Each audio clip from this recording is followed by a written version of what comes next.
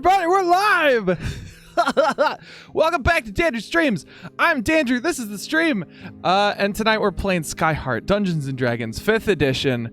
We're going to have a crazy fantasy adventure led by our Dungeon Master, Tori, who is directly above me. Say hi, Tori. Hi, Tori.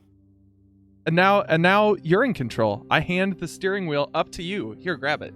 Huh. All right, so welcome everyone to another wonderful episode of Skyheart, where we play a wonderful cast of characters that live high above the world in a floating ship. I'm going to introduce everyone really quick, starting from top to bottom.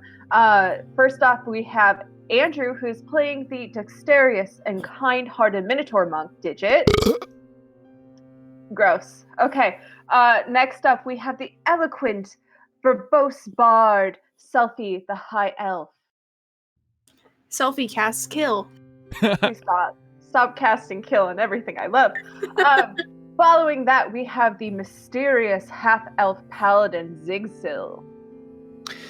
Zigzil rolls up his sleeves and says, "Would you like a demonstration of the law?" God damn it. Then we have the very clever and very quick-witted Clara. She slinks out of the shadows, waves, and then slinks back in. Sick. And of course, last but not least, we have the very mysterious and yet very, very tricky V, the half-elf artificer. Looks up from behind a brain. Well, looks up from a newly made device, goggles down, is like, "What the hell are you doing in here? Get out, I'm working." Brilliant and beautiful. So I'm going to give a small recap of what we did last time. But before we do, I want to take you guys through Divine Intervention. But by this point, I'm sure you know what this is, but we'll tell you one more time. Wink. If you join us in the present, in the now, on twitch.com/DandrewStreams, you may participate in the Divine Intervention Challenge. If we raise enough Dan bucks, we can contribute them to cause one of the gods of Skyheart to intervene on our travelers' adventures. There is a link that will be posted in the chat that will kind of show you what everything does. But until then, let's get to it. We, last time, were in the struggling and dying city of Dire. Dire is a textile merchant town where textiles would get created and then processed into cloth and silk and all that good stuff.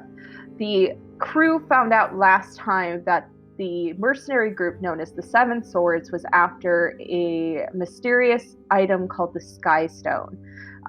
The person who guards the Sky Stone, Zola the Content, had begged the party to go and stop them from touching the one near the people.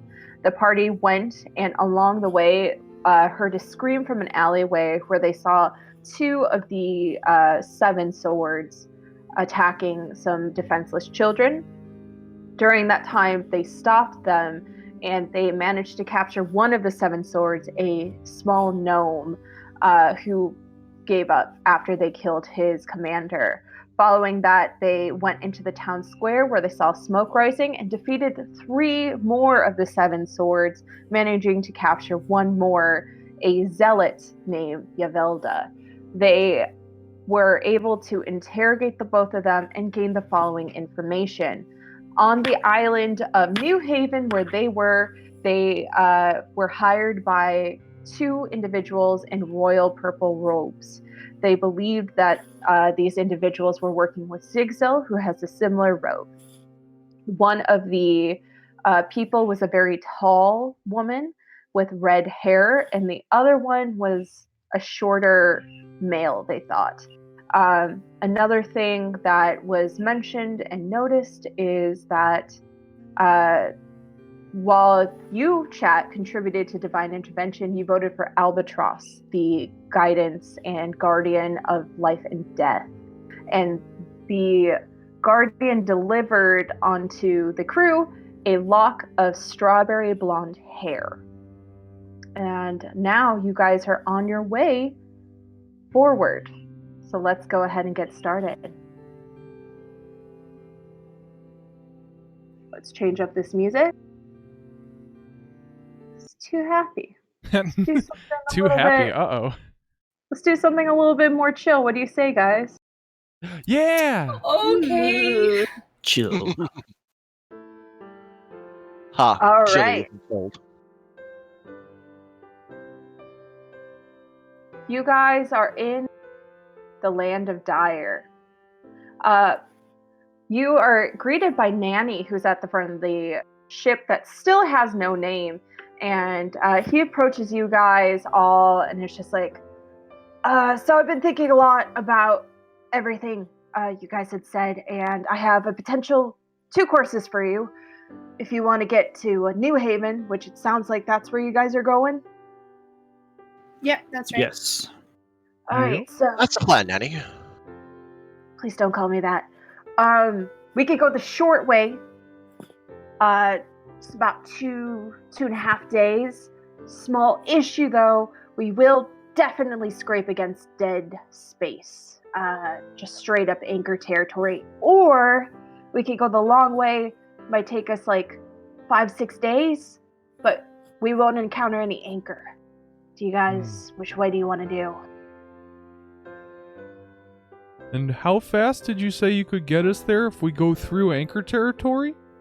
2.5 days at most. Ziggs will probably speak up and be like, our situation is as such that we need to get there very quickly. Yeah, we need to make the people that need to be made aware of this aware. Awareness is important. Unfortunately, I'm in agreement. Going through anchor territory is always a gamble, but situation demands haste, so I agree. Vote for the short path. I concur. All right. Yeah, I don't want to. Yeah, I don't want to disagree with you all, but that's really dangerous. But yeah, I do agree with the urgency of our situation. All right. Cool. Maybe when we get to New Haven, we'll hear news of the captain too, so that's good. I'm gonna go drive the ship now. Okay, this is the end of this conversation. And he turns to go to the steering column of the ship. You guys will have about a day of downtime before you get into the really dicey parts of the anchor territory. So as the ship takes off from Dire, you all take one last look at the lush green hills, and away you sail into the great blue sky beyond. That's beautiful, Andrew. It's beautiful. We're going to go ahead and we're going to do some downtime RPing here. And the purpose of this is because last session, because this group saved Dire, they leveled up. So, Woo! we're going to talk about what wonderful things all this group has. And first, we're going to start with Carva. Carva, as you guys are going through the sky on the ship, you find yourself in the crow's nest, kind of situated, watching. I believe you said you might have been watching for anchor, just because you're like, don't want that to attack us. That would suck. Is that correct? Yeah, she'd be up there just keeping an eye out for any signs of any trouble. For sure. Near her ship. So you're sitting up there, you're keeping watch, and why don't you roll me just a perception check? 13. 13. With a 13, kind of look out at this great blue sky. A nice breeze is blowing. You hear Nanny humming a tune. You see kind of the crew walking to and from, like above deck and then going below deck and then popping up above deck again. But most importantly, you hear heavy breathing and the sounds of like grunting and struggling before you see a tiny little hand like get to the top of the crow's nest, and you see this little tuft of black hair pop up as this man kind of struggles up and collapses on there. And you see Cal, out of breath, sweating, climbed up onto the crow's nest. And he just kind of lays there for a second, gasping for breath, like, I don't know how you do that. Oh, Okay, that was Cal. Hey. Carver will offer Cal her water skin for a little sip. Want a drink? Yeah, thanks. And he takes a sip of your water skin. And he looks a little refreshed as he hands it back to you. He's still definitely sweating, and you can definitely tell it took a lot out of him to get up here. But he kind of plops up and he sits down, and kind of, for a while, it's that awkward thing of both of you are sitting there in silence. And you can tell he feels uncomfortable, but how is Carva feeling? Carver looks like she just kind of like woke up from a little bit of like a daydream, just thinking about what just happened and things. So yeah, she just looks like she's just kind of like woken up from a daydream. All right, are you trying to hide this at all, or? I don't think so. I think that's just like a natural thing that would have happened. All right, so you're kind of dazed. Looks like you're kind of like coming out of a deep thought, and as you do, you look over, and Cal is just staring at you with those honey-colored eyes. And the moment you catch his eyes, it's definitely a thing of he goes like turns his head very quickly as to be like, I wasn't watching you, I swear, I'm not being a creep. He starts to like fiddle. She'll like look at her face and like see if there's something on her face or like in her hair or something. You feel, it doesn't feel like there's anything. But he speaks up and he's kind of fiddling with his fingers and he's just like, what were you thinking about over there? You looked like you were thinking when I glanced at you just now. Oh yeah, you just caught me. I was just, keeping an eye out for the ship, but just thinking about what happened on Dyer. It's kind of sad the way we kind of left the island, but also sad how the island was going already. Oh, you mean with the Seven Swords attack, right? Yeah. Yeah, it's really bad that those mercenaries just were killing all those people, I guess. Yeah, that was bad. He's gonna kind of glance over at you again, and he's gonna insight you. Let me roll that. Let me actually pull up his character sheet, lad.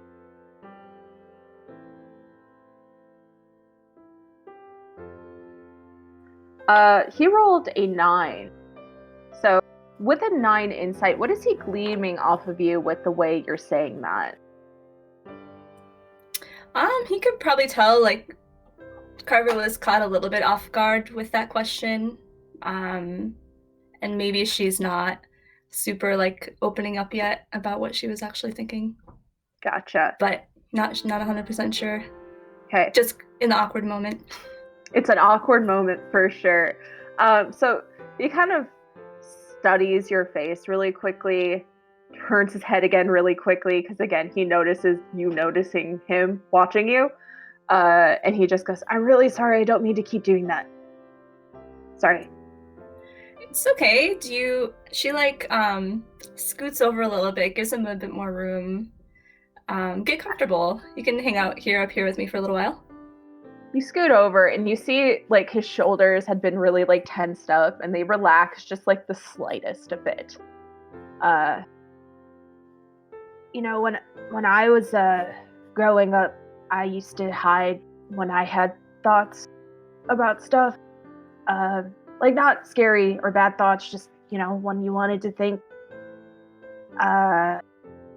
This is a nice thinking spot. That's not why I'm up here. Okay. So I was talking to people on the ship, and they said that you are really good at finding cool things, and I was hoping that we could trade something. If I taught you something, would you let me do something? Not weird, nothing weird. I'm not asking to do anything weird, but could I help? I would like to. You have things, and I would like to write them down in my book, please. Oh, you wanna record things? Oh. Yes. I'm very good at writing, and I wouldn't break anything.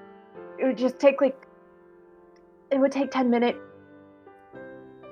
Yeah, I mean, what kind of things are you looking to write about? I do have a few cool things that I found. I write about all sorts of stuff. Here, and he's gonna take out this huge book, and it looks newer, but he opens it up, and you can see the first few pages. Definitely, there's some drawings, there's some writing, but there's this huge chunk of the book that has these blank pages. And he flips through. You see a few things. You see some stuff with some stones. You see some stuff with some just foliage. You actually see a picture of Zola in there too. I mean, I'm really good at remembering things and writing them down and drawing sometimes. Ooh. Can I see one of your drawings? You can pick which one you want me to see. Yeah, sure. What do you like? Anything that used to be in the ground, anything that maybe has a cool story behind it. Yeah. And he flips open the book, and you see him turning pages rapidly, which is very funny because there's probably 6 or 7 of these pages that actually have stuff on it. And he slams his hand down, slides the book across to you, and you see in front of you a page. And the first thing you notice is this stone with a bunch of holes in it. And then underneath, it's called a mage stone or a thieves stone. And there's this little description of first found in tri-capital, small stone with small holes in it to smuggle precious gems and materials from one place to another. And then there's this whole story about how Cal had seen someone busting one of these open and taking a precious gem and then darting out into the darkness of the night, and how he had collected the pieces afterwards and tried to put them together so he could draw the picture. Oh, wow. I didn't know that stones could be used that way. You drew this stone, and did you find anything in this one? No, I didn't, but I did kind of vaguely see what the person was doing. Well, they were acting suspicious and everything. And it's easy, when you're small, a lot of people don't notice you, especially in big cities. So I just kind of noticed this guy acting weird, and I followed him, and he went into this alleyway, and I was just kind of standing there, and he's saying something when people talk to themselves and then you just see what they're saying. Well, he was doing that, and then anyways, he was saying something about a delivery. I don't know, but he just busted it open, not with his bare hands. He had a tool, but it was really cool. And then he took the thing and he ran out, and talking too much. Sorry. You can look at a person and see what they're saying by not being near them? Yeah. Interesting. Do you want to learn? I would like to learn that. I can teach you. But let's see what Nanny's saying right now. Oh, yeah, sure. And you guys kind of crawl over to the side, and he kind of him intently, and you see that gaze that he had turned on you before, just zeroing in on Nanny, and he's just staring at his lips. And then as Nanny's speaking, there's like a 3-second delay, and Cal goes, he starts singing a song. And it is a song that you've heard around Tri-Capital before. It's a sailor song, which I will not improvise on the spot right now. But it is a song about a sailor getting lost at sea and his wife singing a song to bring him back home. So That's amazing. So you just, okay, I see what you're doing. You're just like zoning in on their face and you're just taking in their facial movements, their lip movements. Yeah. Do you want to try? It's easy. Okay. And then he's going to point and he's going to pick someone. Who would like to be on the ship right now? Who would like to be on deck? Ooh, I can be on deck. Ooh. Oh, unless Selfie wants to be on deck. Oh, I think several of us could be on deck. I think right now Selfie and Digit are on deck. And I would say, Selfie, you were kind of standing on deck, and you had, while all of this is happening, kind of, what were you thinking about upon leaving Dire?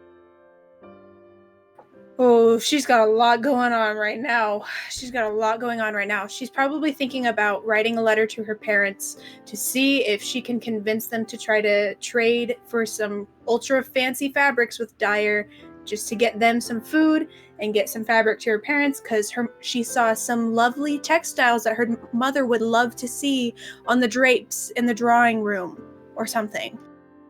Okay. So you're kind of composing this letter. And as you do, and Andrew, this is the special scene that I was telling you about. You see Digit walking towards you with just like a different sort of swagger. You can't tell if it's like he's sad or if he's just lost in thought, but he definitely seems like he's not quite like that live, very like focused guy that you saw like a day ago when you first met him. And when you do, you see him kind of stop and kind of look at you before he starts speaking. Hey there, Selfie. I'm sorry. I was about what we were talking about before. I think I was wrong about Aegis. You know, he's in fact nothing more than a pile of flaming hairy garbage. What? Yeah. No, Digit. No. Why? What makes you? I really thought about it, you know? I think after everything we experienced in Dire, I'm just a smarter, more well-rounded person now, and I've realized that Aegis is probably, if the gods exist, the dumbest out of all of them. But he doesn't, so I don't have to worry about that.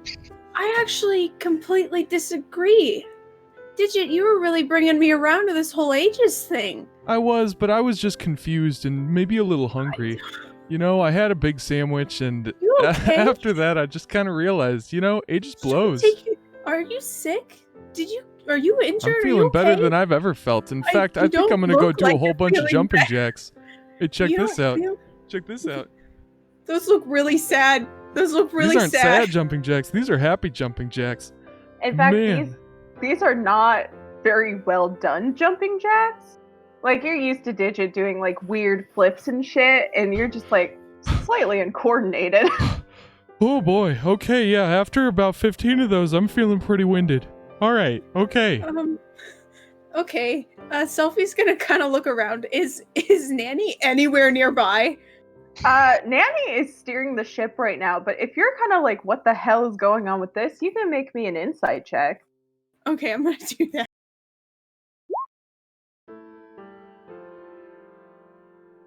All right, with a 14, this is very unlike Digit. Like, very unlike Digit. This is the complete opposite.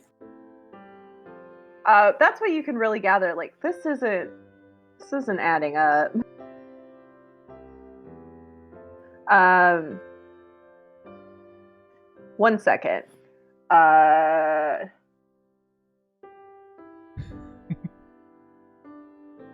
Cool. But yeah, Nanny's steering the ship right now. He's about 20, 30 feet away. Okay, I'm gonna turn over my shoulder, and for once, Selfie is not gonna call him Nanny. She's gonna call him Zrock. She's gonna say Zrock. As soon as you say that, head pops up. He's looking like, what the hell's going on? What's wrong?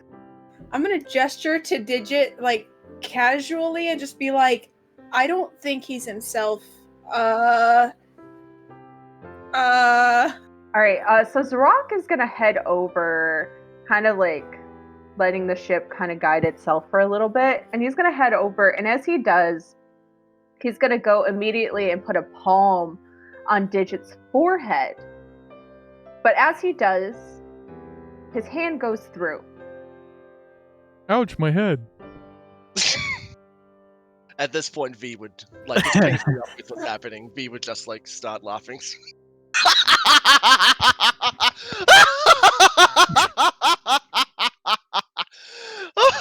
I'm gonna- Gosh, I had and you going upon- for a while, didn't I? What the hell? upon What is this? hearing that, I'm gonna come out from the bottom of the ship because I was in the mess. Obviously, it's like, what is that racket?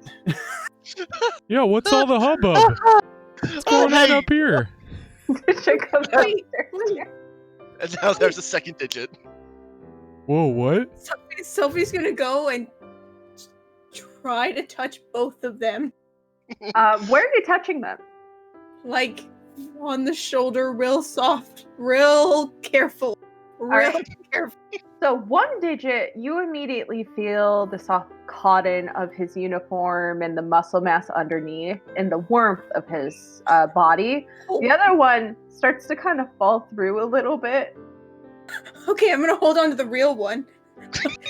Are you okay, Digit? Are you okay? That's weird. There's another me. Yeah. Are you still good with Aegis? Oh, yeah, no. For sure. No. No, I mean, yeah, no. No, but yeah. At this So you're point, V good. will just tap something on his Oh, arm. yeah, I'm and- good. I'm gonna walk up to the fake Digit, kind of look him up and down real closely, and I'm gonna look to V and it's like, neat trick. V at this point is going to touch something on his arm, and as he does, you see the image that was meant to be Digit just shift, warble, and just, as if like glass shattering and fading to nothing, just disappear. And he's tapping a device that's now strapped to his right arm. Ta-da!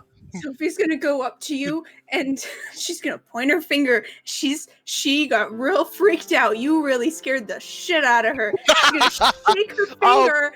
She's gonna shake it, and she's gonna just pat you on the shoulder and say, "That'll be really, really useful later." But holy shit! And she's gonna turn and walk away. All right. That's a pretty Come neat on, trick. Selfie, it was a pretty joke. Come on. It was good. It was good. I'll admit it. But oh my god, not All I Digit. said was Okay. Aegis was flaming hot garbage. That's literally all I said. It wasn't anything really blasphemous. Whoa, hey now. I was already worried. All right. So, Carva, you read that entire conversation, and Cal kind of looks towards you and he's like, maybe you should go down there. Seems like maybe they need someone to, you know. Yeah, I should find out what flaming hot marmalade means. Did I read that right? You were close. Just keep at it. And Okay. if you ever, if it's not improper, if you ever find anything cool, can I write about it? Oh my gosh, yes. Let's Really? make a plan for you to come to, well, I don't know. We can meet wherever you want, wherever you feel comfortable. But I'll bring some cool stuff and I want to see you draw because your drawings are amazing. Thanks. Yeah. Sophie taught me. Really? Oh my Yeah. gosh. She's great.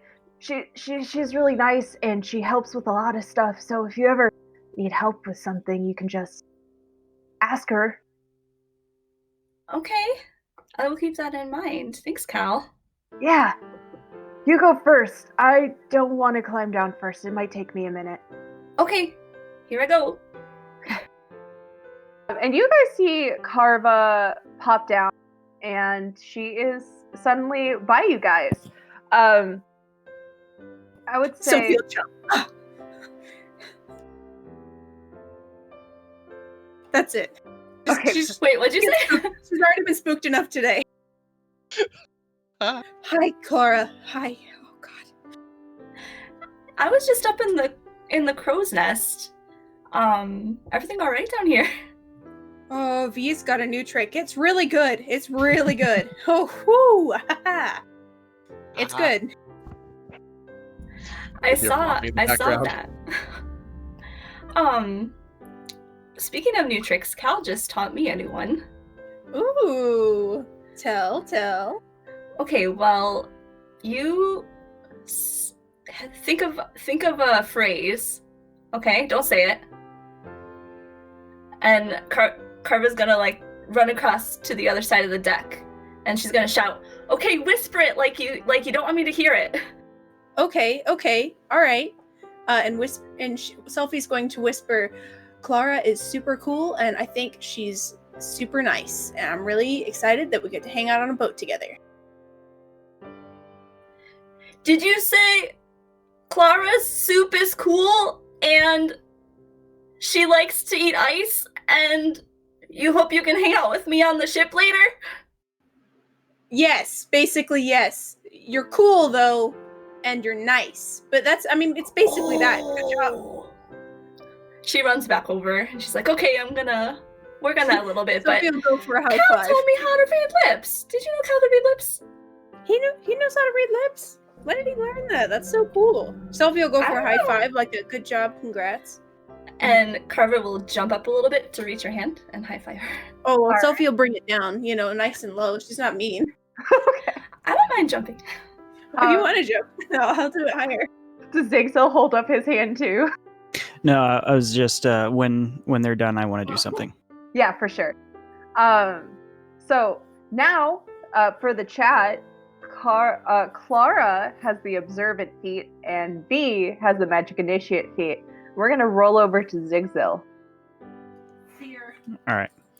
I'm actually going to. I just had. Yeah. Okay. This just popped into my head.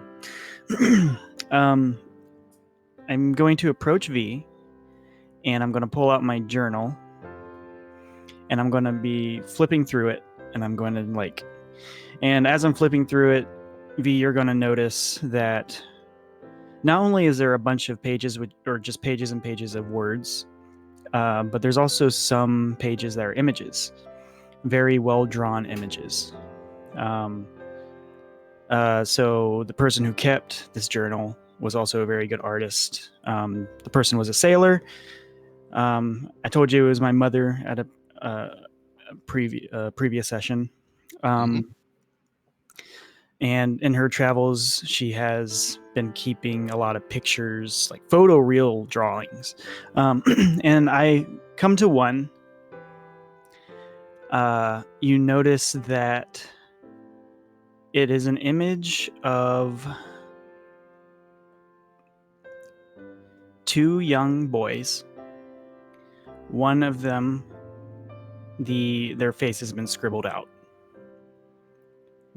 And I'm going to point to the other one whose face is not scribbled out. It's like, can you make this image of this person here in front of me right now? Give me a moment. Let me have a look at this picture. I'm not sure I can make it fully three-dimensional. I can try. That'd be extrapolation, but I think I might have something that could work.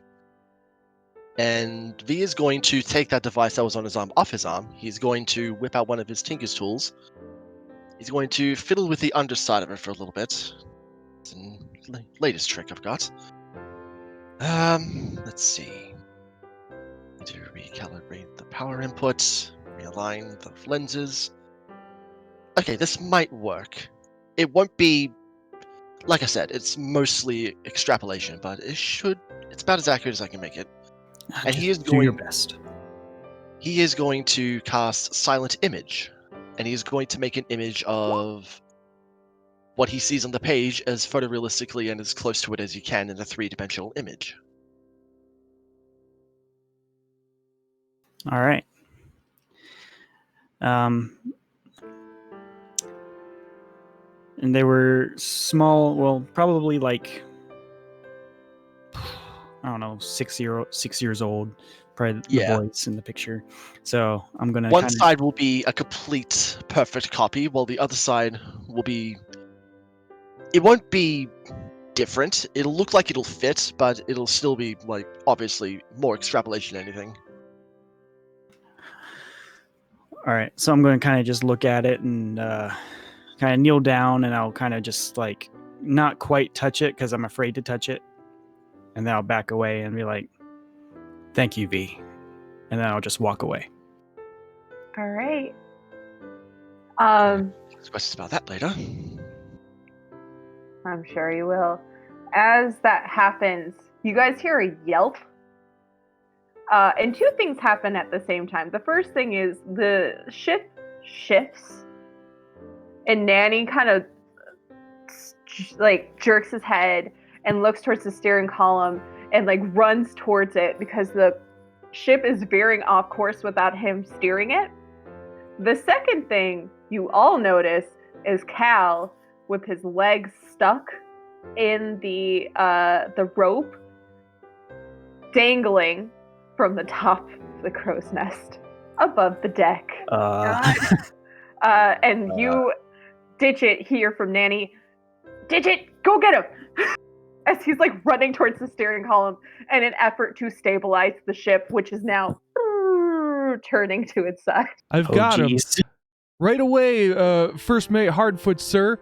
And Digit is going to do like, I don't know how far away he is, but Digit is just going to like squat down with his powerful thighs and blast off the deck. He's going to jump up as high as he can. All right. So you do a 6-foot vertical leap. It's fucking sick as hell. No, you go and you like jump and you start running, and you actually, with the ship kind of tilting, you all have to kind of grab onto the sides as everything starts to slide. But Digit, with you, what you're able to do is the rope is kind of diagonal like this, and as it does, it kind of creates this like almost ramp situation, and you're able to start running up it, but your feet start to slip. I need you to make me an acrobatics check. All right, acrobatics check. Here it comes. Oh, 20! 20! Hey. That's a dirty 20, baby! 20.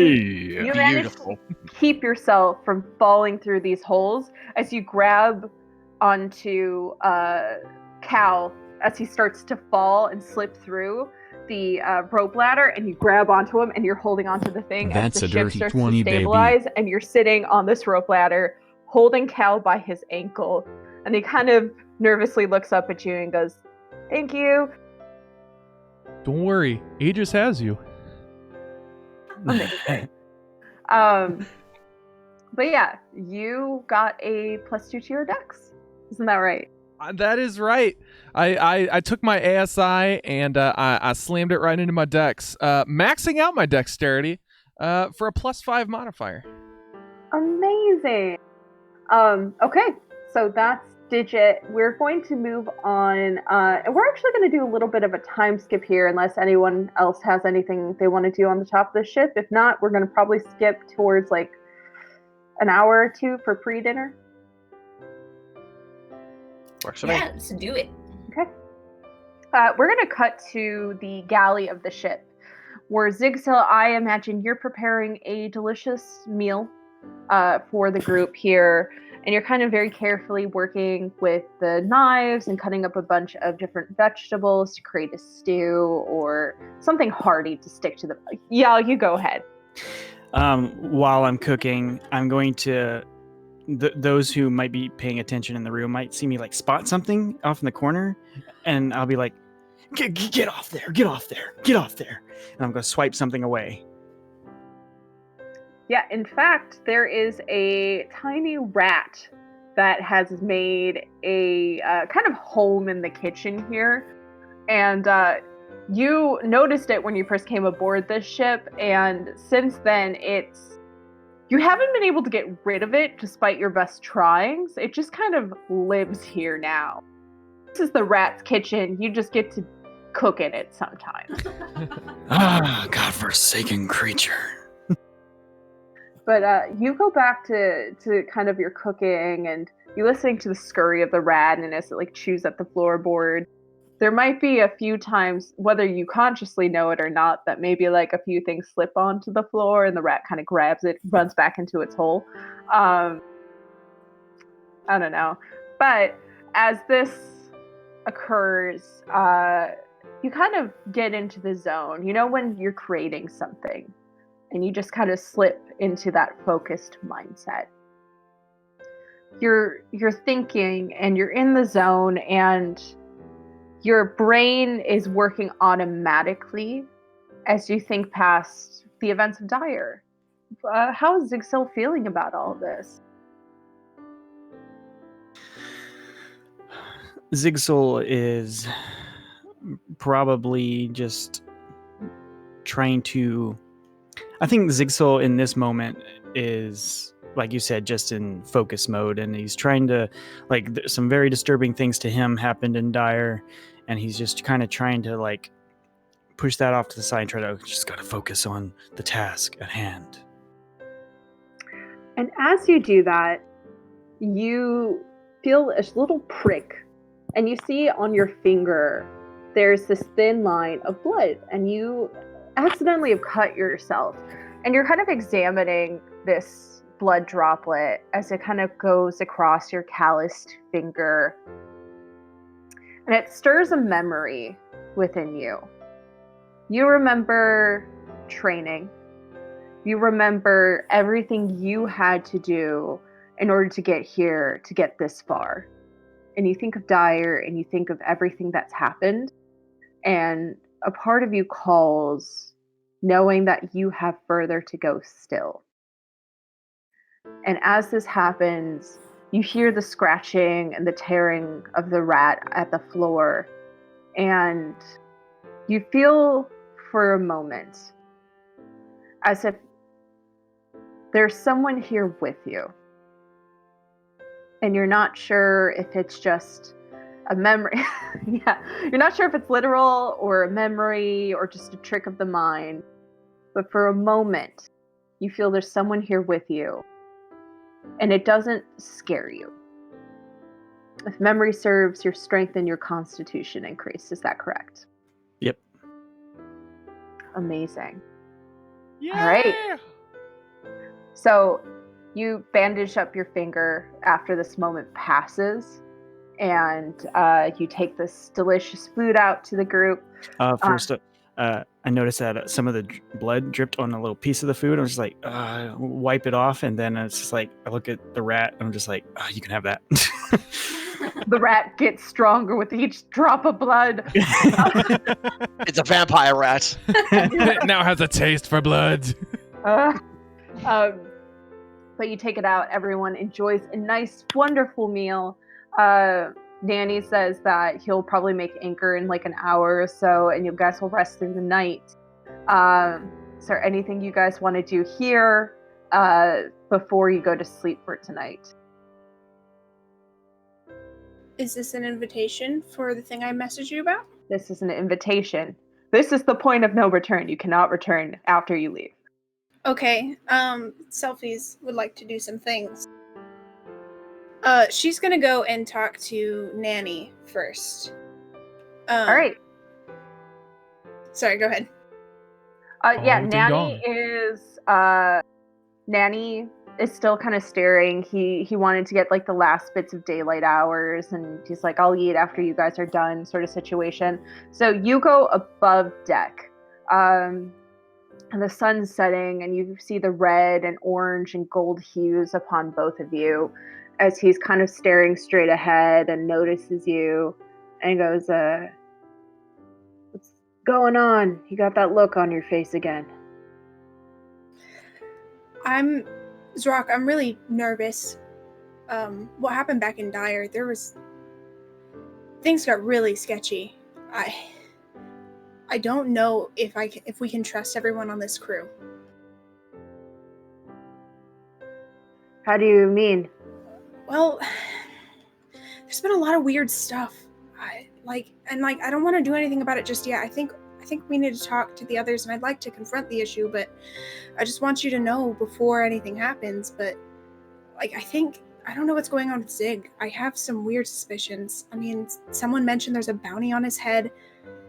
He scared off some librarians because he knew the name of someone, which I kind of brushed off at first because he said he guessed it, but now it's, I don't know, there's some other stuff. And then at one point, that lady that was going and killing all these innocent people, he just wouldn't attack her, and it could have turned out really bad. We were lucky, but it could have been a lot worse. People could have died, and I don't know. Usually in these cases, there's two ways you can go about it. And I would recommend both. You gather information, and then you talk to the person. If they draw a sword on you, that's usually when we throw them overboard, so... Yeah. Okay, I wanted to talk to you about it first so that it wasn't a big surprise or anything. I'm nervous. I mean, you just met these people, right? Yeah, some of them seem pretty good though, I mean, Digit, he had to go through a lot with the whole right hand of Aegis thing. I mean, finding out that they're overreaching. I mean, I know it's really important to him, so to see that would be really horrible. And then, it's a lot. And, V seems like a good guy, and Clara, she seems really great. I mean, I know I don't know him super well yet, but I mean, they seem like good people, and Zig, I just can't get a read on him. Have you tried talking to him? I was too aggressive last time. I'd like to try again, but I think I need to talk to the others first. Alright. Well, go do that and, play nice. I'll try. You know how it is sometimes. Yeah. So with that, you go downstairs. This is right before dinner. So Zigzil, this is when you're doing your scene with the rat in the kitchen. So everyone else is kind of meandering around the ship. Who would you like to speak to? Let's go talk to Digit, because Selphie feels closest to Digit, so of course she's gonna go to her closest friend first. Aww. So she's gonna go, and I'm not sure where you're at. I assume a knock on something and hello. Yeah, I guess depending on at what point we're in the journey, I think Digit's probably, no pun intended, been roped into helping with the rigging quite a bit. He probably took a shining to that, so you'll either find him somewhere among the rigging, pulling ropes, doing this, that, or the other thing, or he spends a lot of time meditating in his chambers. Okay, I'm gonna Selphie would respect him meditating, and she wouldn't bother him then, so she'll go during the rigging and say, hey guys, I need to take Digit aside for a few minutes here, and hopefully they'll just accept that, and I'm gonna pull you aside. Oh, yeah, you probably come up and he's a couple feet above you, dangling from a rope, just oh hey Selphie, how's it going? Oh, it's going. Hey, you wanna come with me for a few? Oh, sure, here, let me just get down. And he drops 20 feet and lands on his... Ooh. Ooh. You okay? Yep, I'm fine. Let me just shake it off real quick. Those landings can be tough. Yeah.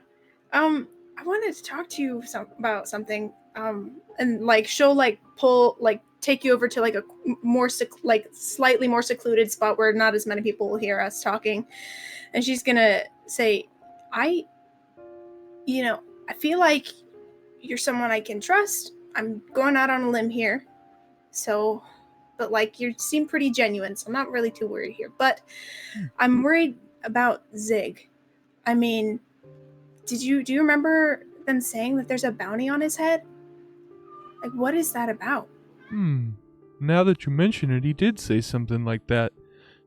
Which seems weird to me, because I pegged Zigzil as kind of the lawful type. He's always talking about, He's always talking about the law. Always the following law. the law. Yet if he's got a bounty on his head, that means he broke the law. Exactly. So why is there a bounty on a lawman's head? And then I know that he also mentioned the name of some high-level librarian, and we kind of brushed it off because he said he just happened to guess, but like, I don't know. That's pretty suspicious. And then he tried to show those guys something, and that didn't work. But like, why did he think that was gonna work? I don't know. Is it just me, or is it kind of weird? Now that you mention it, it does seem pretty suspicious. I didn't get any bad vibes from him, but your concern rings true with me, though. I wonder, have you tried talking to him about it? I don't think that he would talk to me alone. Honestly, I was, as you saw, a little aggressive. So I am wondering if I'd like to talk to maybe a couple of the others, see if hopefully it's not just the two of us, because I don't want him to feel like we're ganging up on him, but I feel like we deserve answers. I mean, a lawman with a bounty on his head, that's enough to raise concerns. And I feel like everyone has the right to know if we're running around with someone who has a bounty on their head. Do you think it would help if I went to talk to him? I do. I think it'd be good if maybe some of us all just went as a group so we all get the same information at the same time. I don't want to play telephone. I think that might be a good idea. The equivalent of Dungeons and Dragons telephone. What's Dungeons and Dragons? It's a Fae thing. Sorry. The Fae are strange and mysterious. Yes, they are. Jesus Christ. All right. So, you take Digit from the rigging. Who would you like to speak to next? Let's go talk to Clara. All right. Clara, I would say it's dusk. Dusk, yeah. Where would Clara be during dusk? I think she would still be up on deck waiting for dinner, but still keeping an eye out on things. Okay. Up top. Another perception check really quick, Clara. Okay. All right, you guys get up there. Okay, and Sophie will just go, "Hey, Clara, how's it going?" Oh, hey, Selfie. It's going all right. I'm just keeping an eye out here. Don't seem to see anything right now. So, getting ready for dinner. You excited about dinner? I love dinner. I do love dinner. So I just talked to Digit, and we want to maybe mention something, and I have some concerns, and Digit here has agreed that they seem valid. What kind of read do you get off of Zig? I've been thinking about that. He's quite a mysterious one, but I think that he's a good one. I think he's a good guy. He knows. I admired the fact that he knew when to stop in a fight. I know that you didn't agree with that, and eventually she kind of got what she needed to get, but yeah, I know I was harsh on him, but I didn't see that, and I was really scared someone was going to get hurt. I didn't see that as, I don't know, to me it was a way, like, he just put everyone at risk, and when I run with a team, I don't want anyone to get hurt. It's just like, you don't put other people in danger without saying something. And I mean, all I got was him walking away, and that's not enough for me. But maybe he's not into the whole, like, killing thing. Some people aren't, I mean, I usually agree with that. She went too far.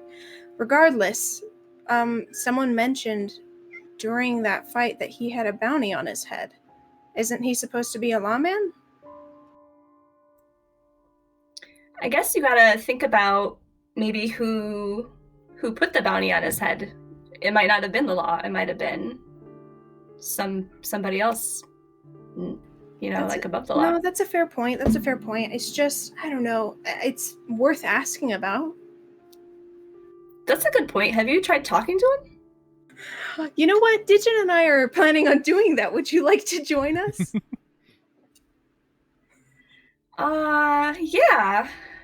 Are we gonna all be together? I think we should get V as well. I mean, I know that he and Zig already talked, but I mean, at least he knows more. Maybe he can. I don't know. I just don't know if we need to prepare for anything. So maybe he can. I don't know. Let's just go talk. I think it's a great idea. I think we should all get together. We haven't really all gotten together and talked. We've just stabbed together. Yeah, mostly stabbing together. Which Sorry is if that really scared you, by the way. I did apologize to Digit. I felt really bad about that, but I don't know. There isn't just the survivors and the dead. Some people are just innocent. I 100% agree with that. There is just this whole grayscale. It's not black and white. Okay. I'm happy that you and I can agree on this, because I felt that Zig did not agree on this. And I hope that is something that he can understand. But we'll see. Maybe we should go talk to V and see if he would like to come with us. I'm sure he already, I don't know, they seem to have a conversation. So let's just go talk to him and see what he thinks. Okay, that sounds good. All right, so V, it is dusk. Where would you be on this ship? Until the dinner was prepared, he'd probably be in the engine room. He's probably set up a de facto workshop down there while he's working on his various quote unquote spells. So you guys would find V on the second level of the ship. So there's the deck, and then the first, and then the second. And you find him there, kind of working and tinkering in the back. And it's all three of you at this point when you find V. Don't tell me some sort of intervention. I haven't done anything wrong this time. It's not for you. We're actually here to see if you want to come with us to go have an intervention with Zig. Okay, what has he done to deserve an intervention? Sophie's just gonna take a moment to compose herself. She's going to say, I know that you guys had a conversation, but I feel like I can't trust him. I mean, someone mentioned a bounty on his head. He's supposed to be a lawman. Clara brings up the point that it could be anyone putting that bounty on his head, but I think that needs answers. Well, second point, it isn't just an illegal bounty. It could be. Not all bounties delivered are just. It could exactly, be which is, that's the point that she was making, and I think that's fair. But I still think it's something that we should know about, because I don't think that it's safe for all of us. Have you tried talking to him? I am actually, all of us are actually going to go and do that. And I was wondering if you would like to come with us, because it seems like you can be a voice of reason. All of you are really mostly here so that I don't lose my mind. So would you like to come join us for a conversation? V shrugs and says, give you a couple minutes to finish this and then I'll be right up. Start the conversation without me. There really isn't much. Well, there probably is a lot that he hasn't told me, but most of the things that he'll be going over with you I probably already know. Right. And before you ask, no, I'm not going to say anything. It isn't my place to say. I wasn't going to ask you, but thank you for clarifying that you would keep someone's secrets. I appreciate that. And not in a sarcastic way. Amazing. So, first of all, before we transition to the next stream, can we please get our first t-shirt for Skyheart to say, have you tried talking to him about this? No. Yeah. Oh my God. Have you tried talking to him? Oh my God, I would wear a t-shirt that just says, have you tried talking to him? No, honestly, yes, dude, yes. That is just good advice. Have you tried, honestly, have you tried talking about it? Yeah, no, seriously, that's also just good life advice. I think have you tried talking about it is a good one for sure. For sure. And I feel like this is more and more D&D characters should be saying, have you tried talking about it? But speaking of No, talking really? about things, we had a little something transpired during our role play. Enough, the prayers have reached the heavens and a divine intervention is ready. Do we want to take a moment to launch that poll? Yeah, so just so everyone in the chat is aware, divine intervention is when you get to vote on which god will intervene in the world of Skyheart. So you have 2 minutes to vote. The divine intervention link has been posted. Thank you, Connie. And you all can vote for whomever you like. The players are not allowed to vote. We got in trouble. I'm tinkering with something here. I'm trying something a little new. I think once upon a time it was like, I don't know how many bits per vote it was. I don't think I activated it, but it was like 10 Danbucks per vote. I'm cranking that up a little bit. It's 1,000 Danbucks per vote, but 1 bit per vote. 1 penny will get you an extra vote. Is all I'm saying. that's And the only a clock starts penny. now. You have 2 minutes. Bam, choose that god. I say bam, choose that god. All right, so as this is happening, you all kind of make your way to the mess hall. This is when Zigzil, you are serving the food to everyone. Everyone kind of comes down. Cal kind of goes off into a corner, and Carva at this point, he is kind of like going through some of the stuff that you lent him, like a soup stone and stuff like that, and he's scribbling away furiously, kind of in his own world. The rest of you are kind of there eating at the main circle table together. I'll probably, after serving up the food, I'll probably take a serving for myself and go back to the kitchen to kind of start cleaning things up while I eat mine. Selfie's going to sigh and look at her bowl of food like she really wants to eat it, but also that she really needs to have this conversation. She's going to call Zig. She's going to say, hey, Zig. Turn around and be like, yes. Can Also, I'm distinctly frowning at you. I think, you know what? Here's the deal. I hate doing this. If you come and sit and talk to us, I'll clean up. How about that? Can I gauge the situation somehow, Tori? Yeah, roll an insight check to see, kind of get a feel for what's happening. For everyone at home, insight is essentially just a way for a person to kind of gauge another person's intent or the temperature of the room, as it were. With a 14, what is Zigzil kind of gleaming from you guys? You know that something's up, Zigzil. That's what you can tell. You're like, I don't know what's up, but something's up, because this all seems weird. Something you'd noticed probably throughout dinner is everyone was quiet. And you at first kind of wrote it off as like, well, a lot of stuff happened in Dire. Of course, everyone's quiet. But like, everyone's real quiet, and now everyone's looking at you. You probably catch 1 or 2 people looking over at Selfie and then like back at you, sort of situation. So now I'm probably going to stand up a little straighter and be like, that time already, huh? Time for me to go. No, what? No. That's not it. No, we just need information. And I'm going to like glance at my arm, kind of look at it for a second there, and it's like, my kind never lasts very long in parties such as this. What? Wait, no, well, keep talking, please. What do you mean your kind? What's on your arm? Why are you looking at your arm? I'm going to just show my arm to everyone. And for anyone interested, please go ahead and roll me a history check. Ooh. I can't remember. Did Zigzil straight up tell V what that was? Or No. Alright. And you, I believe, rolled last time. Did I? Yes. Alrighty. So don't roll again. Gotcha. Thank you. 1 second, I gotta scroll down.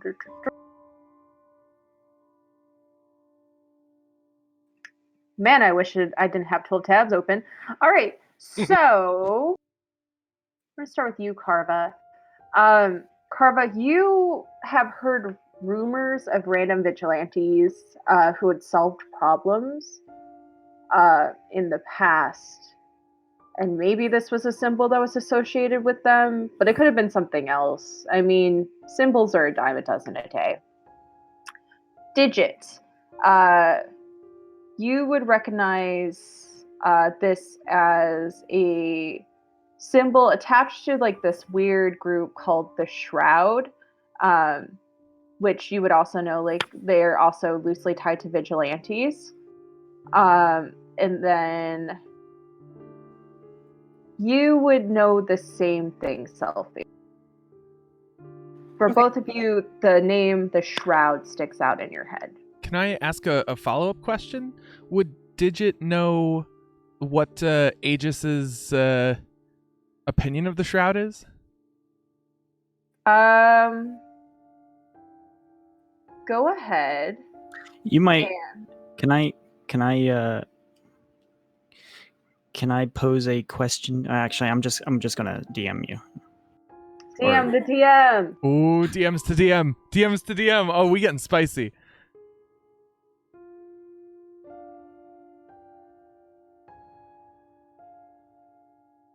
Man, I love the sound of typing.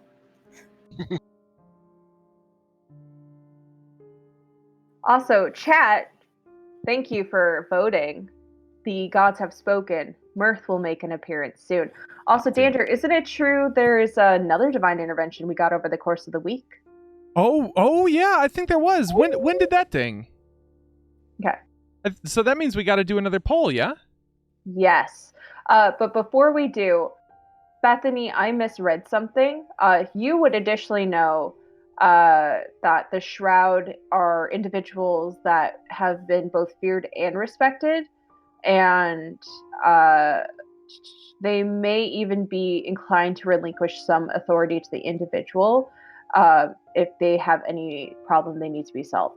So essentially, it's the Shroud, they have a reputation, and you know that their agents are kind of given free reign. Digit, in terms of what you would know about the Shroud and Aegis, you didn't learn about the Shroud through Aegis, you learned about it through your travels. So you don't know if Aegis has an opinion here or there of the Shroud.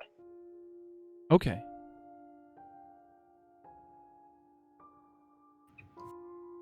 Does anybody know what this is? It's the Shroud, right? All right, now I gotta pull up the document. Why didn't you have it pulled up? Now I have to figure out how much Zigzag would actually divulge here.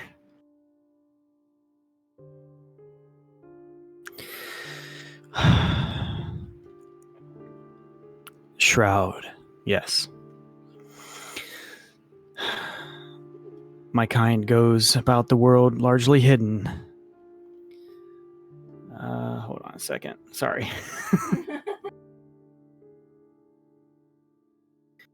We're called the Brotherhood of the Shrouded Law. We're kind of mercenaries, I guess. Although that is a lowly term. We go around and we solve problems. I can tell from your demeanor that you wonder why I'm here. And although I've kind of gotten sidetracked on this little Skystone business, albeit that does seem very important, and probably more deserving of the task I have been sent out to accomplish. You may wonder about this cloak. It is not a librarian cloak. It has been dyed. Rather shoddily, I admit, the Shroud has been with me for a while. I'm supposed to infiltrate the librarians. I am not one of them. I know some names. I mentioned Ahoyd. He is my current master. And you can tell he really is annoyed by saying master in this context. He really hates it. I have been tasked with tracking down an artifact made of real metal. And I have to get to Aegis to do it.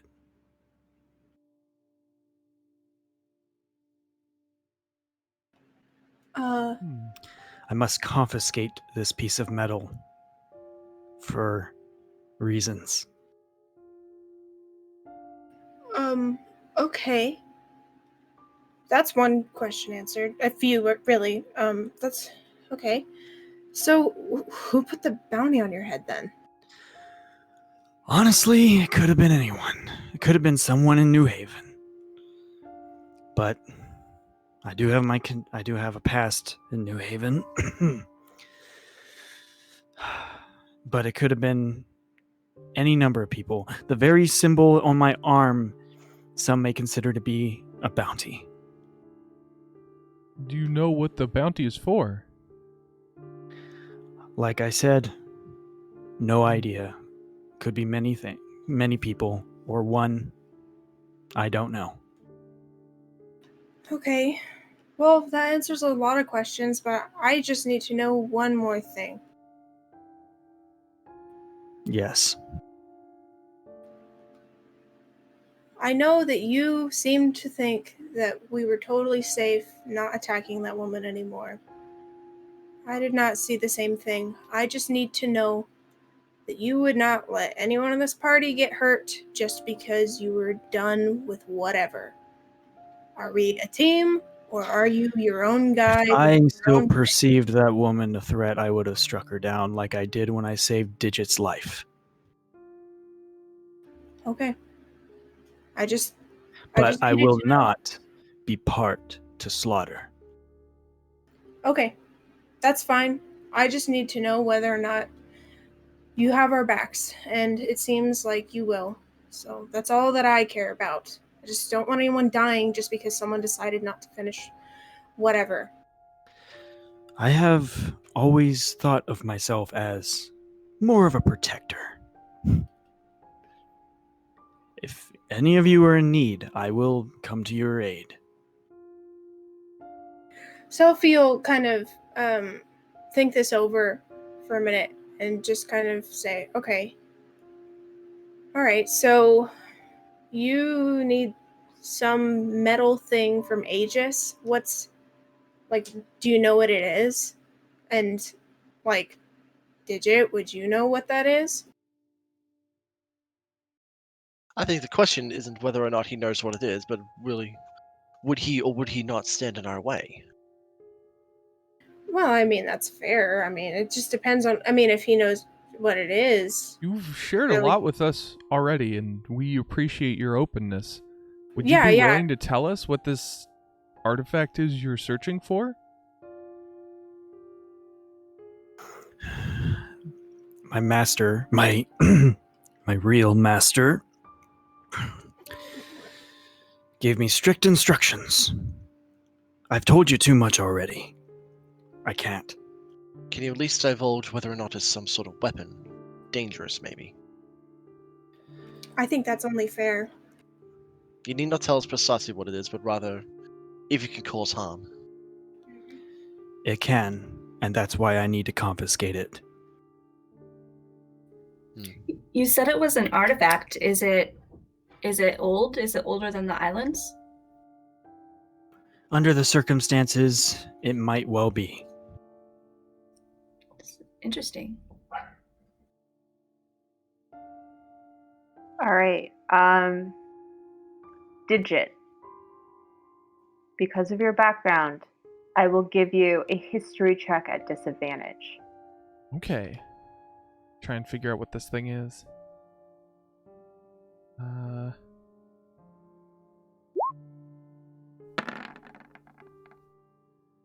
Oh, it's a 4.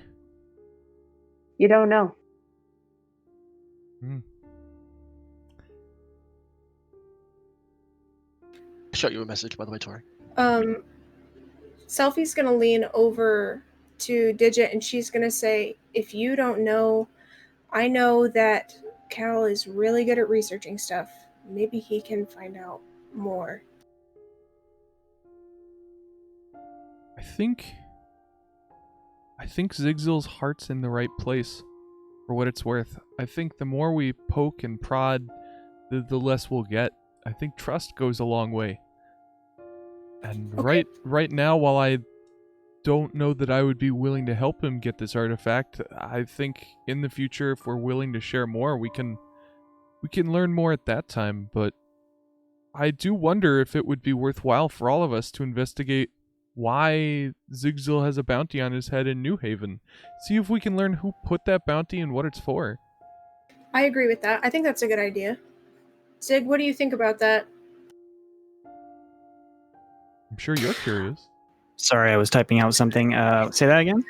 Selfie is asking if you would be interested in us trying to investigate why you have a bounty on your head, possibly in New Haven, and finding out who it's from and all that. I'm not convinced that we can find out, but sure, we can try to search out some leads, like I said. But if it's unjustified, maybe we can, shut them up or something. I can handle that part if you really want. If it is for the symbol itself, it could very well be justified. That doesn't instill a lot of confidence in me and you, Zig.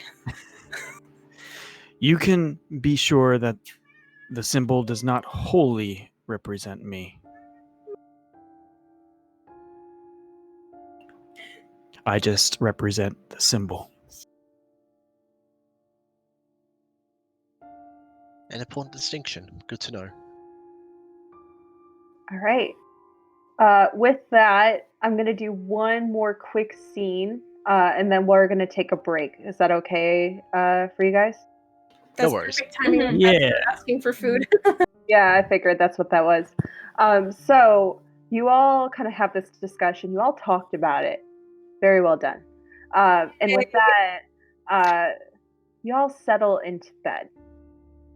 Dreams take all of you. And Selfie, you dream of the forest. You dream of home. And as you're walking through these mossy grounds and through these tall redwood trees, you hear your heartbeat thrumming in your ears. You run your hand over a stream and you feel your blood pulsing in your veins.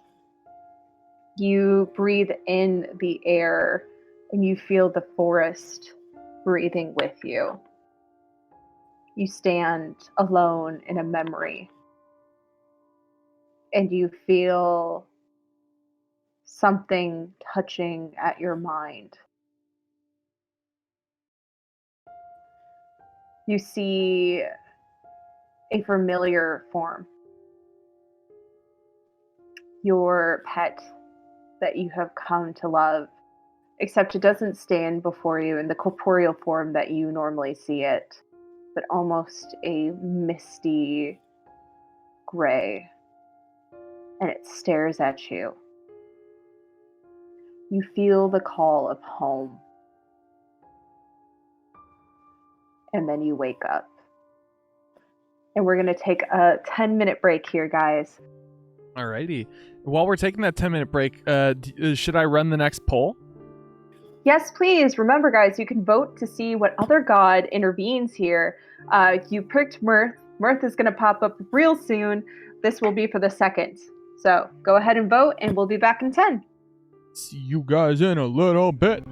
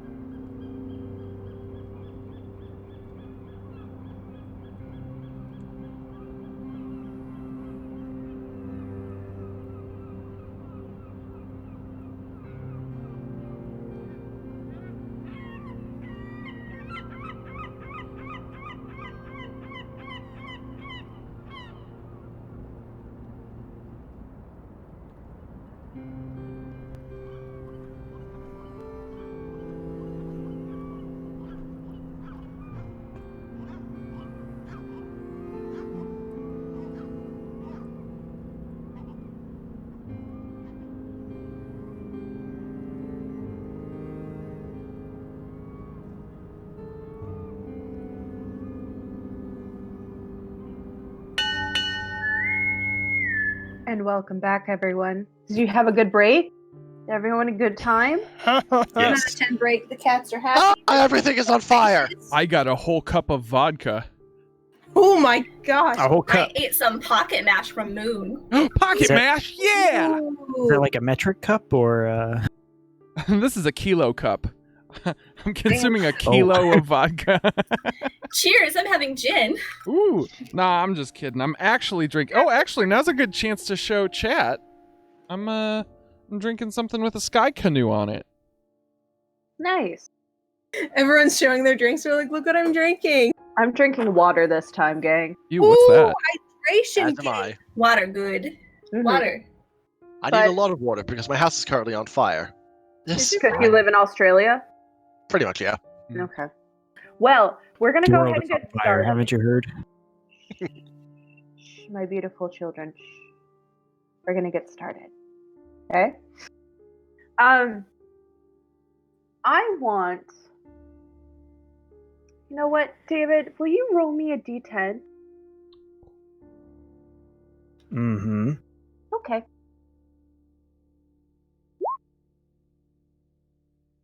Cool. Beautiful. Ominous rolls. Wait. All right, beautiful. Yeah. You've doomed us all. Jigsaw, you wake up the next morning, and there is a bottle on the nightstand next to your bed with a label that says, "Drink me."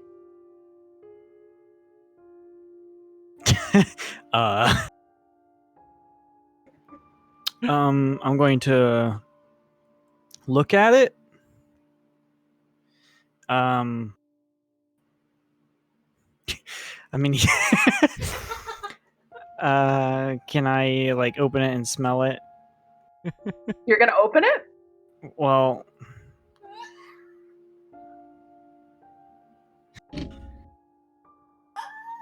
yes. You open the bottle. Okay. You uncork this bottle. And you smell it. Doesn't smell like anything.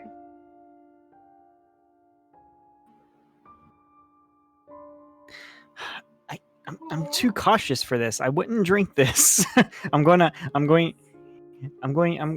just put the cork back in and pocket it for now. I might ask someone later. It's like, did you put this in my drawer or on my nightstand? As you say that, you hear the storm and the ship starts to jerk from side to side. You hear thunder crashing, and you hear the call from Nanny, trying to get you guys all to go up onto the ship. All right, I guess I'm going to go up onto the ship. All right, you all meet at the top deck of the ship. Zixel, you recorked it, right? Yes. Okay, cool. In two pants, no cork. That, Just spills all over yourself. but it is storming. You guys are right next to a dead zone. You see the purple, blackish clouds. You hear the screams of the anchor from within, and you see lightning flash, and Nanny calls to you, "There's a blockage up ahead!"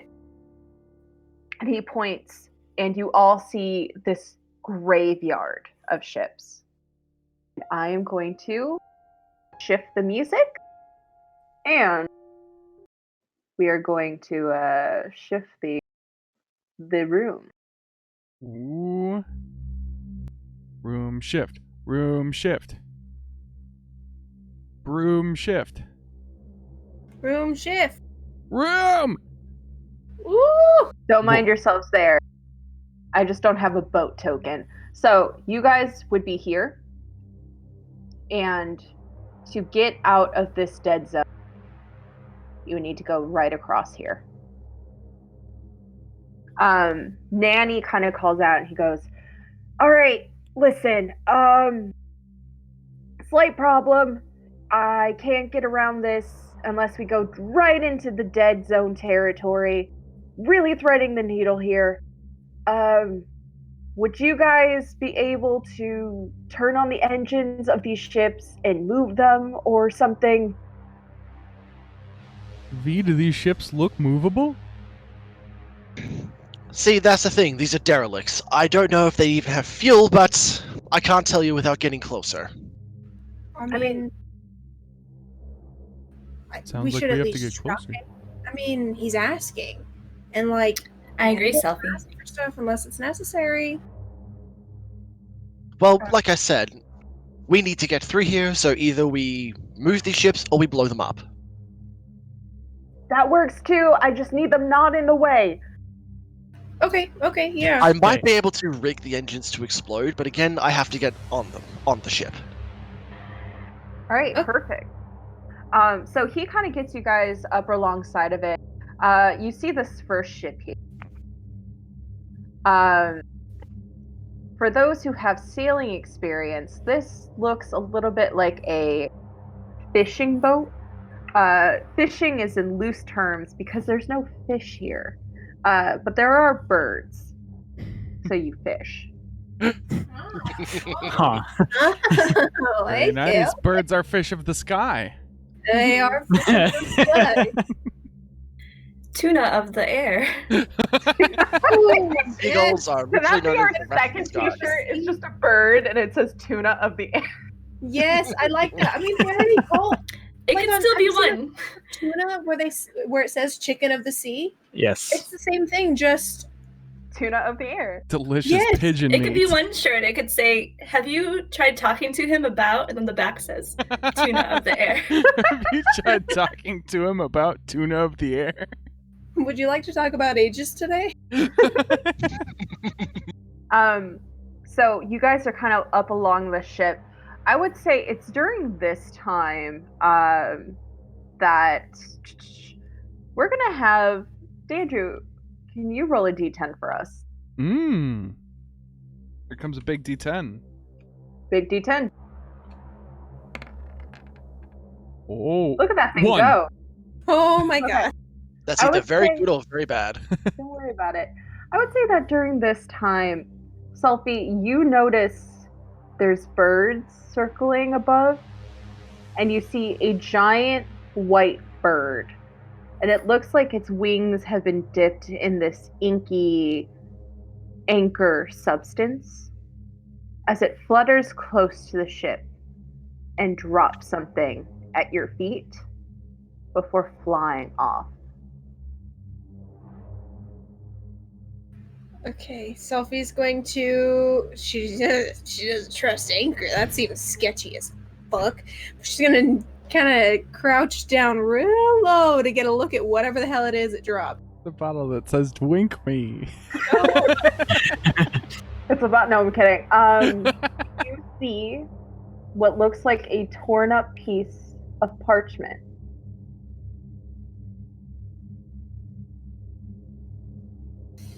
Can she do an insight check to see if some kind of check to find think back is this going to fuck me up if I touch this?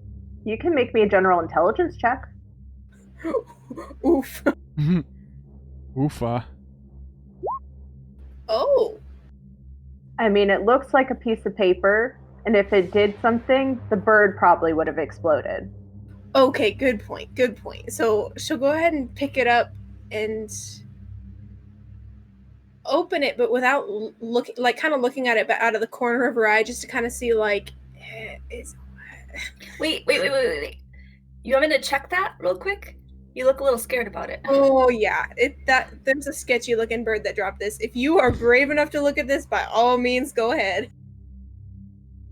Can I do a rogue thing to see if it's got a trap or something? Or Would you like to do an investigation check? Heck yeah, I would. All right, go ahead. 12. It is a piece of paper.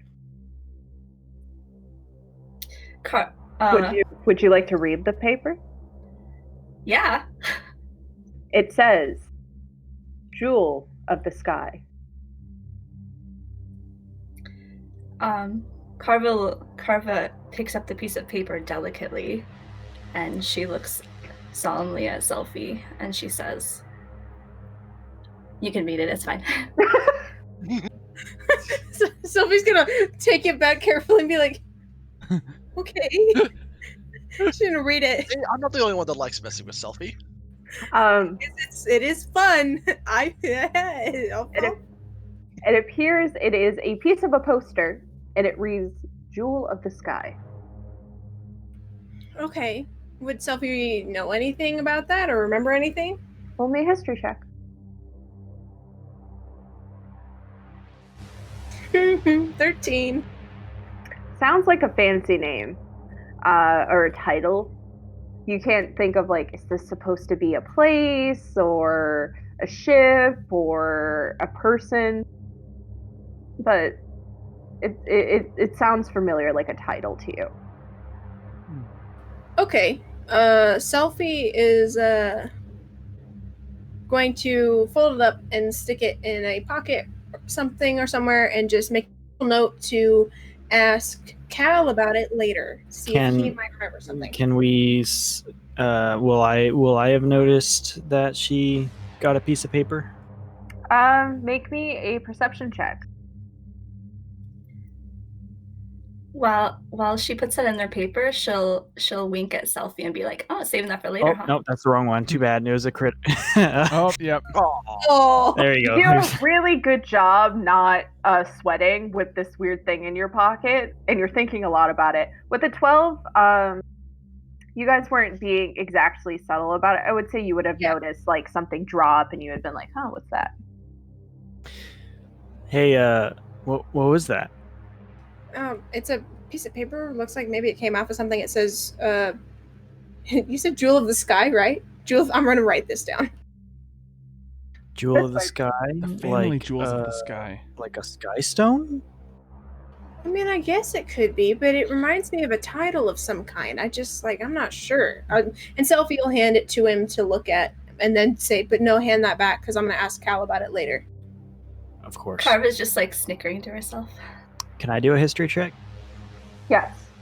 Roll me this at disadvantage. Or actually, no. You can roll normal. 10. Sounds like a title. All right, I'll hand it back to Selfie. Thanks. Jewel of hopefully- the sky. I know, right? It's kind of weird. Cal might know something. He can figure it out. He's smart. Cal, you all would have noted, had been told to stay below deck, which he's happily been doing this whole time. He's so cute.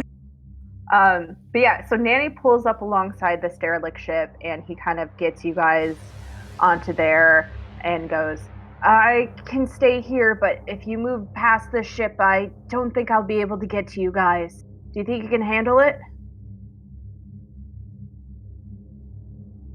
Yeah, we Oh, can I'm sure. handle it. I'm sure Yeah. we can handle anything that these ships have to throw at us. I mean, we'll sort it out, I guess. What's the worst that could be on there? Probably some sort of anchor abomination, perhaps some form of undead, maybe even some dangerous in terms of the ship construction. It could fall apart and we'd all fall onto the surface. Thanks Just for so we're that, clear. V. Thanks for that. You're Anyway, Well, let's All right. move forward. Good luck. And you guys board this first ship. And we're going to move my sweet to our dungeon map. Please let me know if you can see this. oh, I We have can- eyes and I can see. Perfect. I can see the map, but I don't have a token on there. Yeah, I can see the map. I think I don't have a token. I also don't have a token. Yeah. Yeah, I was... Wait, no, I can. There are tokens on the map. I can hover over it. I just can't see it. Yeah, it's acting weird. You know what? Screw it. I'm going to change something. 2 seconds. The dynamic worry. lighting. Can't believe I critted with that misclick. I have I done know. I know. like account. hmm I mean, but you're not sweating at all with that creepy thing in your pocket. It could be worse. I critted with Streamorb's die roller function. Can you guys Talk see about a yourselves now? meaningless 20. Oh yeah. You see Yep. 2 levels. Yes. But we'll pretend we didn't see Don't the look. Don't look at the second one right now. I'm respectfully not looking. You can set up fog of war and cover up the right half. I just did that, and then Excellent. Reveal on the left. I fucking hate this thing. Yeah. I am officially team like import giant black squares and just cover things with them like sticky notes because forget fog of war and dynamic lighting. It straight up doesn't work. All right. So, you guys are on this ship. Thank you guys for bearing with me. I will definitely be fixing the other ones in post. You're on the front half of the ship. This is what you see. This darkened area is covered by the roof. This darkened area is covered by the roof. And then these lighter areas is the exposed part of the deck. Okay. Well, V, you're the smart one. Where do you want to lead us?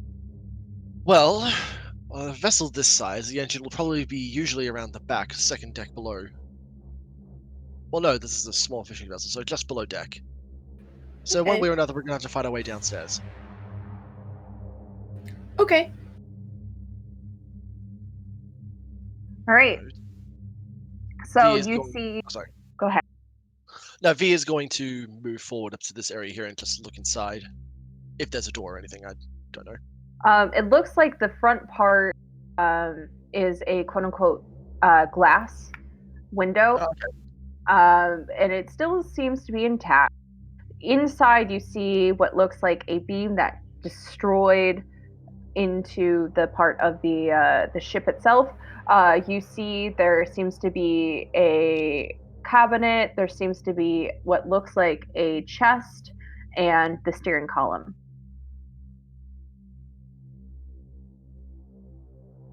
Well, how do we want to go about this? Do we just want to break this glass and jump in, or do we want to try to find a quieter route in? How valuable is glass again? I mean, glass is valuable. However, there's really no way to transport it safely. So, yeah. Okay, just worth a thought. It's just worth a thought. I'm going to kind of raise my head up into the air and kind of like take a sniff, like deep breath, and cast Divine Sense.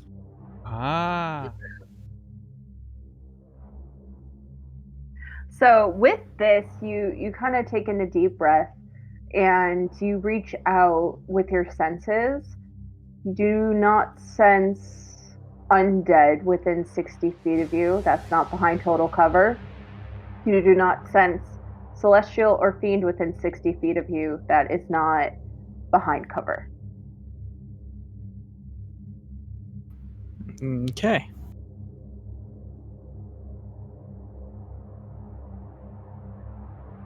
Okay, well, Clara, you're the rogue. You're the rogue. Do you maybe want to sneak in there or how would you suggest we get in? I prefer finding quiet doors or hatches that one can go through versus like breaking through something. If you wanted me to like scout ahead and try to look for one, I could totally do that. Yeah, I think it's a fine idea. I mean, we're just standing around here at this point, so I think anything we do is gonna work. I think it might be dangerous to send someone on their own. I'm quite nimble on my feet. Maybe I could join you. I would enjoy your company, Digit. Oh, shucks.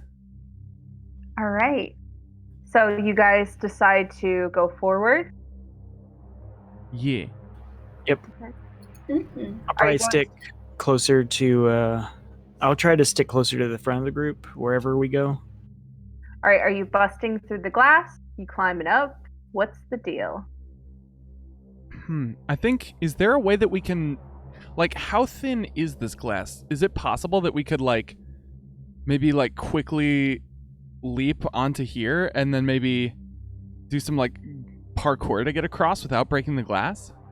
I would say, so this front, I drew this by hand, so you can tell it's bad. So this front bit right here, those two lines, that's the glass. This grayed part is a wooden roof, It's about 10 feet up to get to that roof. Oh. Oh, I see. I was confused then. Okay. So that's like 10 an feet, observation you say? panel kind of thing? Yes. Okay. 10 feet, you say? Is there anything hovering above the roof that I could, say, shoot something and grab onto? Not right now. Damn it. So we either Nothing have that to we can use break to the roof climb or up. can we try and get up and over it? You could. Digit, lift me up there. All right, I'll give you a hand. All right. You lift him up. I would say you guys, being as nimble and as strong as you do, are easily able to do it. Zigzil, you are on this roof. As you do, you hear a slight groan of just like the as the wood that has been hit with a bunch of rain and who's been here for who knows how long groans beneath your weight. Stick to the edges. Do I see anything up here? You see, finally, you see the second half of the ship here, and you see the hatch. There's a hatch across the way here, but I don't think that I don't think this roof is going to hold my weight. Move around to the edges and get to the back. See if you can't get inside the central cabin here and find a way to open the windows. Will do. Sorry, Mike was away from my mouth again. It's okay. So you're moving to the corners. I'm going to make me a dexterity saving throw, but at advantage because your teammates gave you some very good advice. 15. You just manage to avoid it. Like a piece of wood that you're stepping on, you just move your foot out of the way as it just falls through and hits the ground. You guys see this shrag of wood just thunk and stick into the ground, sharp as a knife. As Zigzil, you start to walk around the side, the rain and the wind pelting at you. Go ahead. So, okay, I'm going to try to get in here, I guess. You said there was a hatch to get in this room, right? So, to give you guys, to you at home and you guys playing, these little rectangles will serve as doors. This will serve as a hatch down. Okay. So yeah, I'm going to move down kind of I want to kind of get to this door and open it up. All right. You open up that door. I need you to make me an athletics check because it seems to be stuck on something. 14. You try pushing with all your might, but it's stuck on something. You guys see this column in the middle kind of wiggling a little bit. And as it does, you also hear that of the wood. Are there any openings in the glass at all, or is it still completely whole? It's still completely whole, weirdly enough. Well, that is kind of weird. Okay. V is going to move to this side. This mast that's going through the wall here, how far away is that? Does this look like it's part of what's holding the door back? Sorry, ping it again? On the right here, this mast, or this large piece of wood that's going through the wall. That's what you guys are kind of seeing. But I would say with your kind of keen eyesight, you also notice there's a lot of just wooden debris and rubble that seems to be pinned between the mast and the door. So with enough strength, you could bust it open. Okay. Would you count the mast as a large object or a huge object? A huge object, yes. All right, then my initial plan isn't going to work. Let's see, what else can I pull off here? There's also glass in front of you. Yeah. All right, if we can't get the door open, the only other two options is either to go up, which is proven dangerous, or we can just go through. What do we think? Carva wants to look through the glass and see if there's anything inside she could see. Make me As an far as- investigation check. People or things. There is that chest. Dirty 20. Dirty 20. You look inside. You see a chest. You see drawers. You see the drawers are shut. The chest of drawers looks pristine almost. Like everything else in the room seems to be covered with grime and dust and just the filth from the outside. These chest of drawers, pristine. That's a dirty That's unusual. uni. Nothing moving though, or? Nothing moving. I feel like maybe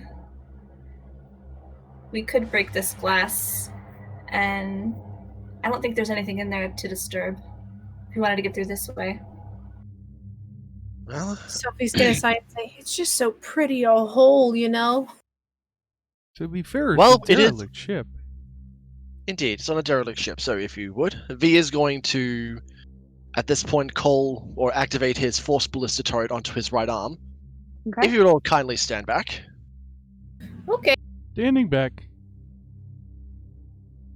That includes you, Zixil. I'm not sure if the glass will go through the door at this point. Would I be able to hear them? I would say I'll give this to you because there's a lot that's about to happen to you. Yeah, so. okay. Yeah. Oh well. On the way forward, V is going to shoot his force ballista through the glass. All right.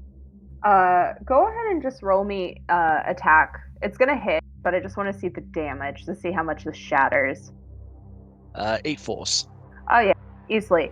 There's just like an explosion and shrapnel hits the back wall. It's a good thing you told Zigsil to move, because right where he was standing on the door, Zigsil, you see a piece of glass about half a foot in length just stop I'm right gonna where your head was. raise my right eyebrow sharply. That's what it would have hit. So you guys have opened the glass. You've solved my glass puzzle. Yay! After the We cannon are shoots, so smart. after the cannon fired a shot, it's going to just crawl up his arm and rest on his back underneath his cloak. Okay. Good You shooting. now have access to this room. Cool. Hey, can someone get this door open? Okay, hold on. Sure, I can give you a hand with that. Carva will climb into. Can I get to the door? You make me. It's going to be difficult terrain, so yeah, you can get there. It's just going to be half movement, but that's not relevant right now. Pardon me, Mr. Plank. Excuse me, Mrs. Wood. So you're going to try to help him open the door, or are you going to move some of the debris to help him open the door? Yeah, seeing all this debris in such a state of disarray, Digital will be like, oh, this won't do. Here, I'm going to let me be help just pushing tidy on the up." door while he's moving stuff. Yeah, Digit's tidying up. All right. I would say with your collective efforts, it takes a good 5-10 minutes, but you get that door open. Yeah, while we're What doing are- Yeah, while are the rest of you guys doing during that time? We would be investigating the dresser, if that's okay. You want to investigate the drawer? Yeah, the drawer that's completely pristine. Okay, make me an investigation check. Investigation. 19. Okay. It's oddly pristine. It's very well carved. It appears to have some inlays of some gilded metal, like gilded golds and a gilded copper. Eesh. Can I gauge the condition of the vessel overall? Roll me a general perception. And Carva and Selfie, what are you doing and where are you standing while all this is happening? Oh no. Well, Sophie's seeing everyone kind of doing stuff, and she's like, "There's what?" She's like, "I mean, I've been on boats, but So she'll probably be kind of keeping an eye on things, trying to watch for any missteps, make sure everyone's observing safely everyone's safety. Okay. Carva, what are you doing?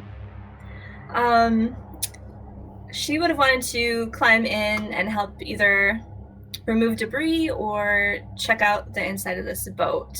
If V's like preoccupied with the chest or the chest of drawers, there was also a wooden box. Chest. Yeah. I'll take a look at that if the clearing is getting taken care of. Okay. So Selfie, make me a general perception check. Carva, we're gonna get to you in a second. Zixel, to get back to you. This boat it's been here for a while. You can see algae and stuff growing on its side, except it's not typical algae like you see on boats that travel across the skies in your adventures. It's sickly and black and bubbling, this algae. Guys, have you noticed the algae? It's You're saying this to a closed door because they're still trying to get in there. I'm sure you shout it for everyone. I thought we were in the same room. You guys this is while you guys are working on opening that door. Yeah, just moving all the debris and stuff. Yeah. But Okay, you I do did not notice realize. this while this is happening.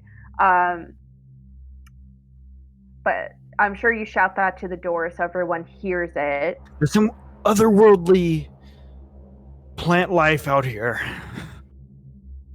It's Ooh. probably Plant life? Algae? Selfie remembers algae, so can she... Roll me a nature. it's very likely some form of anchor corruption. 20. Yeah, B's right on the money. The anchor corrupts everything it touches. Anything that stays too long in anchor territory doesn't come out right. So this is probably what happened to the algae that got stuck here. And as that happens, you even notice like a few of those bubbles just right next to the boat. Selfie will be like, yeah, guys, this is anchor, so hurry maybe. Why are we on this boat again? We have need to get- we need gonna to get it out of our way. Trying to destroy it. Either that or just rig the engine to just shoot it in a direction that isn't in our path. Yep. Carva, you're investigating this chest. How would you like to investigate it? Do you want to open it? Like, what's the deal? What are we doing, girl? What are we up to today? Okay, girl, let me tell you. She's going to how big is it? Like, is it more wide than tall? It's definitely like it's a smaller, like shorter but wider sort of chest. And what kind? Beautifully built. Okay. What kind of like hardware is on this baby? Looks like a simple lock. And then what does the exterior look like? Wooden. It's got these hardened wooden bindings to keep it shut.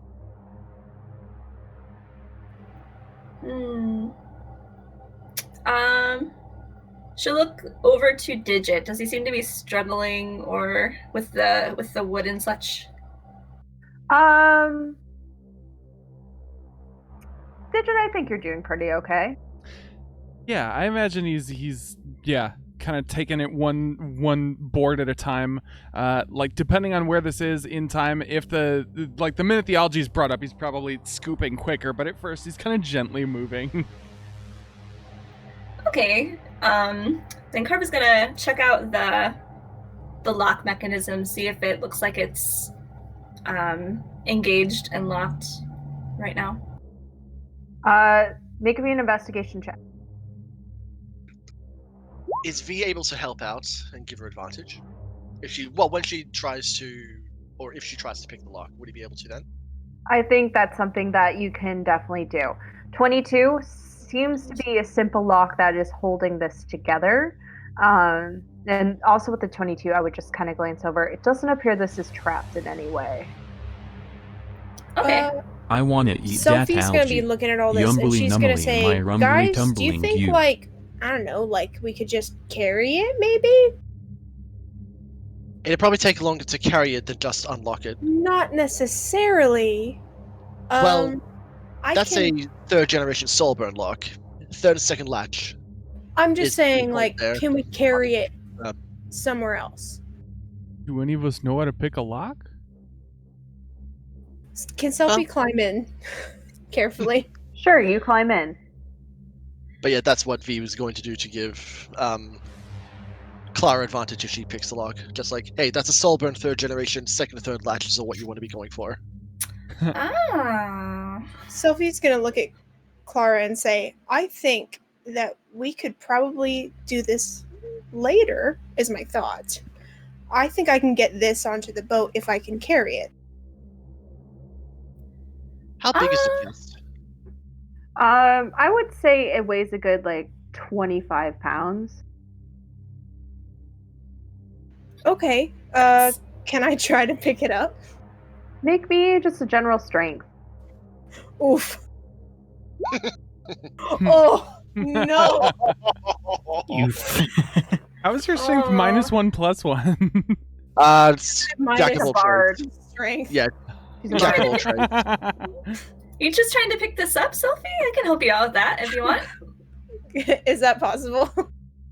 Yeah, but in order for you to do the Misty Step, you need to be able to carry it. So, like, Yeah. small objects you could. Something like this, like, if you opened it, there's something small inside, you could Misty Step with it. I just figured I'd try because I'm like, I this- love that you're trying. Could she carry a person who's carrying the No. chest? Misty Okay. Step is one I don't person. think so. I was like, can I just? Yeah.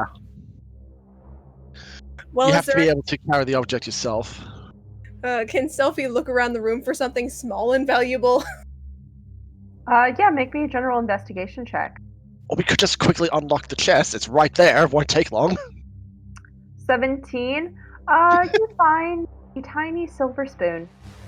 Ooh, it's metal though. Oh, that's Huh. going in my pocket. Very small, tiny silver spoon. Metal is metal. Metal is Huh. metal. Worth I something. can melt that down to a couple of bullets. Silver bullets. Yep. Let's Lucky. go werewolf You could hunting. probably make. With you. Did I picked it up? Yeah, What at this point, Zigsil is in the room, and V, you can make maybe a quarter to a half of a silver bullet, depending on a roll. Damn it. I want to go werewolf hunting, damn it. I think we were about to open this chest. There's been some hubbub. Yeah. Sorry, I just thought I'd try to move it somewhere Uh, else. it's good, it's good. All right, Carva, would you like to try and open this chest? I would. You will tried roll talking thieves' to it? tools at advantage. Oh my god. Hey. Roll what at advantage? Thieves' tools with advantage. That'd be on the bottom left of the character sheet. Or your dex plus your proficiency bonus with advantage. Yeah, that too. How do I do Zixel- advantage? There should be a Um, toggle at the. No, yours is already automatically. Yeah, yeah.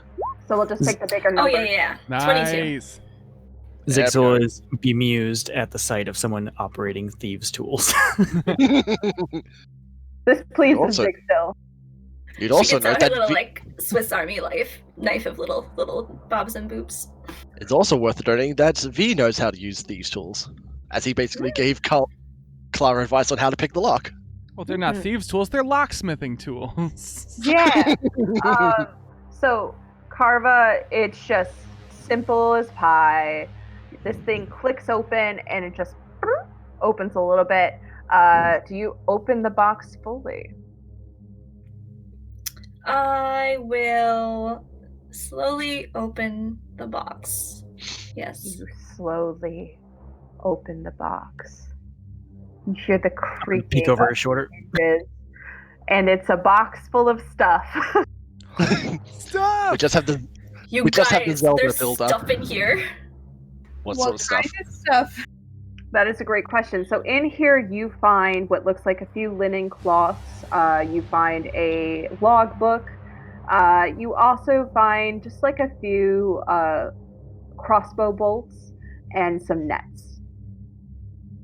I relay this info to Selfie's everybody. interested in the logbook.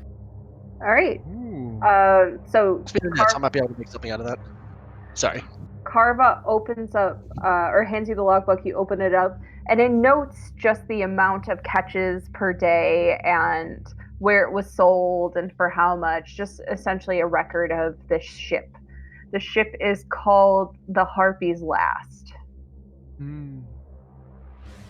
Okay, I'll just let the others know all that information. Okay. You guys are usually so impulsive, and now you're just like, we're gonna be super careful. Selfie is interested in the linen, though. All right. Take You that. take out the linen, and it appears to be some nice linen cloth. Yeah, do you guys mind if I just and she's just gonna put it in like a bag or something and just take Sure. it. If it's Put in good down- condition. One bolt of linen cloth, and then V. I think you were talking about the chest of drawers. That's what I was just about to say. I forgot to mention, have I looked inside the chest of drawers yet? You have not. Are you going to open it? V is going to carefully open it. Okay. You carefully open the chest of drawers. As you do, and I'm going to give you one reaction to this, you start Oh to boy. see bubbles coming out from the drawer. The moment V sees any bubbles, he is backing right off. Just You're going to leave leaping- it open and keep it. Well, he's going. Sorry, let me rephrase. You He's get going a to. reaction. You get one thing you get to do. Yeah. What are you doing? V is going to slam the drawer shut as he pushes himself back and away. What was it? More anchor bubbles. I think we know why this thing is pristine. Don't open it. What if Unless you're there's- doing so from a distance.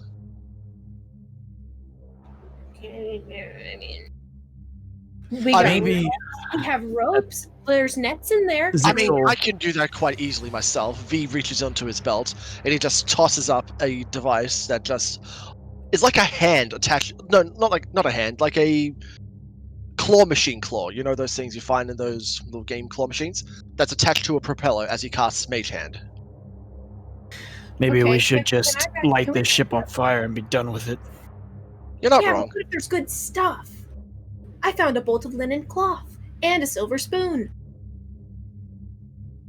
Congratulations. Maybe you can fix up my cloak later.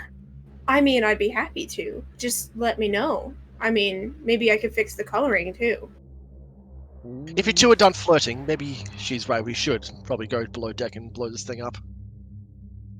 Yes, let us Selfie's press gonna on. side eye him and be like, "You call that flirting?" It's a joke, Selfie. Learn to take one every now and then. Oh, I didn't was realize the you had romantic that was feelings for flirting. Zigzil, Selfina. Oh my gosh. Your courtship methods are highly unusual. These are not my courtship methods. All right. So, what do you guys decide to do? Well, Selfie's gonna back up. I think we should go down. You want to go down the hatch? Before you open Wait, the hatch, you can let me open open. Well, I think we're leading towards just getting this ship out of the way and getting out of here as soon as possible at this point. There is anchor corruption inside that thing. I don't know how far it'll spread. I can open it from a distance, but That's what who's to say that? But who's to say it's not just going to cover the entire ship? Okay, fine. Okay, fine. maybe we should. I don't know. Although I will also say before you try to open that hatch, he's going to point to his little claw machine attached to a propeller. I can open it from a distance. That seems like a good idea. That might be Try- wise. Try a And V, different drawer. you have your potato cooker, right? The one that shoots fire? Potato cooker! Potato cannon! Potatoes. Ah, yes. If, It's any, Potato not a potato cooker, but yes, I do Potato have that. cannon! if anything goes wrong and you start seeing the corruption spread, you can just light the ship on fire and then we can hightail it out of here. You, I mean, that's I one want option, you but- all to roll me an intelligence check. V's just gonna say, while we're on the ship, that's probably a very bad idea.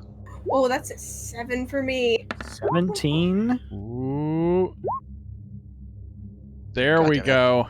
I would say Digit and Selfie, this is a solid plan.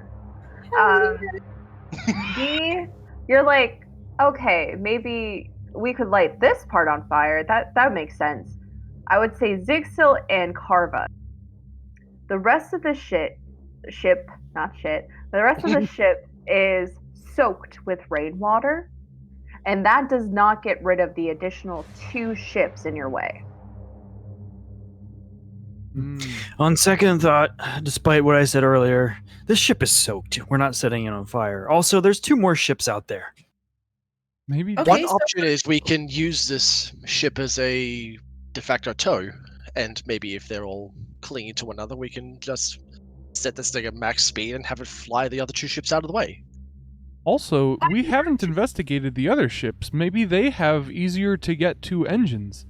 I mean, if all the ships are tangled, all we need to do is get one to move, right? I mean, that seems right. Depends on how powerful and how active the said engine is, but yes, that is a possibility. If not, we can just attach rope anyway. Yeah. But we want to go below deck first. Let's go You down. guys have been talking about this for 5 minutes. Holy crap. V is just going to send the damn claw hand over and he's going to open up the hatch to below deck. All right, you open up the hatch. Nothing pops out right now. Not right now. All I'm right, going it's time to to, go uh, down the hatch. I'm going to peek inside the hatch. All right, roll me a perception check. Dirty 20. Dirty Yeah. 20. You see,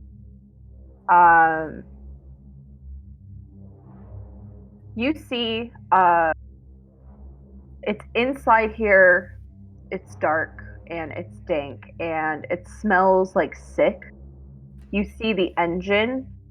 It appears something might have blown through the engine, like something That, my tore. good people, is a very dirty out 20. of I it. tell you what, I tell you what. And you see something odd in the corner, but you can't make out what it is. Okay, I'm going to describe that to the rest of the group.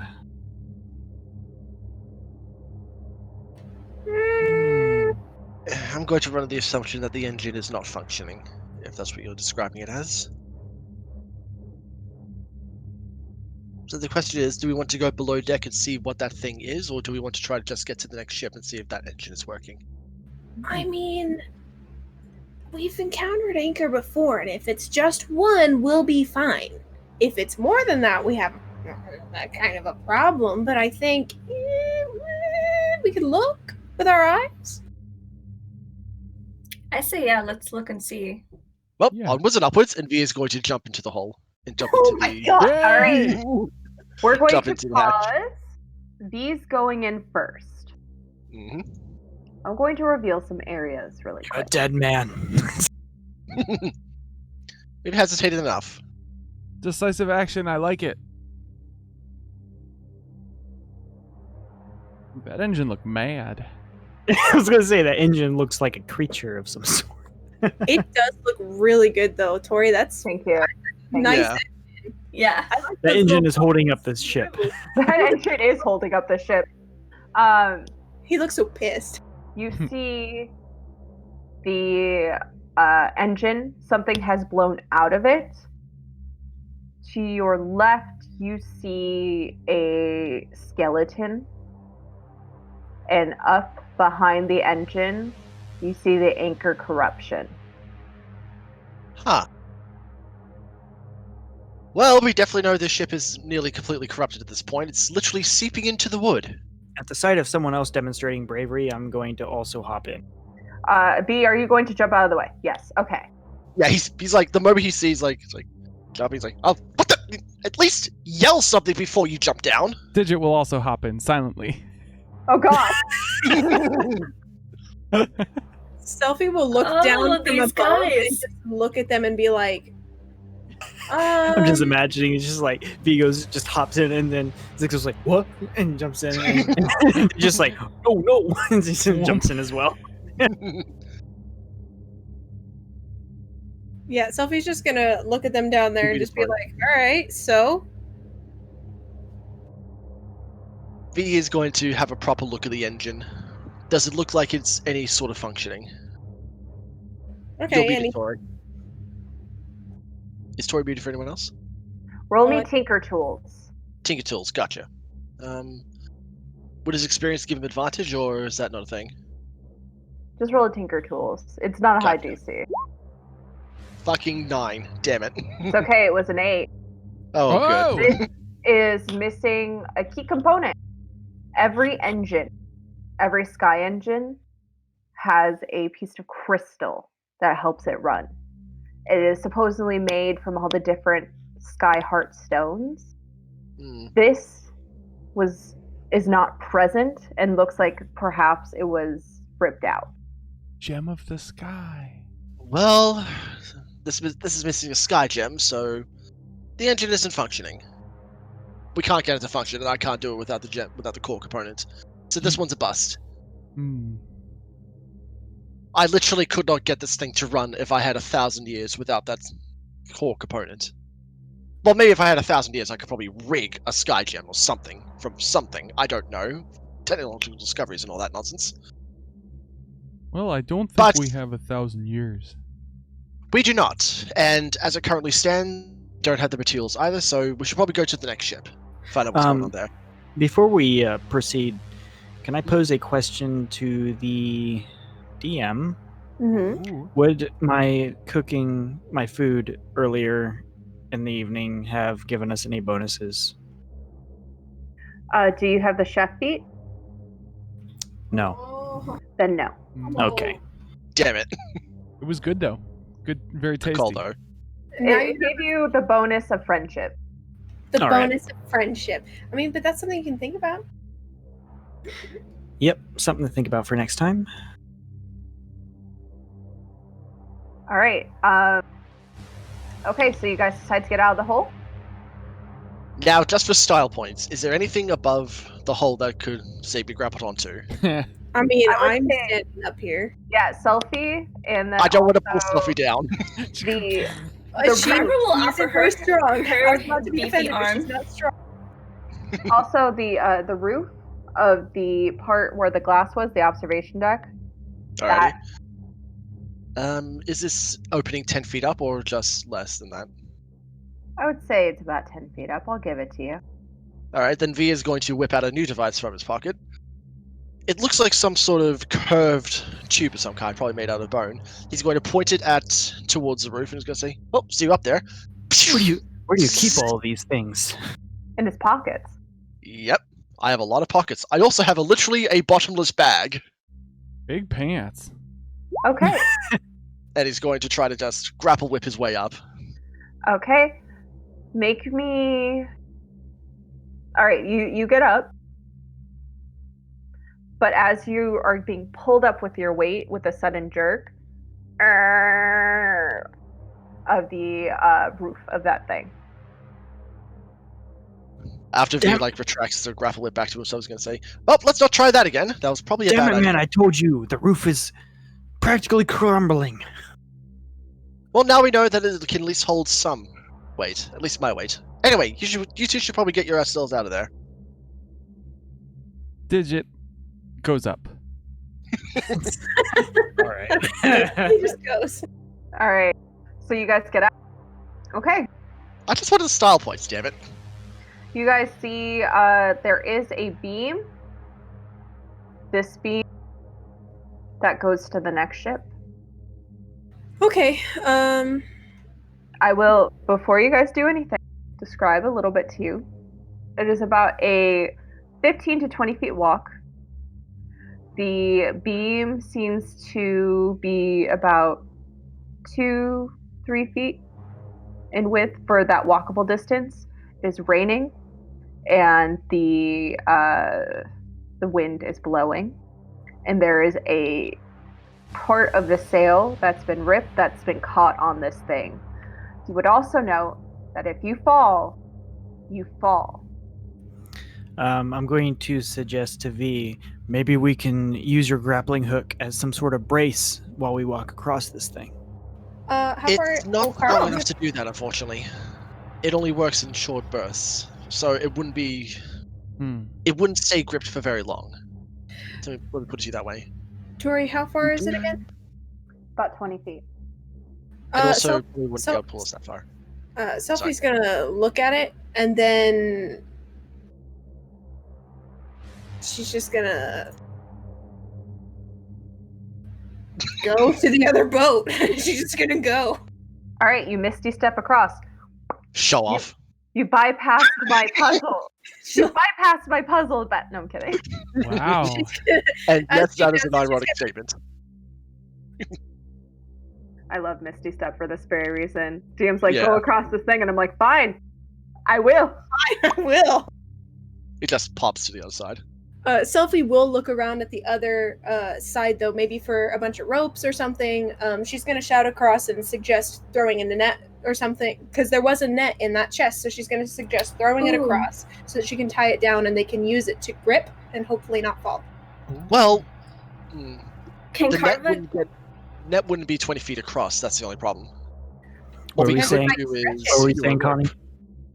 Oh, sorry. I was going to ask if Carva could run to the chest and grab the crossbow bolts.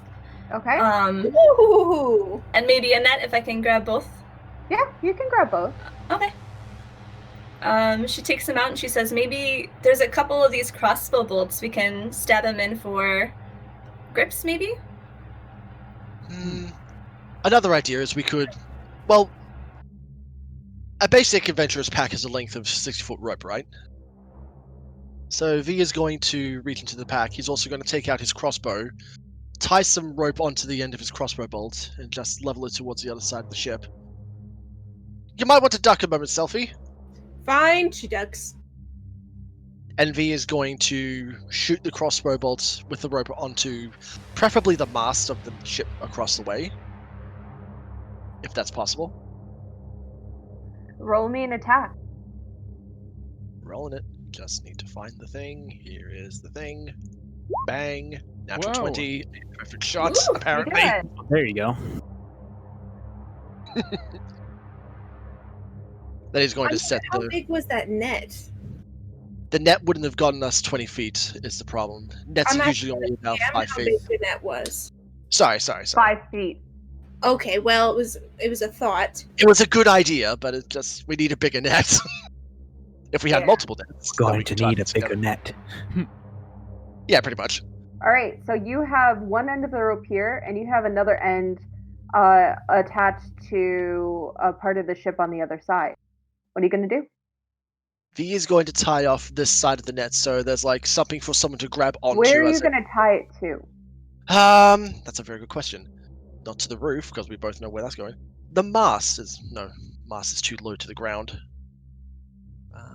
What if we took another crossbow bolt and like dug it down into the roof on this side? Maybe we could pin the rope that way. That's the problem. The roof is probably going to collapse under any sort of weight at this point. Sophie's gonna raise her hand and say, V, is it possible for you to throw the rope down to swing around the bottom of the ship to come back around to kind of tie it? Just a thought. You want me to jump off the other side of the boat? I'm not asking you to jump, I'm saying you to throw the rope. Tie something heavy to it. There are boards. Tie a bunch of boards. That's not a bad idea. Let's just see if I can get enough force for it. Think about it. Yes, V, be the gymnast we want you to be. You can do it. I believe in you. Jump off the boat. Sophie I am wouldn't not do that. sure about that. Now is the Sophie time. would roll her eyes and be like, yeah, V, jump off the boat. That's a good idea. Almost fall to your death. Good plan. Wow. Well, all right. V is going to tie a couple of the planks to the end of the rope, and he is actually going to try to throw it as far as he can. So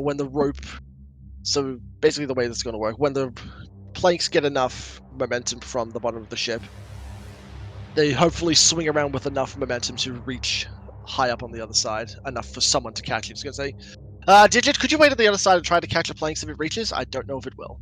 B, roll me a strength. Just straight strength. Oh, good. I only have a +1. That's a 9. Double nines. Yeah. It does not get across, but you still have that rope if you want to try again.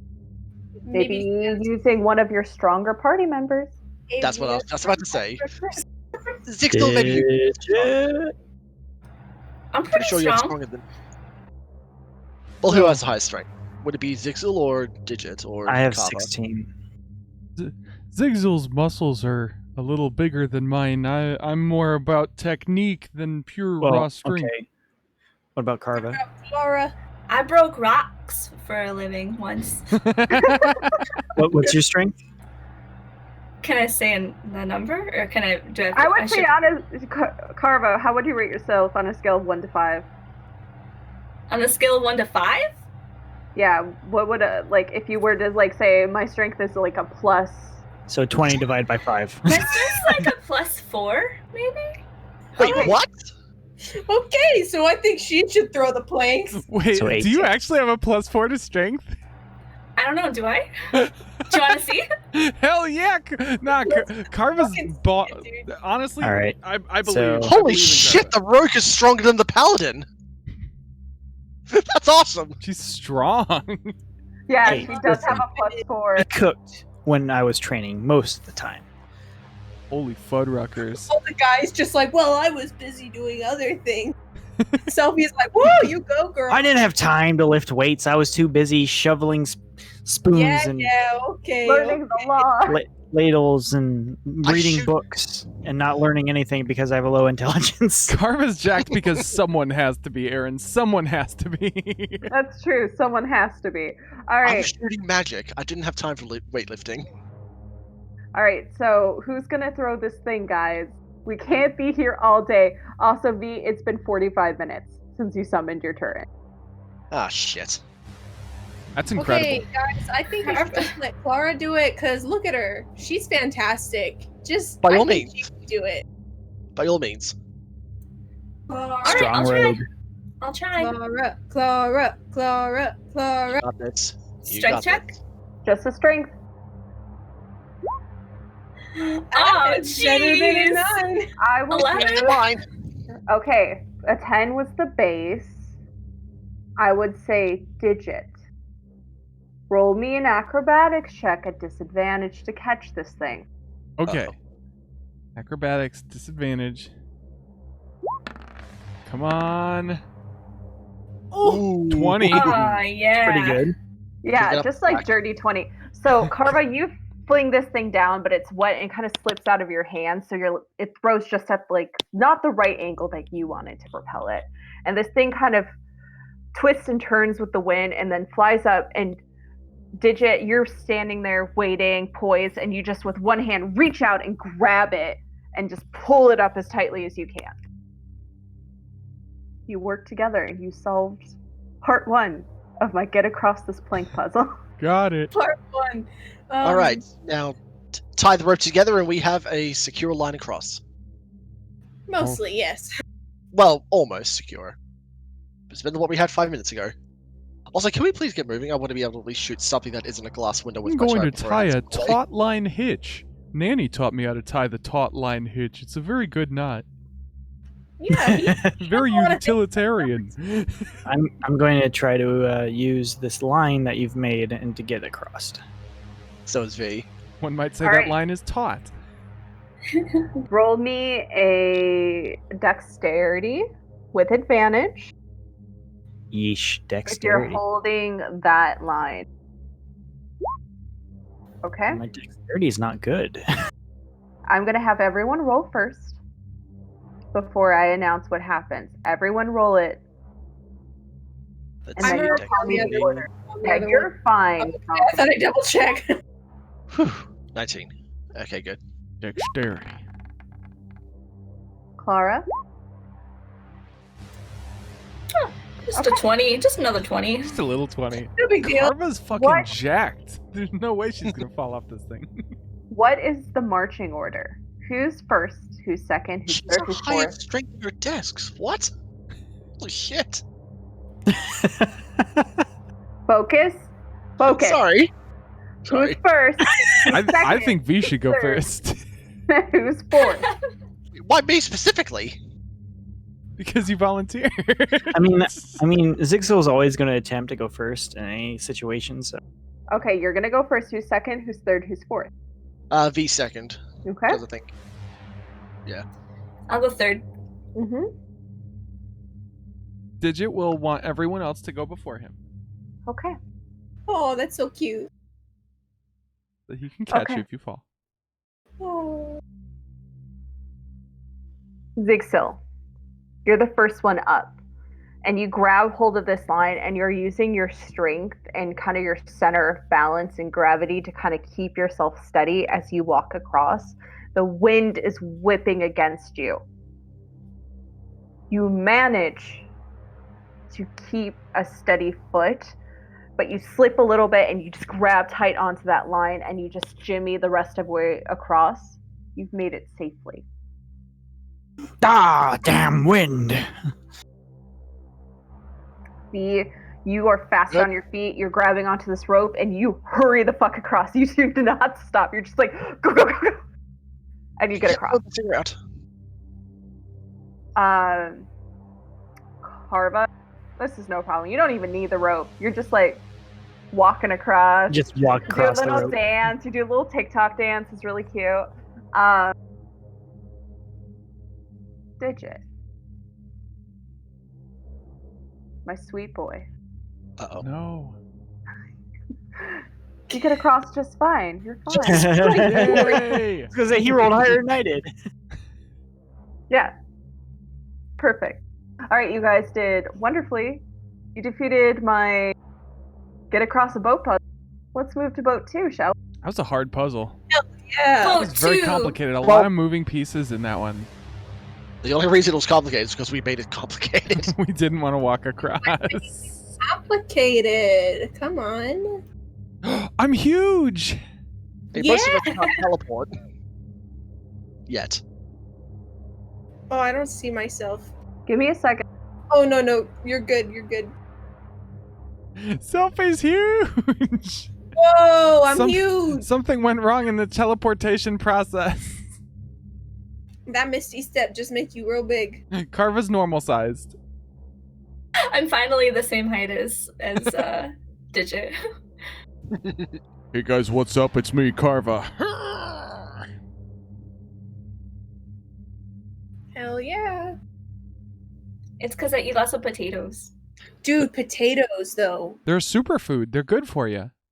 Also, Maybe- she has a +4 to strength, so she's going to be bigger than all of us, which is actually kind of hilarious. I think it's great. I love it. No, it's awesome. I have never known a rogue have a higher strength than their dex. That is amazing. And I love it. So, you guys get to the other side of the ship. It is pouring now. You hear the crash of thunder. This is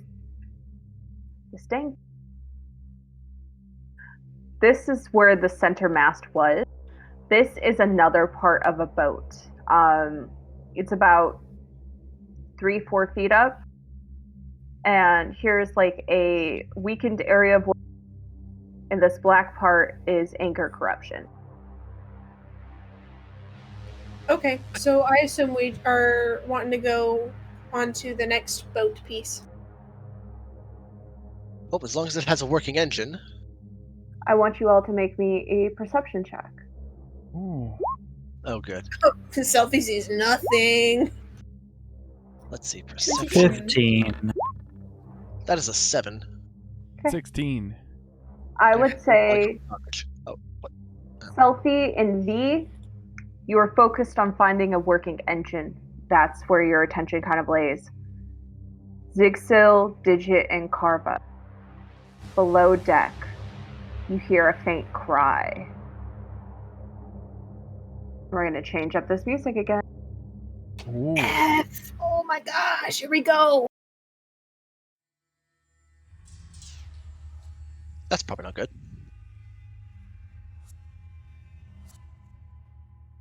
There's someone crying. Do you hear it? I heard it. What? I mean, I believe you. I hear it too. Someone's in need of help. I really don't think that's the case, Zigzil. Not Zigzil. Digit, to be quite honest with you, if it's an anchor ship and you hear crying, it's probably going to try to kill us. Just food for thought. It might, but what if it isn't? Are you sure? Someone might need our help. Oh, bloody hell. I mean, it's worth looking into regardless. I mean, either it's going to attack us and we preemptively kill it, or they do need help and we help them. I think it's only sensible that we try and help whatever's on this ship. Here, I bet we can bust through this part right here. It's all weak. It's all weak, son. It's weak. Your moves, they're weak. Okay. I need, if you're going to try to bust through there, athletics check. Yeah. They're just gonna bust the floor. Do it. Oh my god! Oh no! Oh. You are trying to avoid getting any splinters into your legs because you've done that far too many times in your life, and you're like, I'm not fucking doing this again. So you do it, but you're like, because you're doing it and trying not to have the impact to get all the wood to get into your body, you push down with your heel and it slips with the slick rain. But you hear another cry out. Could someone without hooves try this, please? Don't want to get splinters. I'm going to come over and just drive my sword basically kind of where he was attempting to stomp. Roll me an attack. I just want to see the damage. Easy peasy. There's a crack and a crash as the wood splinters and falls below. I'm going to reveal an area.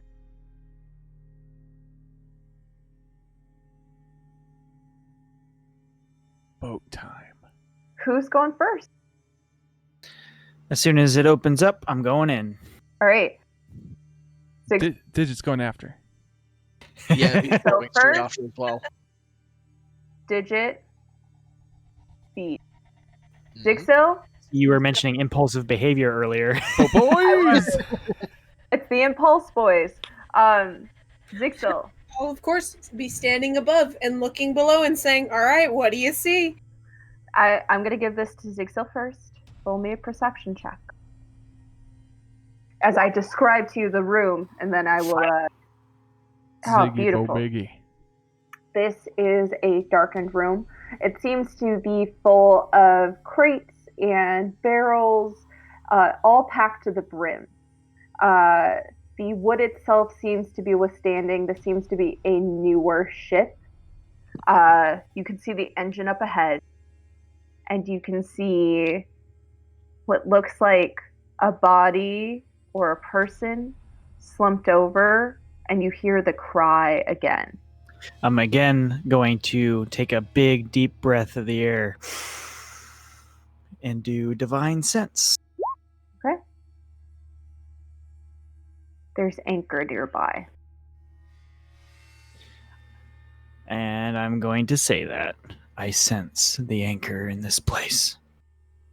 Yes, the floor here does indeed appear to be made out of floor.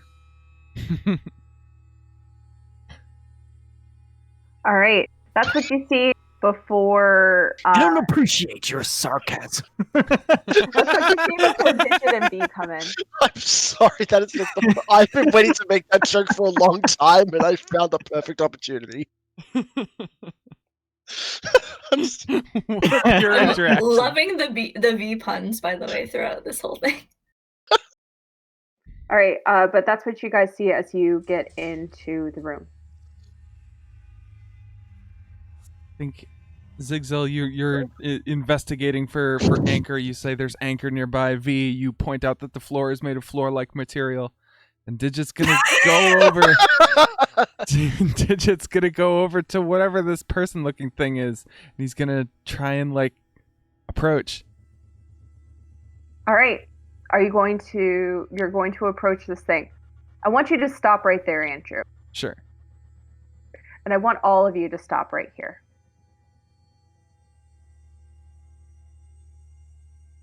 I'm just going to do something really quick. Just All right, everyone yeah. be really... Sure, take your time. I'm confident that I made the right and good choice, and that I'm about to be rewarded for my good behavior. Oh, Oh no. All right, Oh, I'm just that's gonna an- that's- ignore this. I'm sure you brought that up on accident. You were just trying to pull up the magic item that you were gonna give me for the good thing I just did. Oh no. Yeah, that's what I'm doing. Tell me, V, what is the floor made of?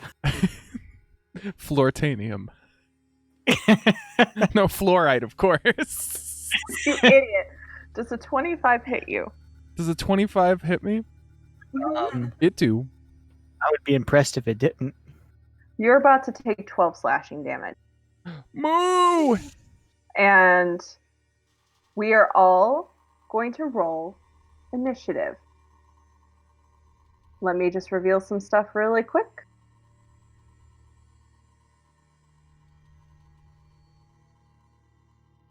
Damn, that's a nat 20. That's a nat 9. I'm wasting all of these nat 20s. There's no such thing as a wasted nat 20. Except when you misclick. I say as I roll a 17 in goddamn Twitch chat. Alrighty. I also realized I was muted this whole time. Fuck. No! I was making snappy comebacks and goddamn. Oh, Fuck. I did. Yeah, I didn't hear your response. No! They're people puppeteers! Let's see. Put this back to 14. Oh no. Look at how fucking creepy they look. They are pretty creepy. Oh, good. Oh boy. Who drew this? Just kidding. I did. 1 million years prison Okay. for scary art. Also, these should be new emojis. Puppet wave. Okay.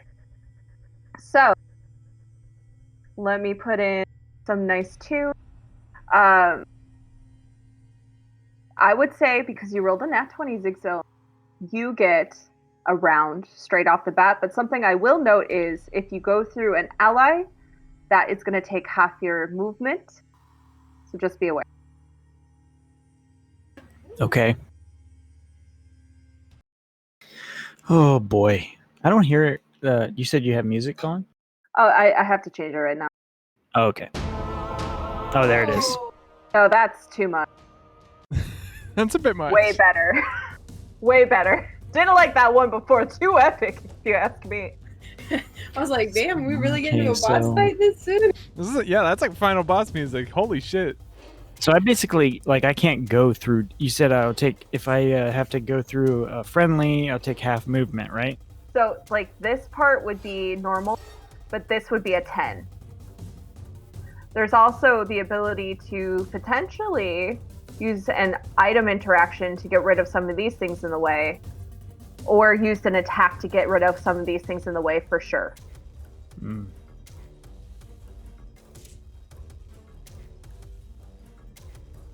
And this, the centerpiece is the mast, right? That is correct. Man, Digit lost like almost half his health. That's not good. Yeah.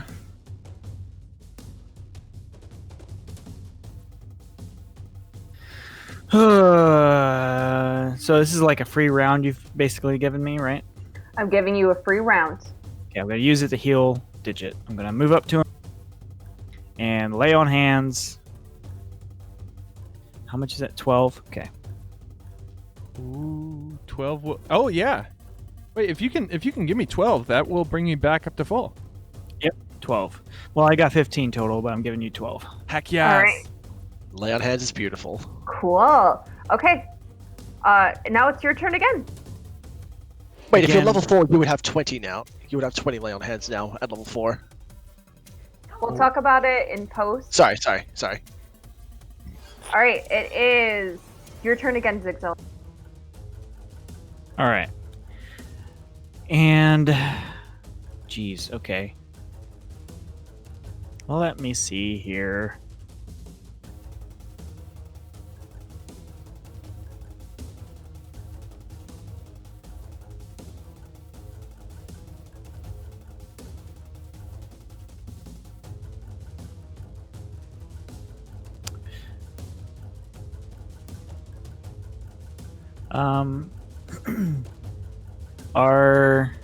How far away, technically, would Selfie and Carva be? They are. D&D is weird in the way that it doesn't have an actual like way to calculate us distance too. So let's just say they're a good 30 feet away. 30 feet. 30 feet. Okay, I'm going to bless Digit V, and I'm doing the melee characters, so Digit V and Carva. All right. Wait, since when am I melee? Well, I mean, it's I'm being a dick. Don't worry. not melee, but like basically, you know, you're more of a DPS sort of character. Not melee, but male-y. Yeah. I'm gonna So- shut up now. Everyone that was blessed, I would highly recommend you put a little symbol or make a note so that way you remember to roll this. Because I will not remind you, and I will just say if it hits or does not hit. I'm blessed. Is there anything else you want to do with your turn, Zixil?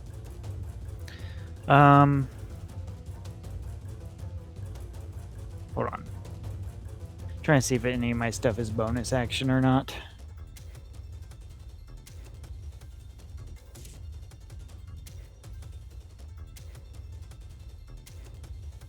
I don't think so. Okay, do you want to use your movement at all? Nope, I'm gonna stay right here. Okay. Selfie. All you heard was a big moo, and things seem to be getting tense. You see V tense up. I mean, I assume I have to get down there now, but like, she's like, that is not a lot of space. So I think she's just gonna say, all right, I'm coming down, and then I guess she'll just jump down. All right. This is what you see before you. That's some stuff. All right, well,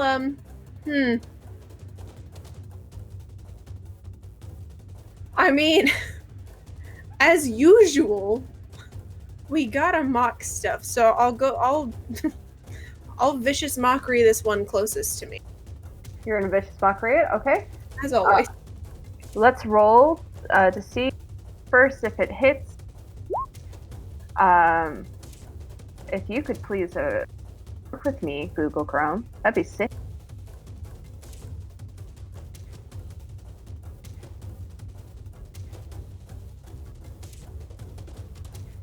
All right, 11. Spell save is 14. All right, so it doesn't pass. What do you say?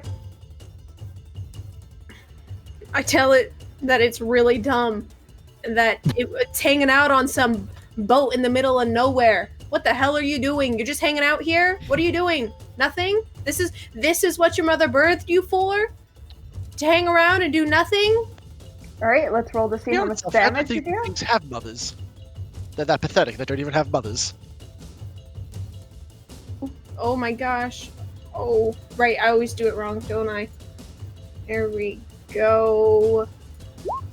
God damn it! I just basically played the point of Selfie's hype man during that insult. All right, Thank you. I love a hype man. Oh damn! Oh shit! Oh shit. I should have put myself in front of you, Digits. I'm sorry. Nah, it's all good. Realize I have more health than you do. B, it's you. Okay, Tori. You're what's far this away here? from your Is mic. that an opening in the wall? I can't hear you. Is that an opening in the wall on the left here? It is. Does it go to open sky? No. So, if I were to say knock something out of it, would it fall or would it hit something else? It would fall onto another deck of a ship. Shit. Well, there goes plan A. Well, on a deck of another ship is still not here, so... Is that 5 feet... Would 5 feet knockback be enough to knock it off, or would it require more, do you think, based on how it's positioned? I will tell you this because you have eyes. These things are floating in the air. Okay, so they're not pinned to the ground. Right. Never mind then. Plan A is a bust. So, plan B. I'm just going to start shooting. Okay. We love a shoot. Right hand, he's going to pull out his light crossbow, take a shot. Because At which I one? switched- Red, orange, or yellow? This one. Yellow. Yellow. Okay. Gonna take one shot at yellow with light crossbow. He is going to try to add bless to it. Bring it up to a 14. It's not hit. Damn it! Ooh. Oh well, first shot miss. Second shot for Force Ballista. Am I able to add bless to that one too? Or is it a I once a believe turn so. thing? Any attack So 16. hits. Alright. 9 force damage. It is also knocked back 5 feet, whatever good that does. Okay. You see this thing dangling, like the corpse that it's attached to dangles its feet off of it, but this thing is still floating, and its golden eyes turn to the two people that attacked it. Digit, Well, I'm still going to use the last of my movement if that's okay real quick. do it. Which one was that? V is Yellow. going to just lift 2 fingers and just give it a rude gesture. Basically showing it his drawing fingers, essentially. Okay. Okay. It's going to move back over here. Which one was that he attacked? Yellow. This one. Yep, yellow. Okay. Okay. Carva. Or no, it's Digit, then Carva. Yes. Yes, it is Digit. Okay, alright. Let me think about this. I gotta be smart about this because these guys hit hard and can take a lot of punishment. Okay. So... Yeah. I'm going to go 5, 10, but don't worry, you guys. I've got a plan. I'm going to use my horns to try and strike at this one. Just like almost Okay. like headbutting him. You're hitting red. Go ahead. I hit the button, but I don't know if it did it. Oh, I think it's loading. I think it's... Okay, so the first one was a 26 We'll take the first one. for 6 points of piercing damage. All right. And... Okay, alright, so I gotta be smart about how I use my bonus action here. Oh, wait a minute. Yeah, nope. How about this? How about... with an unarmed strike, you can... that's a key point. But, yeah, I'm gonna do it. I'm gonna use 1 key point to do Hands of Harm. Okay. Roll an So- attack. Yeah. Well, Hands of Harm is... Oh, you just this is the adding one. Okay, go ahead. Yeah. So it's my martial arts die, which is a D4 plus my wisdom modifier. 1d4 plus 3. Nice, max damage. So that's an extra 7 points of necrotic damage. We'd love to see it. And then for my bonus action, I'm going to spend another key point to use Patient Defense and take the dodge action as my bonus. It's a good idea. I like that idea. Carva, it's you. Okay, she's gonna move down. Getting down to here. How much is that? That would be 5 feet. Okay. She wants to climb up on the barrel. Can she That's going to be like 15 because it's going to take an additional 5 to climb up on something. So you got 10 feet left.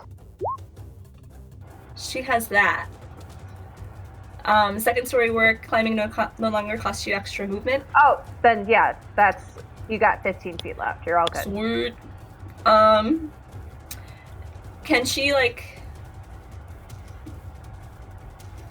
bonus action hide before she gets over there? Sure. Okay.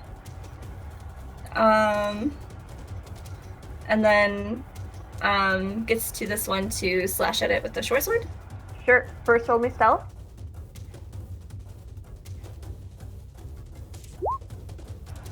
21. Very well done. And roll me an attack.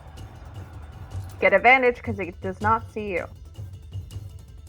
And +4. And yeah.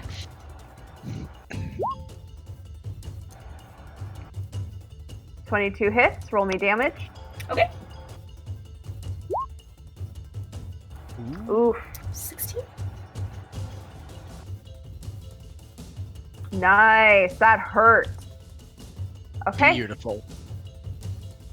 It is now the puppeteer's turn. Jeez, it's not dead yet. This guy, we're going to start with Red.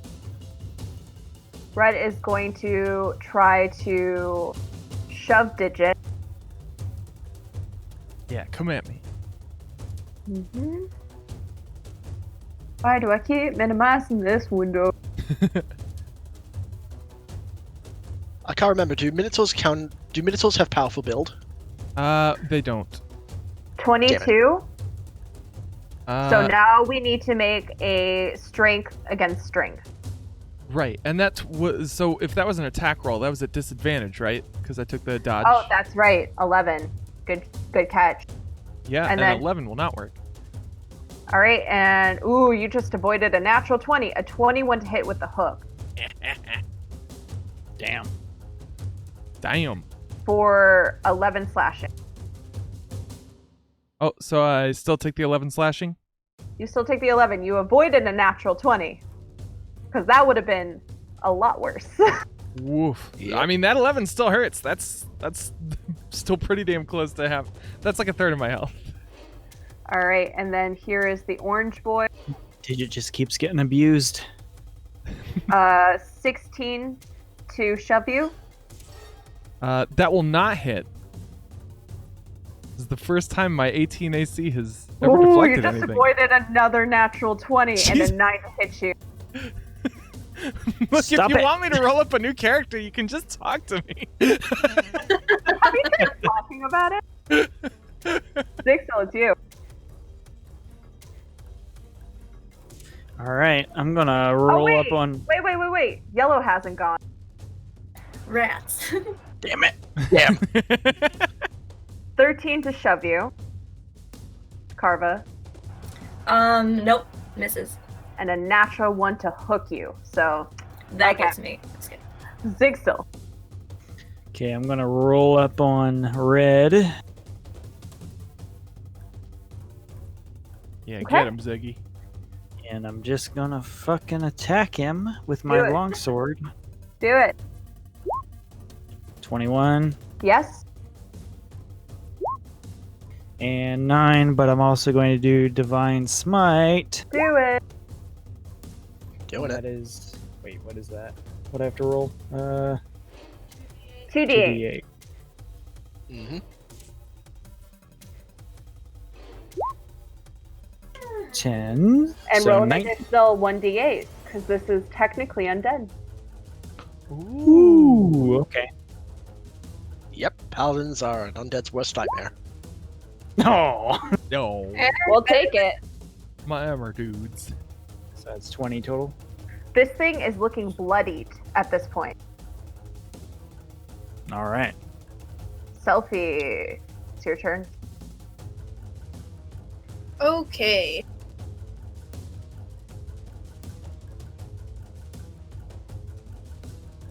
Sorry, cats. I think Selfie wants to. Let's try this. Try this, I guess. Dissonant Whispers. To which Yeah, one? on the yellow one. Yellow. 15. Spell save is 14, so. So on a fail or on a successful, takes half as much damage. So still roll your damage. Okay, so it's not showing up on the attacks and spellcasting list here for me, so. So roll 3d6 and you could use the little icon that has like the little dice on it. Or on you the could top type left. in, or you can type in /R3d6.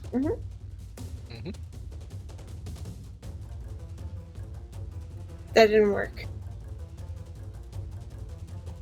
Do you mean R slash or slash R? /R. Space 3d6. Well, you didn't say the space part. Sorry. 7 halved. All right. That's still damage. Damage. We love to see it. Okay. Is there anything else you would like to do? That's a lot of damage.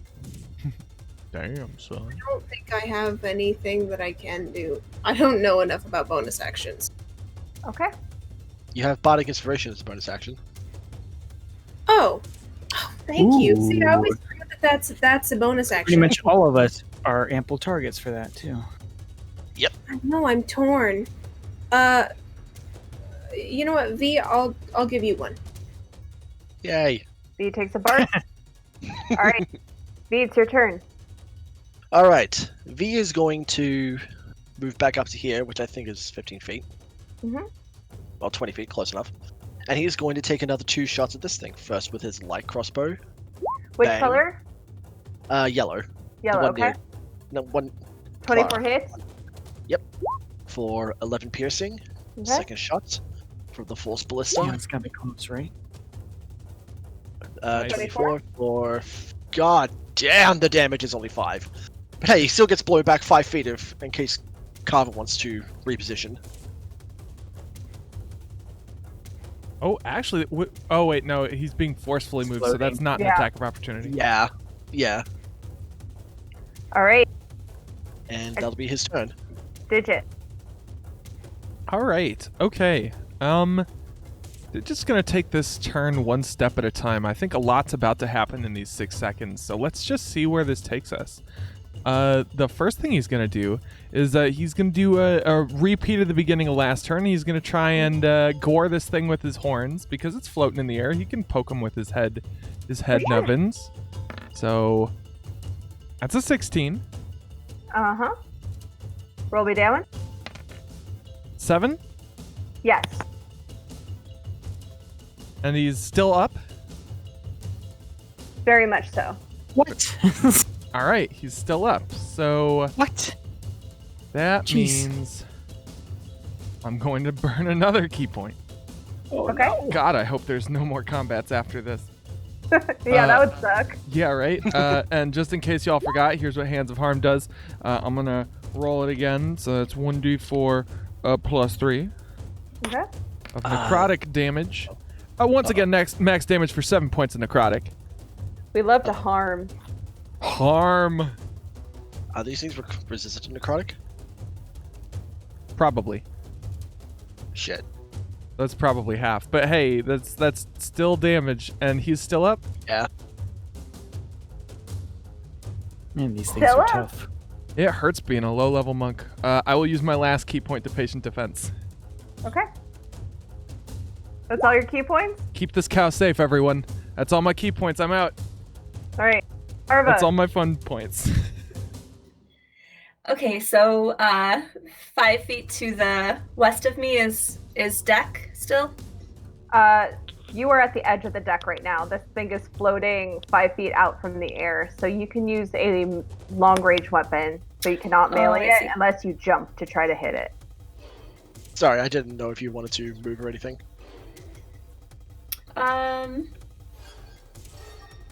How is it looking? It's looking bloodied. Looking bloodied. She can.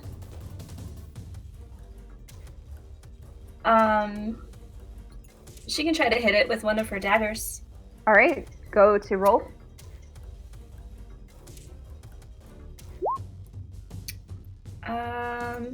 And I can add bless to that if I want to. Do I It's a D4. 4? 18. So 18. Hits. 7 piercing. Yes.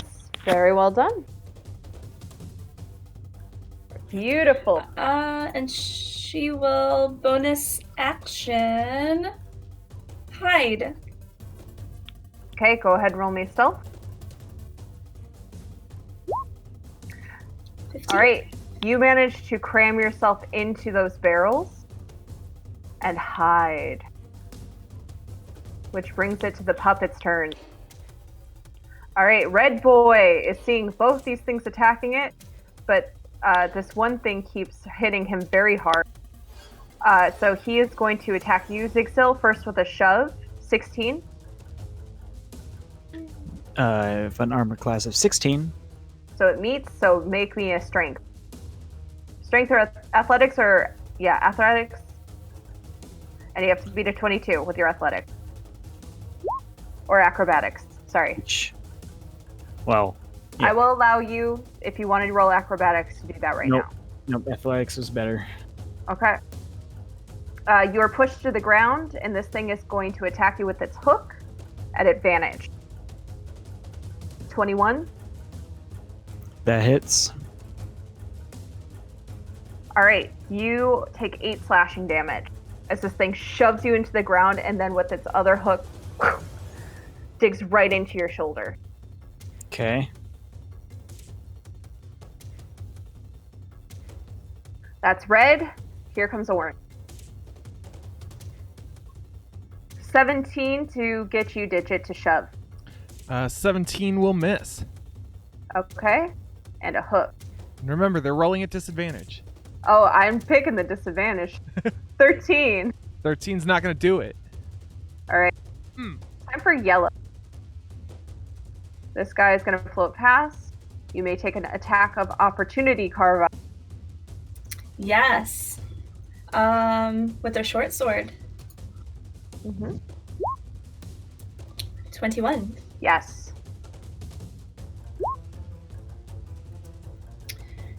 Do I get my sneak because I was hiding?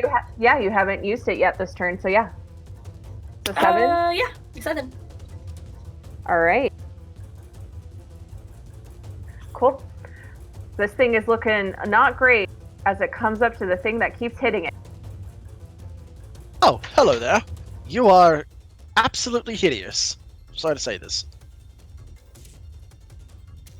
17 and a 16. Both of those would hit, except as this thing swipes at him, V is going to duck back, press a button on his belt, and a barrier will form in between him and his assailant as he casts Shield. Perfect. All right. A little too slow there, my friend. Dixel, you were prone on the ground. So it's just a movement action to get up, right? Yeah, it takes you 5 or half your movement to stand up. Okay. And I'm going to get up and I'm going to spit on the ground. I'm going to take another attack on Mr. Red here. Mr. Red. Mr. Red's not looking too good. It's probably a good idea. Redmond. 16. 16, yes. All right. That's 7. That's 6. Because it counted the nat 20 on the other side. Oh, sorry. Yeah. It's all good. So you stand up, you hop up on your feet, you grab onto your sword, and you just lay into this thing. This thing stabbed you in the shoulder, you stab it in its shoulder, or what you presume to be its shoulder. All right. Anything you want to do with your bonus or the rest of your movement? Nope. Okay. Selfie. Okay, well, clawing his way out of my lap. I think Selfie's going to healing word digit. Okay. So you need to click it on your attack sheet. Yeah, I found it. I'm so sad. Ooh, She's I've gonna been say, healed. "You're great, and this can't beat you. You're better than this, and you're gonna do it." Woo! Thank right. you, Selfie. Anything else you want to do with your turn, Selfie? Let's go ahead and Bardic Inspiration again. You use your bonus. Oh, you can do a cantrip if you've got Oh, one. I can do a cantrip. Sorry, that was an You accident. can mock someone else now. You can do a I can't can't. rip. Can't rip? You know who can't rip? The yellow guy can't rip. I thought they were referring to them as colors. I mean, Dumb it's a lot yellow guy. easier than saying, oh, the Yellow one's man. there. 12, so it fails. So let me mark that. What do you say? I say, Ooh, I don't have enough ice for that burn. sorry. She's No. gonna look at the yellow one and be like, damn, you're so slow. I bet you were the slowest in school, too. I don't know. Oh! Brilliant. These guys are Just so me against unloved my they high float man. because the ground don't want them. Oh my god, Dandrew, thank you. Alright, she says that instead because it's Sorry. way better. I thought that was funny. All right, I love it. B, it's you. This thing's right in your face. Okay, it is indeed currently in my face. So, damn it, I can't actually attack with this with my crossbow and melee without disadvantage. Let's see my spells. I've already used one spell slot, so I can still cut. No, actually, no. I think I have an idea. V is going to. No, he's not going to do that because that requires an action. He is going to quickly set his crossbow onto his belt, take out the device he uses to cast Firebolt, and then throws a Firebolt point blank at this guy. All right, roll me that attack. Disadvantage, correct? For a spell attack, I don't think it is, but I'm going to add the Bardic Inspiration, which is a D6, I believe, at this level, right? Mhm. D6. Oh God damn it. Try to add Bless as well. Probably not going to help. Nope. No! There it is. Jesus. So they both miss. 11 does not hit. No, it does not. Wow, Oh, he's I've gonna try never to seen the forward dice gods know this hard before. Yeah. Fourth ballista, 5 feet away. That is a 21. All right, roll me. And for 8, ignore the extra. That's an 8 force damage, and he gets knocked back 5 feet. 5 feet it is. And he's again going to make a rude gesture at him and says, "Keep your footing, you floaty bastard!" And he's going to back off over here. Perfect. So you go and you throw this firebolt, but it's really to serve more as a distraction as you pull up your ballista and you aim it right at its gut and you shoot at the big eye in the center. No, I have a perfect quip for that one. It's like, keep your eye on the birdie, shoots the flare up, ballista shot to the gut. Very cool. Digits, your turn. All right, Digit. What's Digit gonna do? Oh man. I mean, Zigzil's got this guy. I think I should start softening up. Yeah, another the dude. other guy, Orange, has not been touched. Yeah, he's not been touched. I'm in a bad way. I'm in a bad place, and there's not much I can do to hurt these fellows. But I must try. Yeah, I'm gonna give a little punchy punch to Orange Man. Okay. Roll me attack. 21 hits. Strike him for 6 points of bludgeoning damage. Perfect. And All right. I'm guessing I can't use an offhand strike with my fists. Actually, you can. Monks always get an unarmed strike as their bonus action. They don't Yep. need to use a key point for one attack. Oh, do I still subtract my proficiency bonus from it though? No. You add your... When you do a monk attack with an unarmed strike, you use your proficiency and your ability modifier for the attack. Oh, cool. Yeah, Oh monks yeah, don't it's in my do martial arts. Oh my god, yeah, because the martial arts thing is huge. All right. Well, thank you. I will give him another a little strike here. Does a 22 hit? Rules lawyer out. No, it doesn't. Yes, it hits. Go ahead. T T-hoo. 7 points of bludgeoning. We love it. So, math. So you go and you do one strike with your open palm, and then you take your right hand and you slam it into this thing again, pushing it back against the wall, giving yourself a little space. Very cool. Clara. She's going to get up next to this guy again. All right. And her hide is no longer active. Hide is no longer active. She's gonna slash it with her short sword. Roll me an attack. Okay. 19 hits. Roll me damage. Ooh. 10 piercing. You run up to this thing. You're no longer hidden, but it's like staggering. And you just reach up with your short sword and you pierce the eye, twist it, and yank the eye out. And this black ichor splashes back behind you and voiding you entirely. You've killed the first one. Yeah. Woo, woo, woo. Nice. Good job. Can she bonus action throw dagger at Orange? 2-weapon fighting? Yes. Okay. But it's just your dex. So just hit dex. Just hit dex. Ooh, add. Can I add bless? Mm-hmm.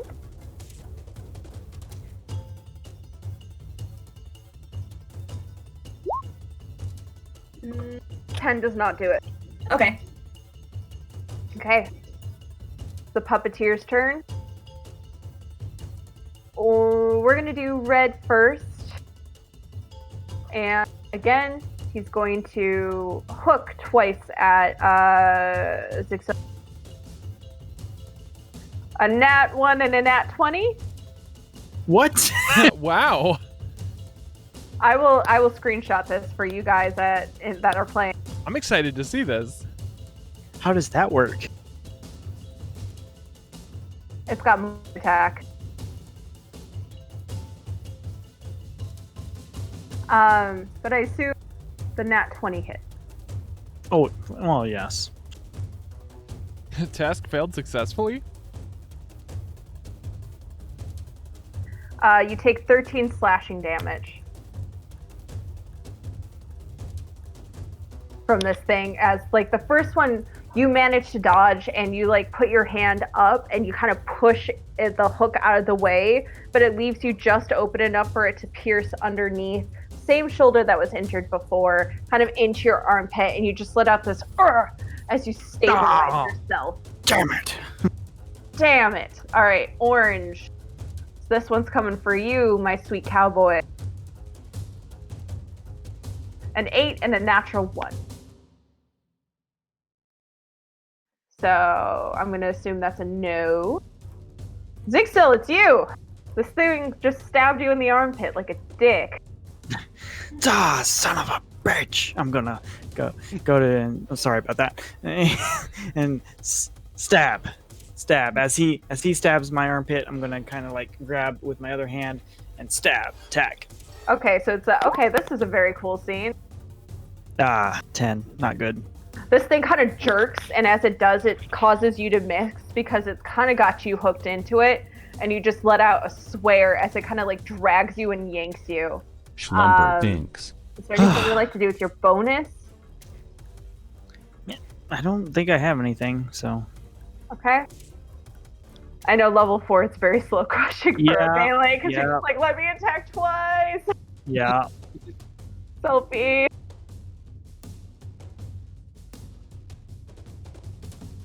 Oh, yes. You. Okay. Sorry, spaced out for a second. Man, I'm so far away from everything. But there's a dead one, so that's nice. There is a dead one. How far can I go? Where's the thing?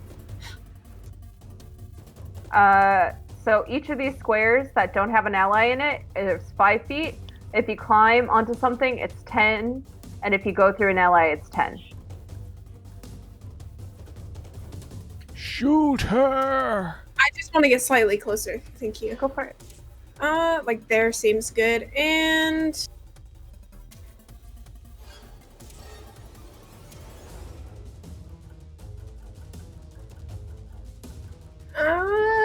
let's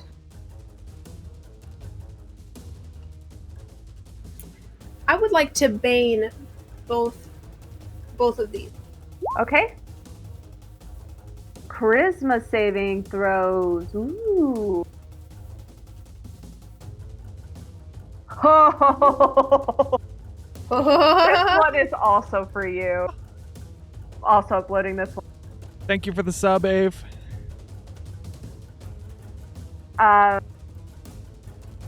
So, for those in chat,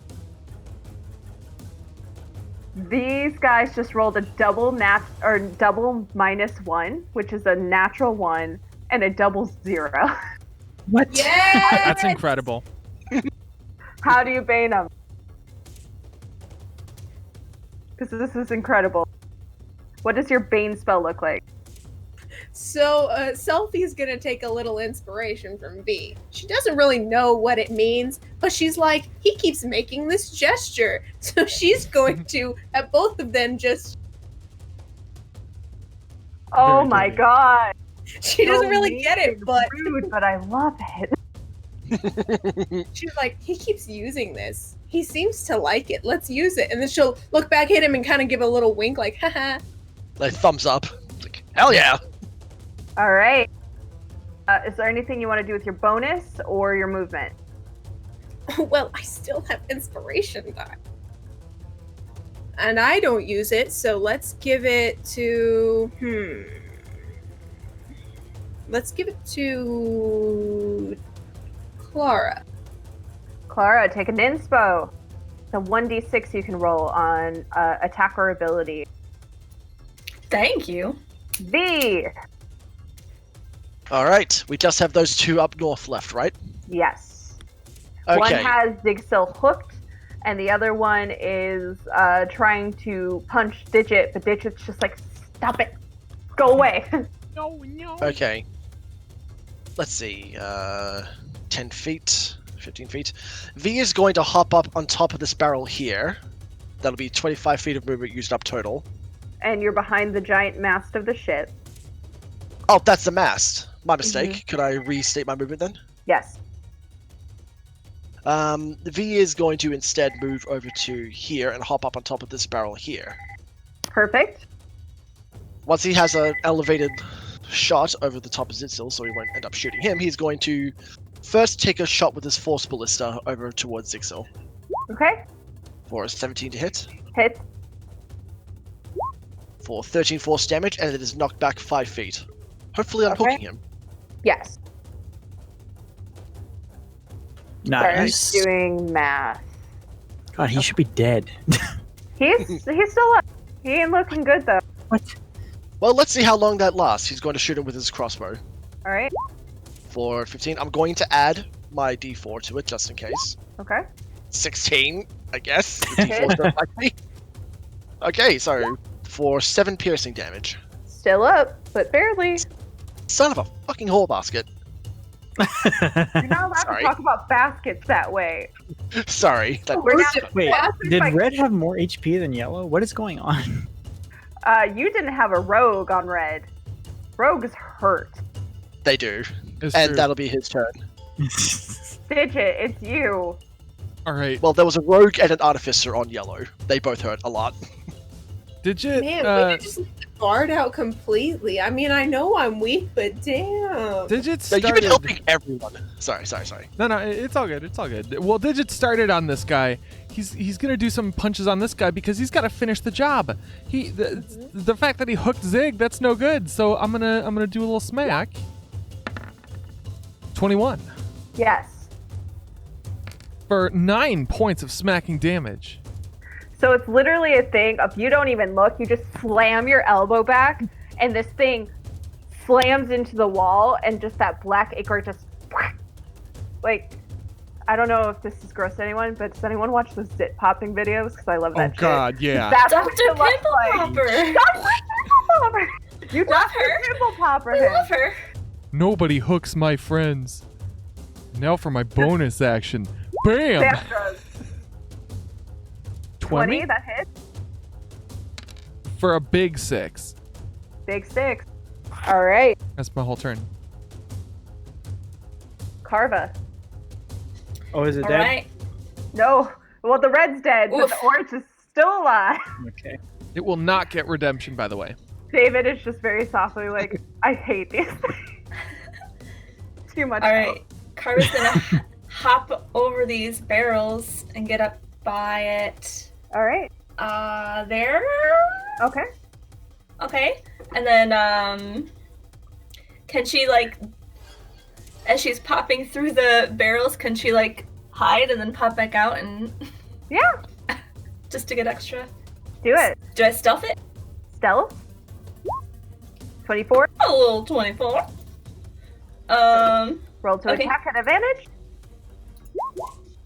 22 hits. Okay. Oof.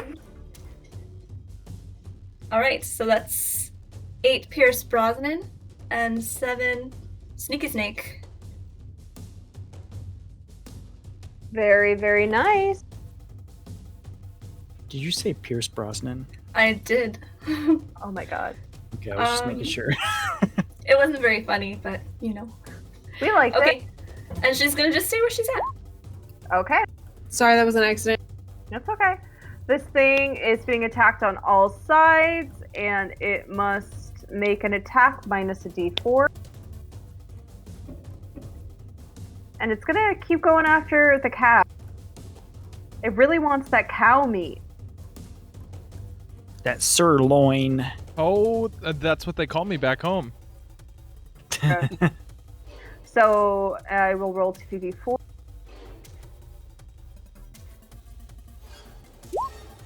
Okay. A 19 and a 16. The 19 hits, the 18 misses. 8 slashing damage as this thing slices down into close to your mouth, but not quite touching it. I think that's good enough to do a little rebuke the violent. Oh Yeah, no! buddy! Here we go. Damn it! I forgot you could rebuke. Oh, and it fails. It feels so bad. Oh, Oh no, like it fails, so it takes the full damage. So it takes all okay. 8. Nice. This thing is looking That's awesome. bloodied. How does it look when you rebuke this thing? Stay away from my cow, man. We love to see it in this house. Or my cow friend. Protect the cow. This is a cow man. All right, Big Phil, it's your turn. All right, I'm gonna roll up. All right, Can I hop up on this barrel? you do. Okay, and I'm gonna come down on top of them with a strike. Do it. 24. hits. With a 13 slashing damage, Oh, this thing is And- looking sucks. plus a little bit of divine smite for my last spell slot. Do 3d8. Because it's undead, remember?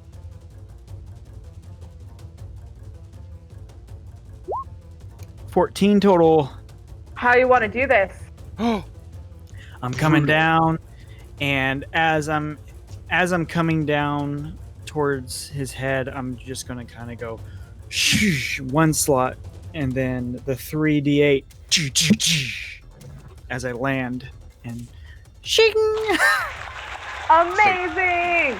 This black ichor just whoosh, sprays everywhere, missing everyone because you all are just heroes, and you're just like, nah, I'm good.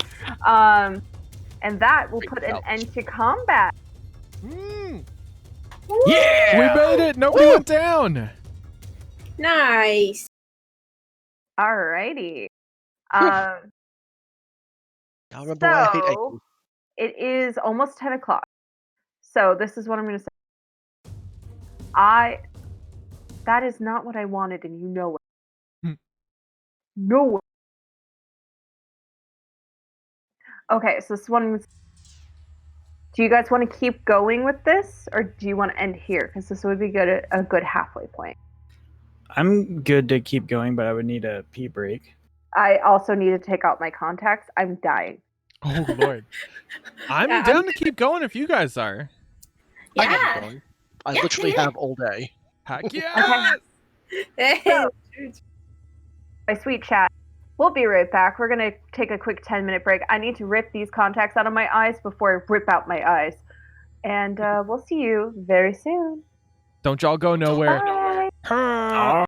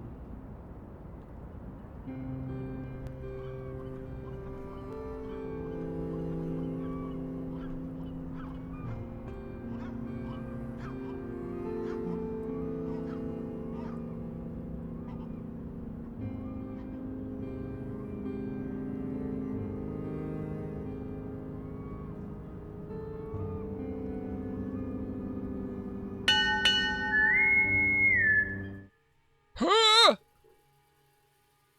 We're back. Hi guys. We missed you. I don't know. Did you guys like cut your hair, chat? Looks great. You look Yeah. fantastic. I didn't want to say anything, but Chet, you're looking nice tonight. Real good. Chat. Are they hydrated? Their skin looks fantastic. Did you get 8 Chat. full hours of sleep?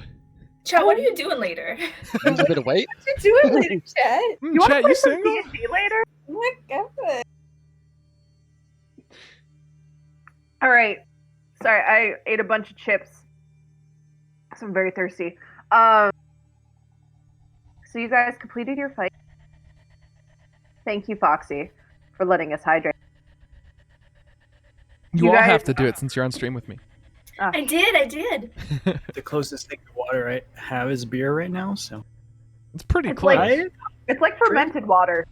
Yeah. Anyways, you guys have defeated these puppeteers, and they lie on the ground.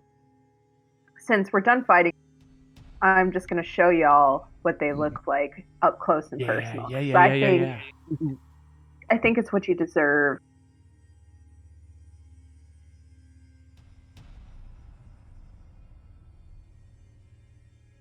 This is what they look like. Jesus Christ. Gross. Cool. I made that. It's terrifying, Tori. Good job. Him I drew a leg picture. on. Puppeteer, what you doing later? Mm, That's a cool design. by the way, I like Very that you well ain't done. got no lower jaw, girl. Oh, Anyways. gross. Yeah, it's all messed up. So anyways, you guys are here on the bottom deck of the ship. There is an opening out into the world. Some of you have incurred damage. B, I would say at this point, your turret shuts down. Yep, V is going to set that back into his bag of holding. The shutdown, just save it for later. It says, all right, so has everyone no critical injuries? Excellent, let's continue on. And V is going to check out the engine at the back. All right. I'm gonna Tell be me. strapping up like my shoulders. Ah, we could use a rest. Ah. Feel free to take a rest while I see if I can rig this thing to explode or something. Okay. B, make a Tinker's Tools, and all of you guys would see Zixil does have like this gaping hole in his elbow and his shoulder, and it looks like the holes are almost meant to connect, as if a string was supposed to be put through there. Oh dear. That's terrifying. Oh no. Does Bless apply to ability checks? I don't remember. I think it would pass the time of Bless. Oh, it's concentration up to 1 minute, yeah. So that is a 12, fortunately. I need to get expertise on this damn thing. 12, same thing. You look inside, that core component's gone. He just throws his arms up. Well, this was a complete waste of time. No sky gem here either. Well, there's still a third ship. Maybe we'll find something there. I hope so. We're gonna have a hard time getting rid of these things if it doesn't. So do you guys want to take a short rest? It might be That would- worthwhile. Yeah, that would be good. Okay. Yeah. So you all settle down for about an hour. Is anyone keeping watch during this time? Y'all being quiet? Y'all being obvious? What's the deal? Paint me a picture, guys. Yeah. I feel like He you is guys should Trying to paint me patch a up my picture. fucking shoulders. Would you say that Nanny and the boat are 120 feet away? I would say they're more than that away. Okay. I mean, yeah. I figured I'd check. But you figure if you get on top of the other ship, you would be able to message him. Selfie's doing okay health-wise, so I think that she will try to do that. So you're gonna like get up to the top of this ship and like go as close as you can? Yeah. Okay. You go ahead and you're gonna do that, and we're gonna get to that scene in a second. What are the rest of you guys doing? Digit's still, going. I know, is patching himself up. Go ahead, Digit. Digit's gonna like as he's resting, kind of like dangle his feet like over the edge here and kind of keep a watch out. He kind of wants to like take a look over and see where this leads. It leads to the third derelict ship that you guys saw, and it appears that you are looking down at a cargo storage area.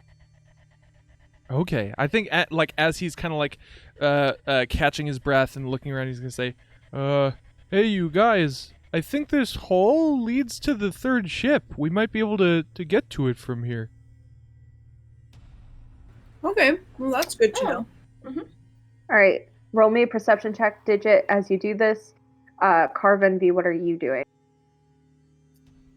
Carva's feeling pretty good, so I think she's going to look about the crates and barrels of the ship to see if she can find a crystal or any other useful items. Make me an investigation check. Digit, you listen out. You don't hear any more of that crying like you heard before, but you swear you hear like very quiet footsteps from above the deck of you're in the cargo area is the one you're looking out on. You think the deck above there's footsteps. Yeah, I'll relay this to everyone. Doesn't seem like there's any puppeteers aboard the other ship, but I think there's something. I hear something shuffling around on the upper decks. Carva. That's probably Selfie. No, not this one. Oh, the other one. Mhm. Wait, the other ship we were just on? Mm-mm. No, the third ship. It's there's a path to the cargo deck below us, but I think the deck above that there's something or someone. Fantastic. All right, Carva. You look around and you kind of poke through the barrels, and you're like, okay, the core component has to be here. You find a spyglass. What does it look like? Those are great. You find a spyglass that this dang there's so many things open. It is this deep purple blue. There's almost like this pink behind it, and it looks like there's constellations to it. And it has these small silver bands around it. And I'm just going to share this with you if that's okay. I think that's okay. I'll allow it. Just this once. That's what you see, Carva. And if you want to share it with the group, just let me know and I'll show it to everyone.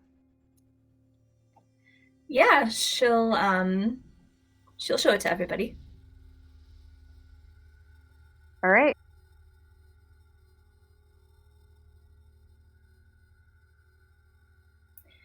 It should be in everyone's journal.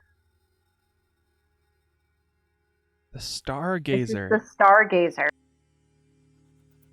Look at Crafted this. long ago in the down below by ancient diviners. I didn't spell check this. Who cares?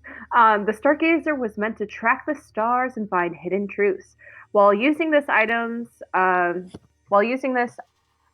viewed through this object are magnified towards twice their size. You can see the stars when standing outside, no matter the weather or the time of day. In addition, you can speak a command word and use one of the spyglass's charges to cast Detect Magic. You can also expend 2 charges to cast the Identify spell. Has 4 charges and recovers 1d4 charges per dawn. Woo! Nice. We got. That means we have an Yeah, opportunity to sweet. cast Detect Magic and we don't have 10 minutes to spare. That's good. But it definitely looks like it's the night sky that you're looking at. It doesn't look like wood or stone or metal. It truly looks like these 3 rings captured the night sky Wow. and are using it to help focus things. Wow. Does it like collapse? Does it? It does collapse. Okay. Ooh, man, this thing's cool. She'll that's collapse it and put it. V, do you have somewhere safe you could put this? I can put it in my bag of holding here. It'll definitely be safe in there. Yeah, it looks fragile. Can you do that? And she'll hand it to V. Of course. And V, with care, as you would a valuable object, sets this magic item into his bag of holding, Ooh, where it can be safely kept. that's quite the artifact you found. It belongs in a museum. I can't wait to look at it a little bit more later, but for now, we need to find more of these engine stones, whatever they are. So, with that, we're going to cut to. While Kava was searching around, could V begin scavenging the engine, see if there's any valuable parts or good components he could take from it? Make me Tinker Tools. Excellent. Tinker Tools, you're down here. That is an 8. Beyond just that core component, you do find some copper wiring, but it looks very threadbare. Ah, damn it. I am proficient in medicine. Was I able to patch myself up at all? Yeah, it's a short rest, so you can roll your hit dice. That's totally fine. Okay. And with that, we're going to cut to Selfie, who 10 minutes ago went upstairs. Selfie just wants to make sure that Zorak knows what's going on, that we are taking a short rest. Team's a little banged up, but we're okay. It's just taking a little time. Sorry we're dragging this out. So you say this, you get a message back from Zorak, and he's like, no worries. We're just trying to keep the boat afloat, so be careful. Take your time.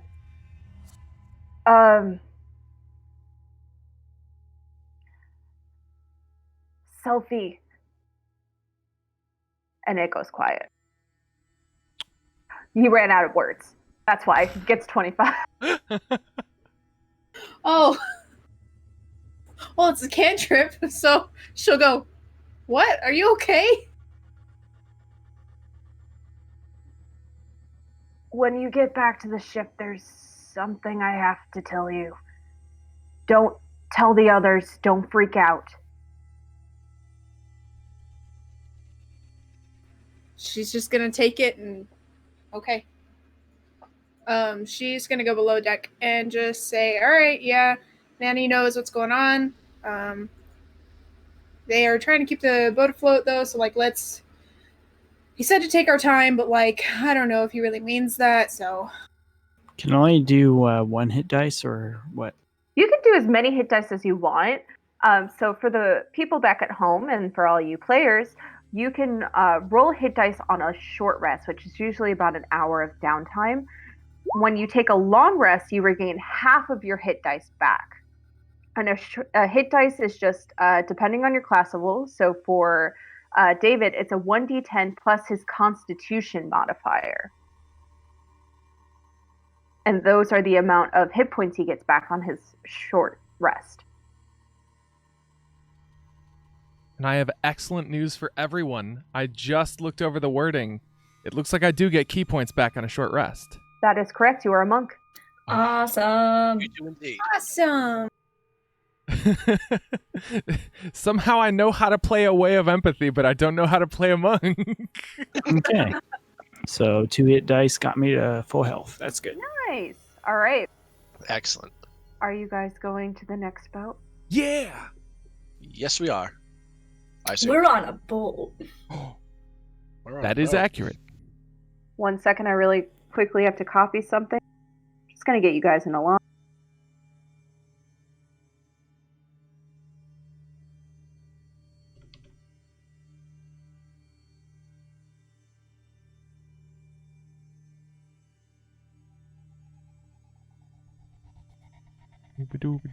And I'll move you. Welcome to Boat C. Woo-hoo-hoo. Sea as in the sea? As in the sea. You guys notice anchor corruption and barrels of big something. This was the boat you were on. I just didn't want to color it in. I got bored. That's fair. That's totally fair and valid. So, All right. sorry, are we inside the cargo hold of this boat? Yes, you are. What does the ceiling look like above us? I'm so glad you asked. It seems like solid wood. I'm going to move Zigsil really quick. These dotted lines indicate there is a panel above. Ah. Okay. So, should we look around down here real quick before we head up? Just to double check everything? I think it would be wise. I don't see the engine down here. This might be a top deck engine model. Okay, sounds good. Yeah. What's All in right. these barrels? Are the barrels intact? There's a lot of Inca corruption there. I would very much advise against opening them. Oh, you're right. Also, V is going to point out this is where we heard those footsteps, so keep your voices down and try to keep your ears open. Oh, maybe do we want Clara to poke her head up and see if she sees anything up there? Yeah, probably best. She's stealthiest among us. Did you want to give me a hoof up? Oh yeah. Here, I'll give you a boost. All right. Okay. Roll stealth. And roll me perception. 2, 3. 5. Okay. You're focused more so on being quiet. And you look around through the hatch. You see the main mast. You see stairs up. You see 2 doors. You don't hear anything. It's deathly quiet up here.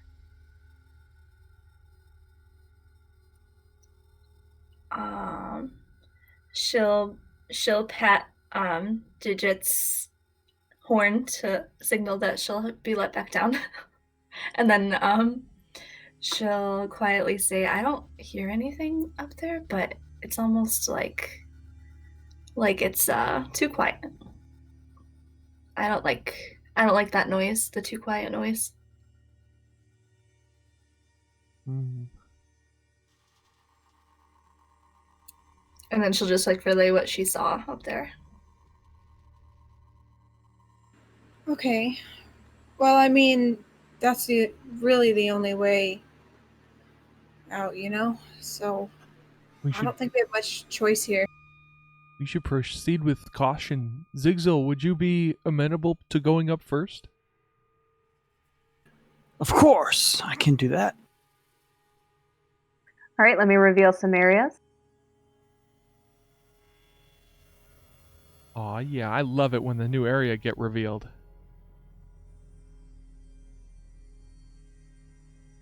Whoa.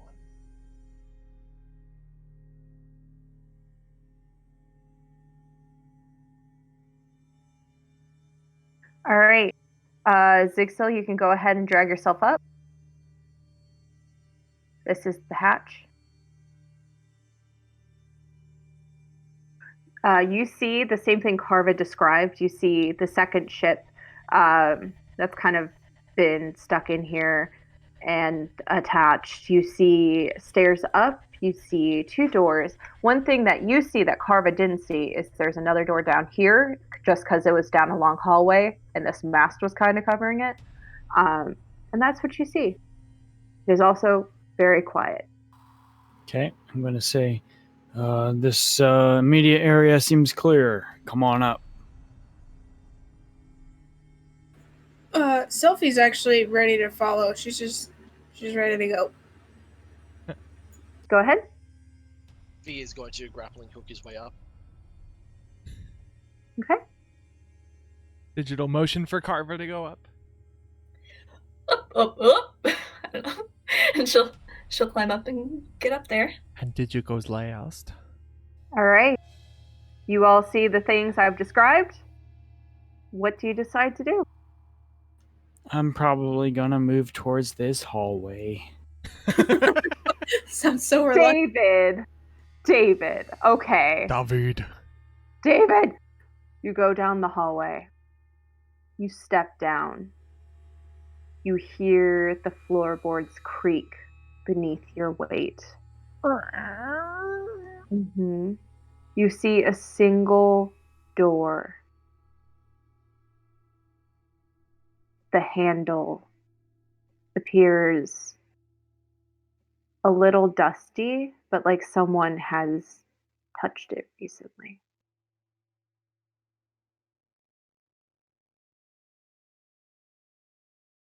What do you decide to do? Huh. Okay. Sixel, I can open the door from a distance if you want to try that route. Yeah, all right.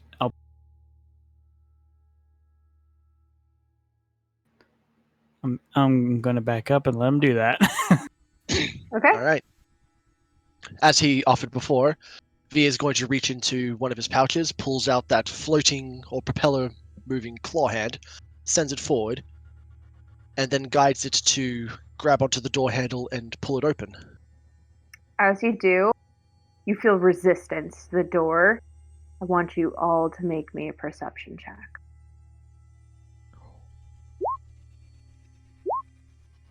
18. 8. God damn, I'm rolling 16. bad on everything. 15. I would say, V, you're more so trying to get this door open. You're concentrating on this spell and trying to get this done. Everyone else hears the faintest, no, shit, no. What was that? Someone's voice. Selfie's gonna whisper to the others. Did you hear that? Carva nods silently. Should we call out? You have a way of calling out, don't you, Selfie? I mean, I can just call out and say, hey, what's up? What's going on? Do you want me to do that? Is someone there? There you go. You guys hear an eerie silence. Again, you hear a soft whisper. It's not real, it's not real, it's not real. We're real. Well, We're real. hold We're out on. here. Hold on a moment. Gang, let's think about this. This person has probably been through things that we can't even imagine. The hell that they must have experienced in this anchor space is unimaginable. We need to approach gently. Well, I'm open to suggestions Alright. on that front. How about this? Digit. Oh. Come up behind me. Oh. V, follow foot. We're gonna approach the hallway. Okay. Wait, isn't this a little intimidating? Like, shouldn't... Okay, alright. Don't worry. Just The I- rest- shrugs at me along. The rest of you, follow us as well. Everyone, squat them. Oh my Selfie. gosh. I'll be right behind you if you want to go first, or do you want me to go first? I'll go. I don't mind. I just think that all of us going is intimidating. Quick, trap him in the corner and T-pose on him. No, literally. Alright. That's what it sounds like we're gonna do. We You are get- real. Love us. You We get, must assert our dominance over his fear. you get to the door. What do you do? I mean, I want to look inside the door. So you try to open it. Yeah. Make me an athletics. Athletics, okay. Strong door. It's because That's someone's a holding 20. it shut. Yeah, so 20. You at first, you're gentle about it, but then you're like, fuck this, and you just shoulder your way in. I will reveal.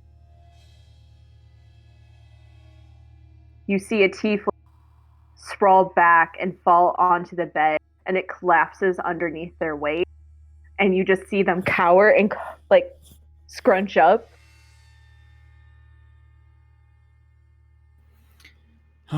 Sophie says, Hello? hold on. Like, take it easy. They peek up at you. Just make it quick, just make it quick, just make it quick.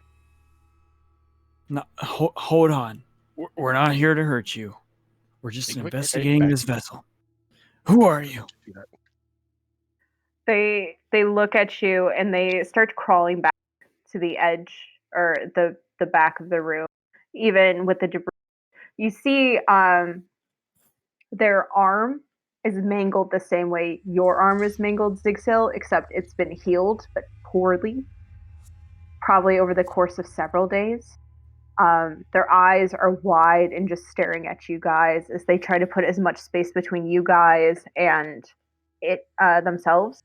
And their like silvery hair is just matted with blood. Selfie is going to whisper to the party, guys, I think I have a way to calm this person down if you let me. I'm gonna say, well, do it. Alright, while you Okay. guys see to this, I'm gonna Can look I to the squeeze past here? Yeah, Yeah. you go for it. Here, I'll move aside. Yeah. While she's doing that, V is going to just nick off and go looking for the engine. Let them deal with the people shit. Okay. It's very V. Selfie's gonna use calm emotions. Okay. Charisma save. Yep. Give me 2 seconds. So People shit. I'm gonna go find my machines. She's also going to just kind of get down real low and try to be as non-threatening as possible and just say, we're not here to hurt you. I'd like to help you if I can. Okay. And can I approach and basically use my persuasion and be like, look, they got me the same way they got you. I would say with both of you guys working together, you see this person, this tiefling, kind of go from like that hyperventilating, scared, just like, please just kill it, make it quick, don't make it hurt, to like a slow realization. And you get close to them, Selfie, and Zigsil, you kind of show the arm, and they reach out as if to go and touch you, and then like quickly pull back. Sophie's going to reach out in turn and just leave her hand there just for whenever they're ready, so then they don't have to reach as far. Just meet them halfway. Okay. I think what they do is they just very gently, with their elbow, tap it and then pull back. And you see even too, their tail protectively pulls back against them. You're real. You're real. Yeah. They look up towards the ceiling. You're real. Yeah. Does this person look like they need some healing? I mean, I guess they obviously do. They do, but not in the sense of like healing spells. It truly is just like they need a place to recover. Okay. All right. This person needs some emotional healing. You know what I mean? That's fair. That's totally fair. Okay. I'm probably going to, at this point, go over and try to, like, kind of pick them up and try to get them out. So, you go to pick them up. Make me a athletics just to see how it is. I would say this person is about 6 feet tall. 6 feet tall. And they look very mangled, but they don't look very heavy. And you go to pick them up and they kind of like slump back. And it's a thing of like, you are trying to be considerate of them, and that's why you're not getting the grip. Like you could just full up straight up, just like whoop and like scrunch them to you, but you notice like they're very scared, would be very gentle, and they kind of like slump back. I can walk. I'll probably be like, oh, they said they can walk? Mm-hmm. Oh, okay. Sorry. So, hi, I'm Selfie. This is Zig. That's Digit. That's V. And that's Clara. That's Clara. There's only 4 of you. Beats walked away. Oh yeah. V is Yeah, you like, just look behind you where V is. I'm gonna say, well, he was here. He's he searching must for have locked mechanical parts in this ship. We have our own ship, actually, which is how we got here. We're trying to make our way through. Oh, You need a you ride? have a ship? Yes. Can you Yeah, tell me? would you like to Can you come tell us with what happened here? All right. So I heard Zigzil. What did you say, Sophie? She's gonna just be like, "You want to come with us? Because this seems like shit." Yes. I was driving. I was driving the boat, and they start to rock back and forth. And there was a bad storm, and the boat got swept into the dead space. And I tried to get it back, but then we got stuck in here, so we had to scavenge for parts. And we tried, and there was things that looked like people, but they weren't people. And they killed everyone. And Why would you venture so close to the anchor? we needed the money.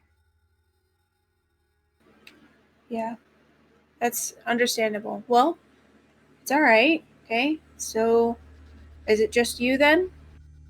I'm the last one. That's okay. That's all right. Where did you sail from? Where's your home port? Make me a persuasion check. Ooh, okay, yeah. Persuasion. 17. They kind of look at you, and this is the first time you see their eyes, and it's this golden honeyed hue. New Haven? Seeing his golden eyes, I mean, you can't see digits eyes behind his mask of ages, but they would narrow. And he's like, "You said you came into contact with the anchor. Do you feel sick at all?" I don't feel good. Uh-oh. Okay. If I may, can I, investigate? Thanks, Beef. Thank you very much for the elf, Papa Beef. But yeah, no, Digit wants to do a medicine check on this guy. See if he's basically like the same situation with Cal, or if it's a different kind of thing. I think they kind of scrunch up, but they allow you to look at their shoulder, which I think is probably the worst looking part of them. The rest of the blood you suspect is from whatever crew that was left. And if you had to make a guess, the puppets you fought was the crew. Oh. But you look and you see like clean through. There's a thing.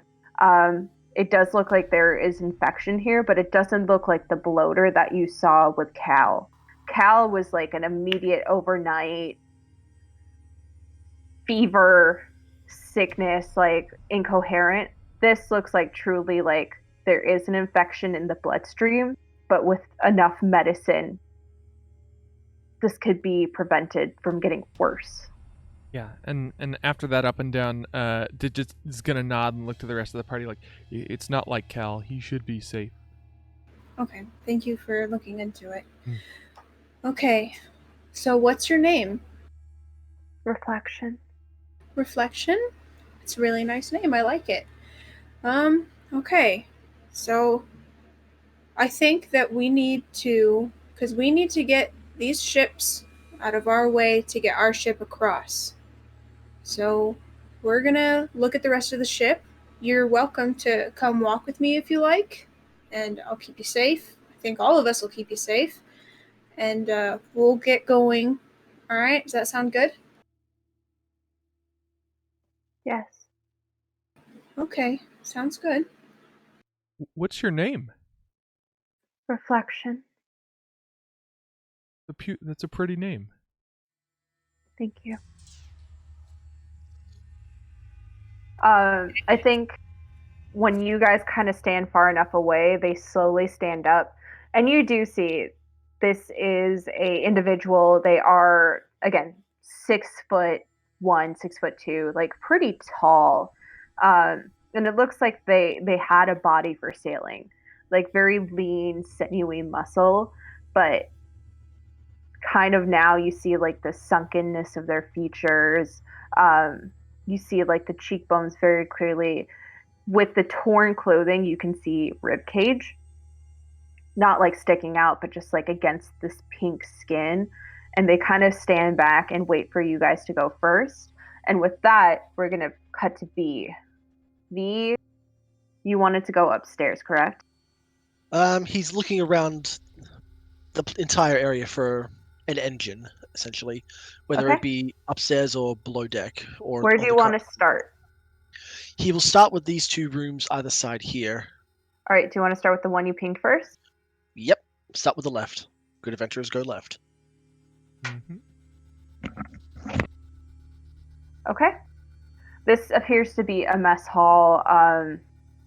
Again, everything appears very dusty and grimy. You see plates of food. The food is covered in that black, pustule, bubbling masses. Yeah, sounds about right. Well, we definitely don't want to eat that. V closes the door and makes his way to the right room. Has a look in there. You see a stove, a bucket, and a chest. V will take a quick look in the chest, see if there's anything worthwhile grabbing in there. You open up the chest. You find it's locked. Seeing as no one's around to see him, V is going to try to pick the lock. Go ahead. These tools, that is a 22. Just bypassing it. You go to do it, and the small needle shoots out, but you pull your hand away quickly enough, and the chest pops open. Probably should have checked for the trap first. Didn't think I'd find one in the kitchen. V is going to open the chest. You find 250 gold. All for V. All right. V is going to set that into you his bag. find an iron ladle. Oh. Actual metal. I'm gonna melt you down and make you into another barrel. He's going to set the iron ladles very, very quickly and quietly in his pouch. Not his pouch, his bag of holding. The gold I'll share. And he'll also set the gold into his pouch as well, for now. Okay. Then he'll make his way upstairs. That's what I like about V. Oh, sorry. At this point, you guys are done talking. You see V heading upstairs. Carver will whisper down to everyone else down the passage and let them know that V's going upstairs. Okay. I don't want him to go up there to, alone, so I'll follow him. I want to kind of walk up to, what was his name? Their name is Reflection. Reflection is like, so. I'm going to look around, kind of just whisper to him, tell me of home.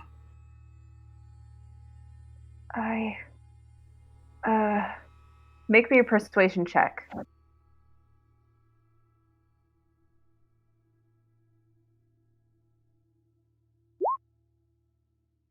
$16. I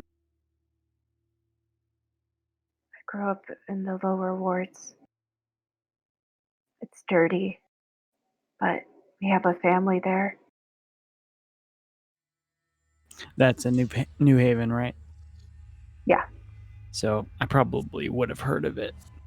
You would know, with your background in that area, Lower Hold is run by a gang called the Deadeyes. I've heard of this. Yeah. Deadeyes, they can be something else. They're not all that bad. As long as you pay. Yes, as long as you pay. And I kind of just have like a bitter look on my face. They turn their head away and kind of scoot away from you because you've gotten so close. Can we go? Yes, of course. Let's get you out of here. Okay. V, you would pop up right here. All right. Second question for that guy: is there a guy called Duncan among the Deadeyes? He's the best and fastest shooter in this side of the galaxy. I'm glad someone gets it. I fucking love KOTOR. Like, we can talk about KOTOR for 8 hours if you like. I'll do it.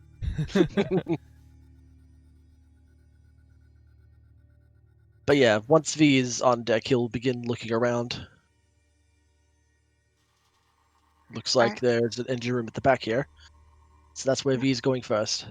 Okay, so you go ahead and head back there. Does everyone else join V above deck?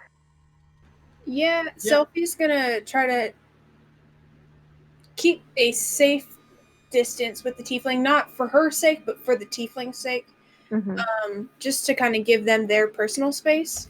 But also to kind of be like, try to be like, she's going to just like have a calm about her this whole time to kind of try to put this tiefling at ease.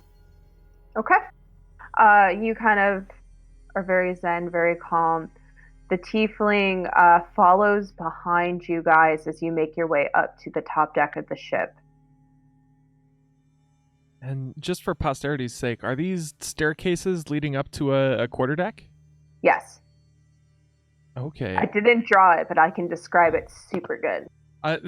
Basically, I'll cut to the chase. Does it look like there are any valuables up there? Go ahead and roll me an investigation. Ooh. Goodies.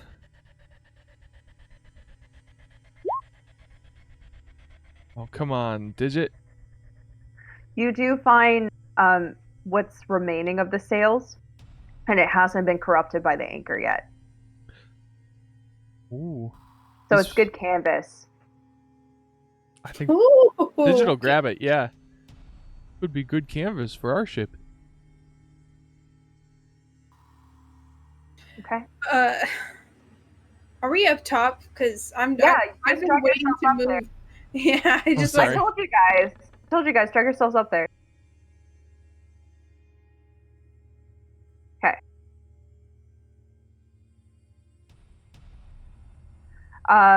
So V, you're in the engine room. Go ahead and make me Tinker Tools. All right. First the engine, Tinker's Tools. Come on. 18. That's where we go. Core components still here. Everything seems to be in good shape. So does it look like if he sets this engine to go, does this engine look like it has enough power to move all three of these ships away from ours? Yes. Okay. So it only needs to run for a short time. With V's knowledge of how engines work, would he be able to scavenge some parts from this thing without damaging it to the point where it can't function? You can certainly try.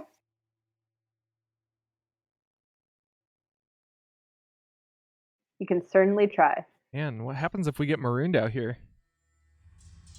Well, then V just uses a crystal to blow the whole thing up. Fair. You know what? This is the thing V's looking for. So, 18. He's going to try to scavenge something without damaging the core component. Okay. So you're very meticulous and careful, and I would say this process takes a good 20 minutes because you could get these things out right away if you truly wanted to, but you're like, I really need to not fuck up this engine, which is why it takes the extra time. Yeah. You manage to get some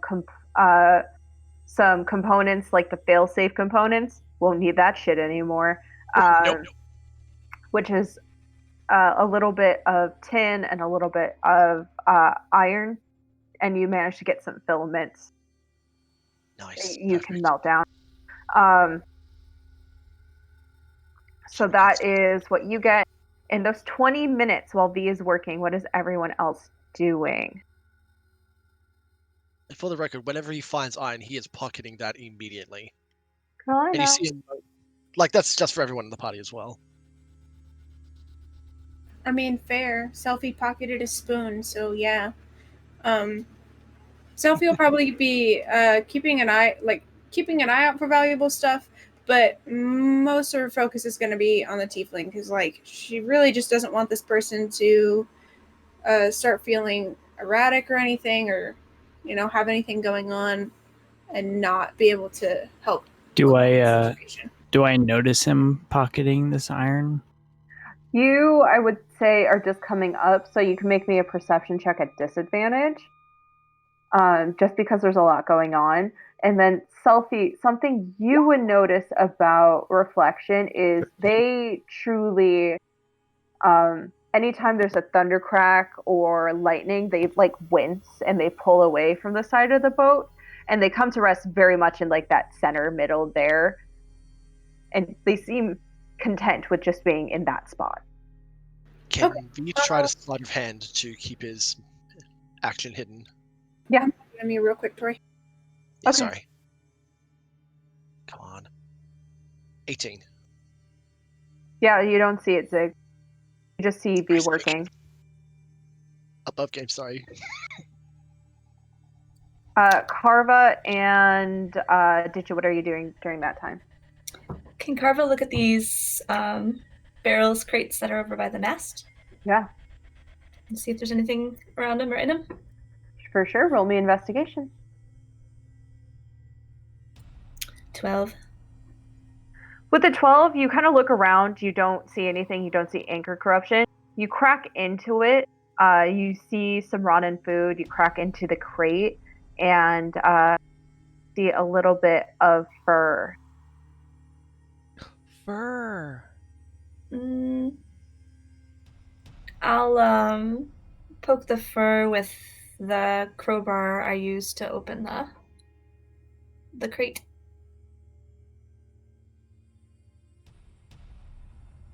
Okay. You poke what's in the crate. It just seems to be a pile of furs.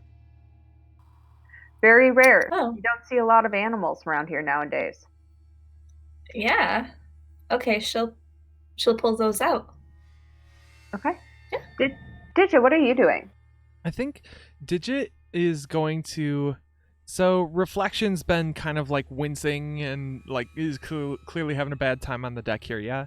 Very skittish, yeah. Yeah, I think Digit is going to like try and distract Reflection with just like idle chit chat, and is gonna like ask like simple questions about New Haven, and I think eventually Digit's going to ask like say Reflection, while you were living in New Haven, you didn't happen to meet a bird. A bird person? A kanku, maybe? They nod their head. You met a kanku. Where'd you meet him? In the lower ward. Oh. They didn't happen to wear a mask like me, did they? They talk fast too. Yeah. How long ago were you in New Haven? Week ago. And I would say at this time, Selfie, you would come over because I know you had a plan. Yeah, Sophie's just gonna kind of look at these two and say, "Hey, can I try something for a minute? Because I don't know how much this is easing their nerves." Yeah, sure. And Selfie is going to look at Reflection and she's gonna say, "Reflection, I want to try something because I can tell you seem really nervous, and I'm gonna show you something very personal to me. I don't want to scare you though. Are you okay with that?" They kind of pull their hands away from you, but they seem willing and tolerant of you like touching their shoulder or their arm.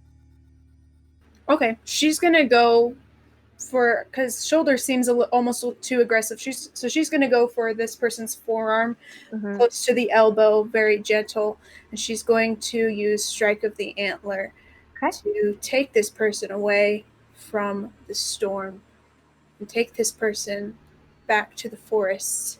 For a split second. Just for a moment. That's all we need. That's all we need is a moment, right?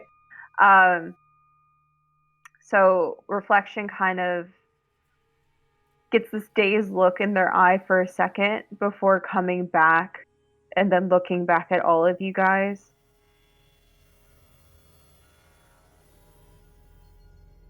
I would say V at this point, you've done your thing.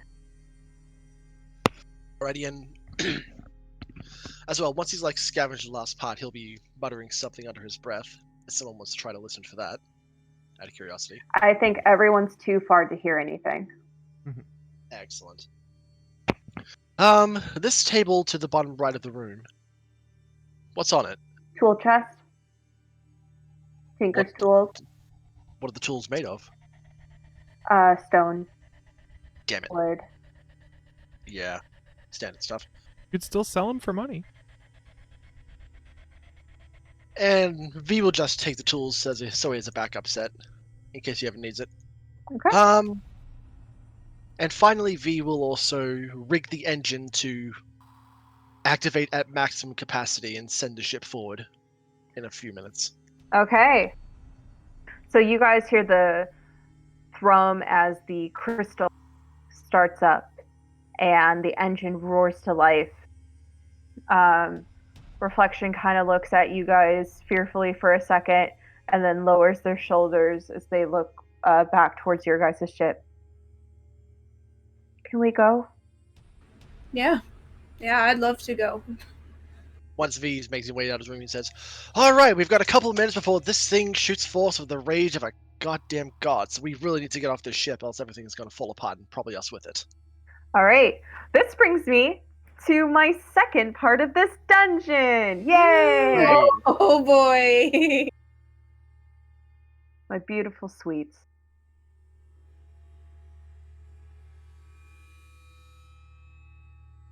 I'm going to put you on this map.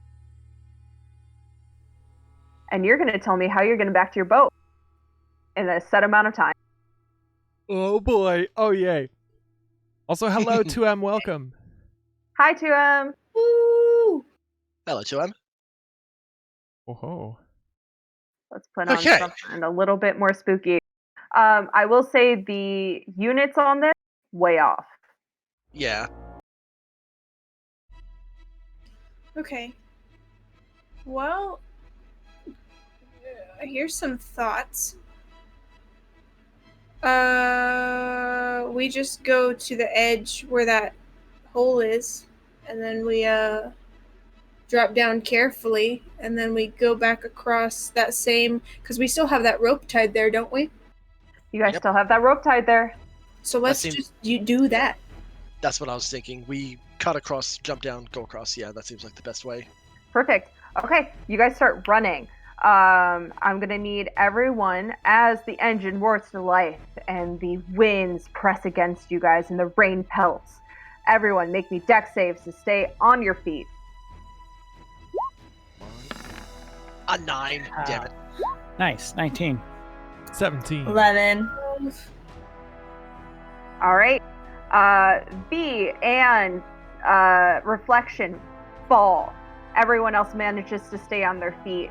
It just means you guys are going to be one turn ahead of Reflection and V. Let's see, what spells do I have? Okay.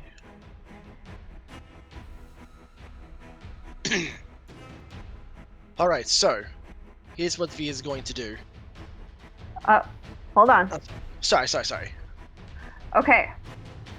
Now that I have everyone settled, what would V like to do? Okay, the mast above us. Is that still in place? Yes. Okay. V is not going to risk it with the shot this time. He's going to use his full magic with this one. V is going to take one end of his rope, focus a catapult spell onto that, and he is going to fling it up so it loops over the top of the mast and the sail. Okay. So when it comes back down, he'll have like a loop to go over. Okay. How far, with a 60-foot rope, do you think it would be possible to swing from this side of the ship to the other? No. Alright. Then But you could catch up with your friends. that's the idea. He will actually pass it off to he'll pass it off to Reflection. Say, go! They are going to grab onto the rope and then go. You sacrifice that so they can catch up. Very well That's the done. idea. I would say at this point, the rest of the group, you make it V, you are here. All right. Okay, group, you are able to get onto the ship. Again, there's thunder cracking, and you hear the ship sputtering. You feel it start to move forward, and you all kind of get shifted and jolted forward. You all need to get onto the ship. You have about a turn left before this part cracks apart. You see the black ooze of the anchor starting to seep on board to this ship. Oh. What do you guys do to prevent it from getting to you and V?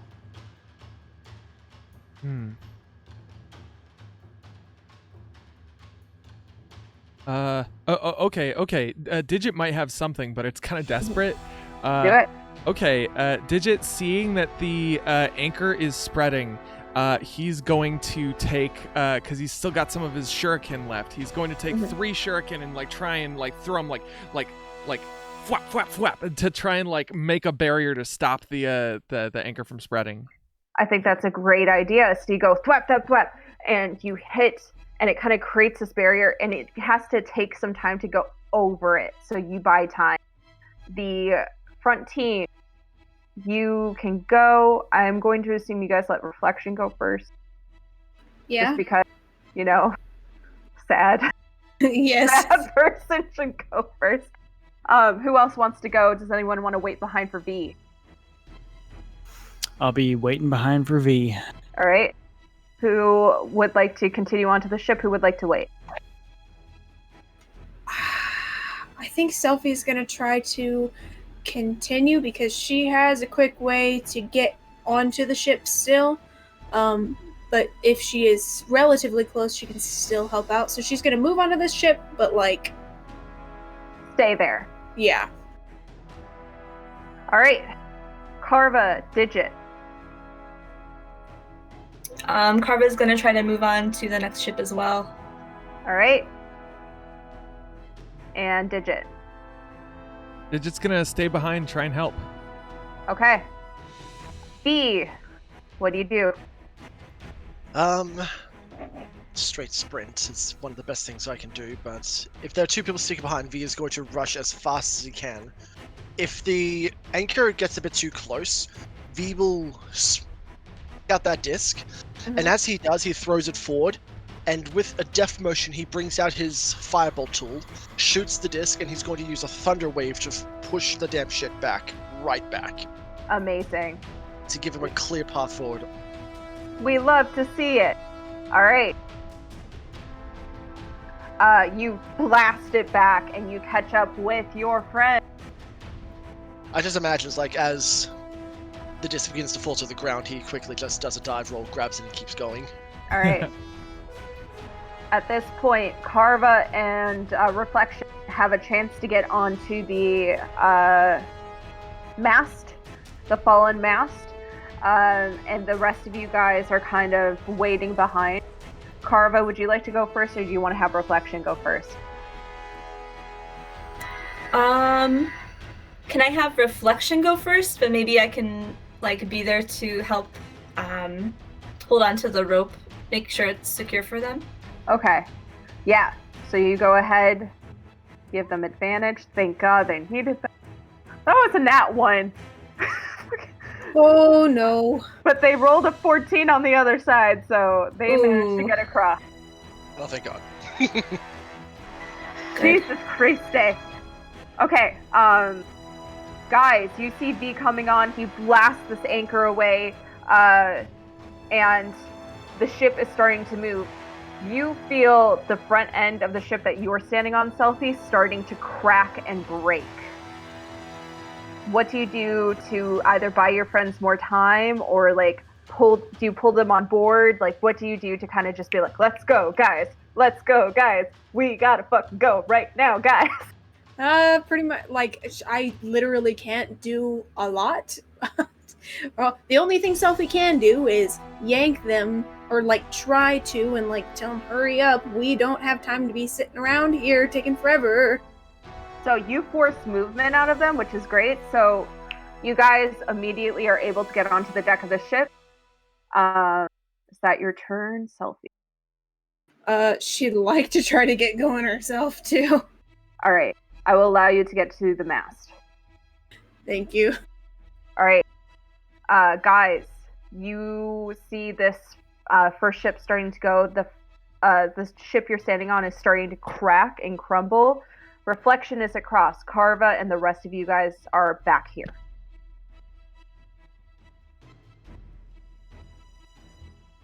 Well, let's go, right? V, Oh, sorry. Digit, and Zigzil, what are you doing? V will wait for. Sorry. You go first. Oh, I was gonna say, Digit's gonna say, Zigzil, you should go first. If anything happens, we can catch you. Of course. Let's do it. No time for arguing. Go. All right, you have advantage because Carva's holding that rope taut. Make a dex. Just Dex. Straight dex. Oh, Nat 20. Nat 20. You, the first time, had almost slipped and fell, and this time you're like, fuck this, and you just like run straight across. You don't even hold the rope, you just go. You get to the other side, and like Reflection jumps out of your way, but you're just like, I got this, guys. And do you grab and hold the rope to help other people? Yeah. Okay. So go ahead and move yourself here, Zig. And Digit, B. V is going to move up next to Carver and hold onto the rope as well. It says, go, go, go, go! I got this. Go. I can get across with a grappling hook. You go first. You don't have a means to counter if you fall. While they're arguing, Sophie and Digit, what are you doing? Sophie's just gonna go. Go, She's Sophie, you go. wanna argue about it? You can argue about it. Dex at advantage. 23. Yeah, easy. Cross. Done. Oh, whoa. 17. 17. All right, Carva and B, you feel the cracking and the mast starts to like shake and start to tumble. All right, Gadget Man. And she'll make sure he's got the rope secure, and she'll Yeah, head over. DC is upped. Make a dex, but you have advantage. 8. Okay.